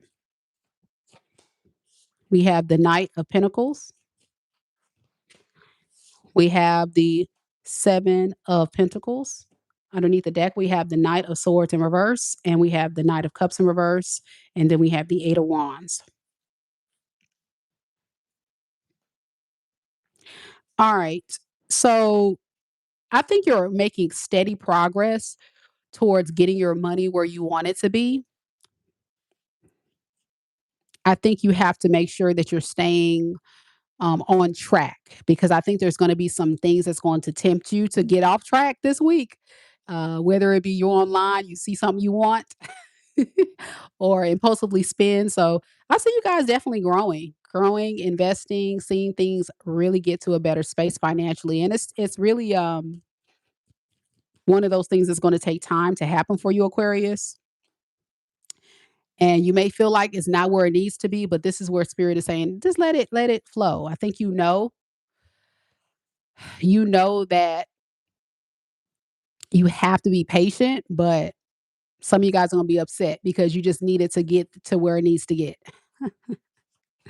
So yeah, the Six of Wands, that's victory. It's gonna work out for you. All right. Just be patient. Lady Sandy says she's catching flights, not feelings. I heard that. Flying to Chicago in the morning. Have fun, girl. Safe travels. Nice. Pisces. Last but not least. And then I'm getting off the stand, y'all, for the day. I appreciate you all being here once again. Don't forget to like the video and show your girls some love and support. Don't forget if you need a personal reading, you can always book one through my website, MikaDivineSpiritualGuidance.com. All right, let's do this. Pisces. Any Pisces here?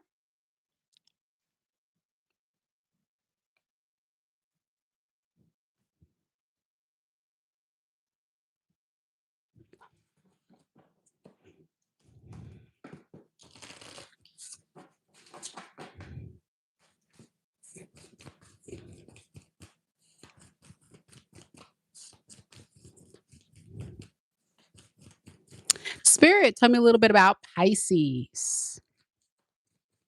Pisces, Sun, Moon, Rising, and Venus signs. What can Pisces expect in their love life for the week of June 28th through July 5th, 2026? We have the Ace of Swords,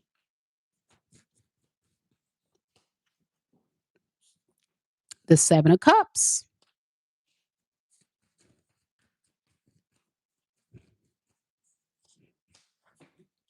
the Four of Cups in the reverse.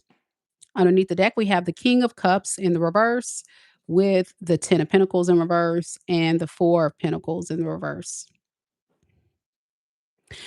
So this is someone that knows that they want to see how things can go with you. They're very intentional about trying to pursue things with you. But what you don't realize is underneath the surface, this is someone that is very much harnessing a lot of fears about providing you a stable, loving experience because they've been hurt before. This is someone that has a lot of trust issues. They give me kind of an avoidant type of energy, like someone that's emotionally unavailable, kind of like.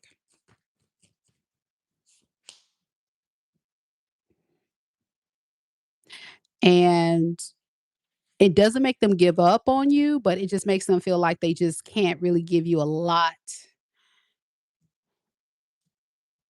a lot that you would say is fair. So they feel like it's not right. It really isn't. So instead of like really getting serious with you, this person may kind of be leading with more lust or passion or let's just have fun for now kind of energy. Is that what I'm getting? Yeah, secretly like just let's just have fun. Getting a lot of sexual energy, desire, lust. They really are into you sexually, but they don't have the capacity emotionally to give their heart and to be ready for a serious relationship. Like I can't do it right now. That's kind of the deal.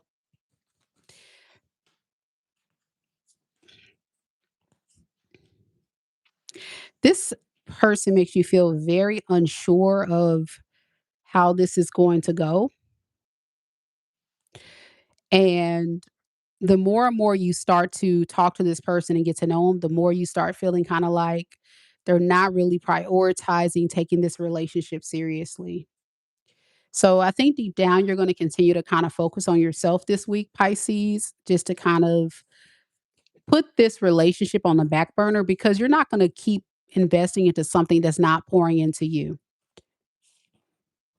I think you want it to work, but you're not forcing it to work, if that makes sense. Yeah. You're gonna just kinda keep riding the wave this week, hope for the best, but I'm here to tell you this is someone, they're not gonna reveal all of this to you, but they're just not ready for anything serious right now. What does this person want with Pisces then? Like, what is their ultimate goal? I saw a lot of lust this week, but ultimately, what do they want? Insecure, strength in reverse, and the Ace of Pentacles in reverse. They're scared to let you know that they don't really want a relationship. Yeah, because they've been heartbroken in the past or unhealed from that, and they're just not ready for anything serious. It's kind of the same message that I've been picking up in the reading. Further confirmation. They just won't tell you that because, they like you, but I just wish people will be honest, right? Zelda says that's right. Oh, that's further confirmation, Pisces. Your person could be a Leo, a Capricorn, Pisces, Cancer, Scorpio. Pisces could have done this to you. They can be an Aries, a fixed sign, Scorpio, Taurus, Leo, Aquarius. Any sign, though, any sign.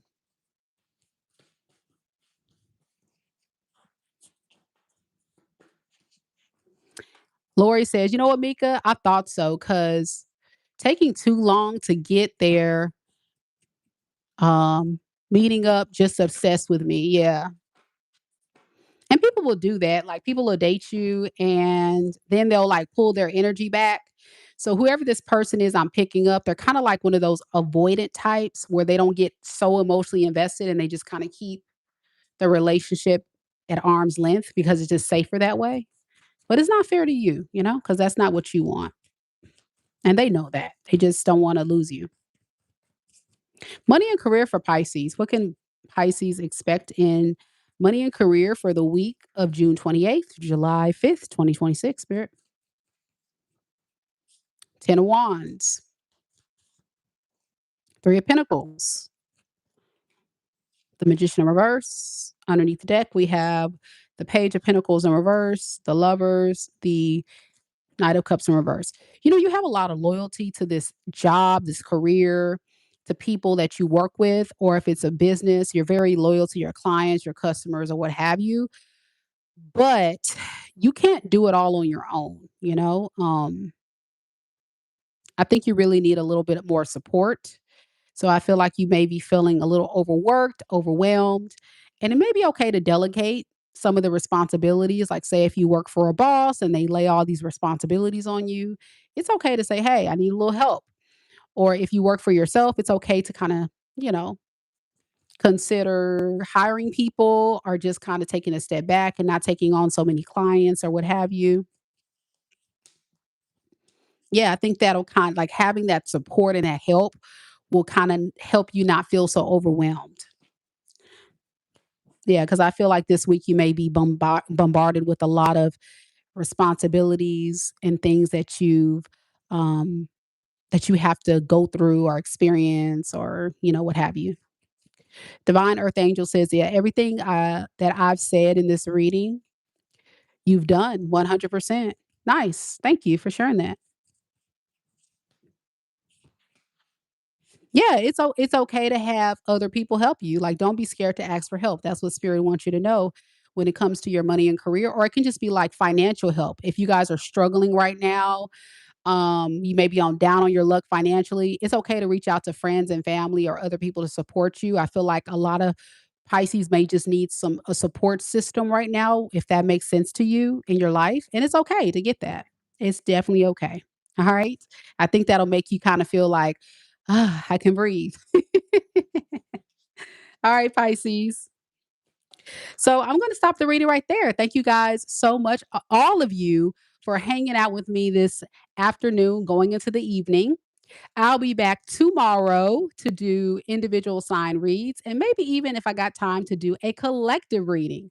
And of course, if any of you guys would love to connect with me in a personal reading, then go ahead and book a reading with me at my website, MikaDivineSpiritualGuidance.com. And from there, you can definitely check out all the different types of services and things that I do offer on my website.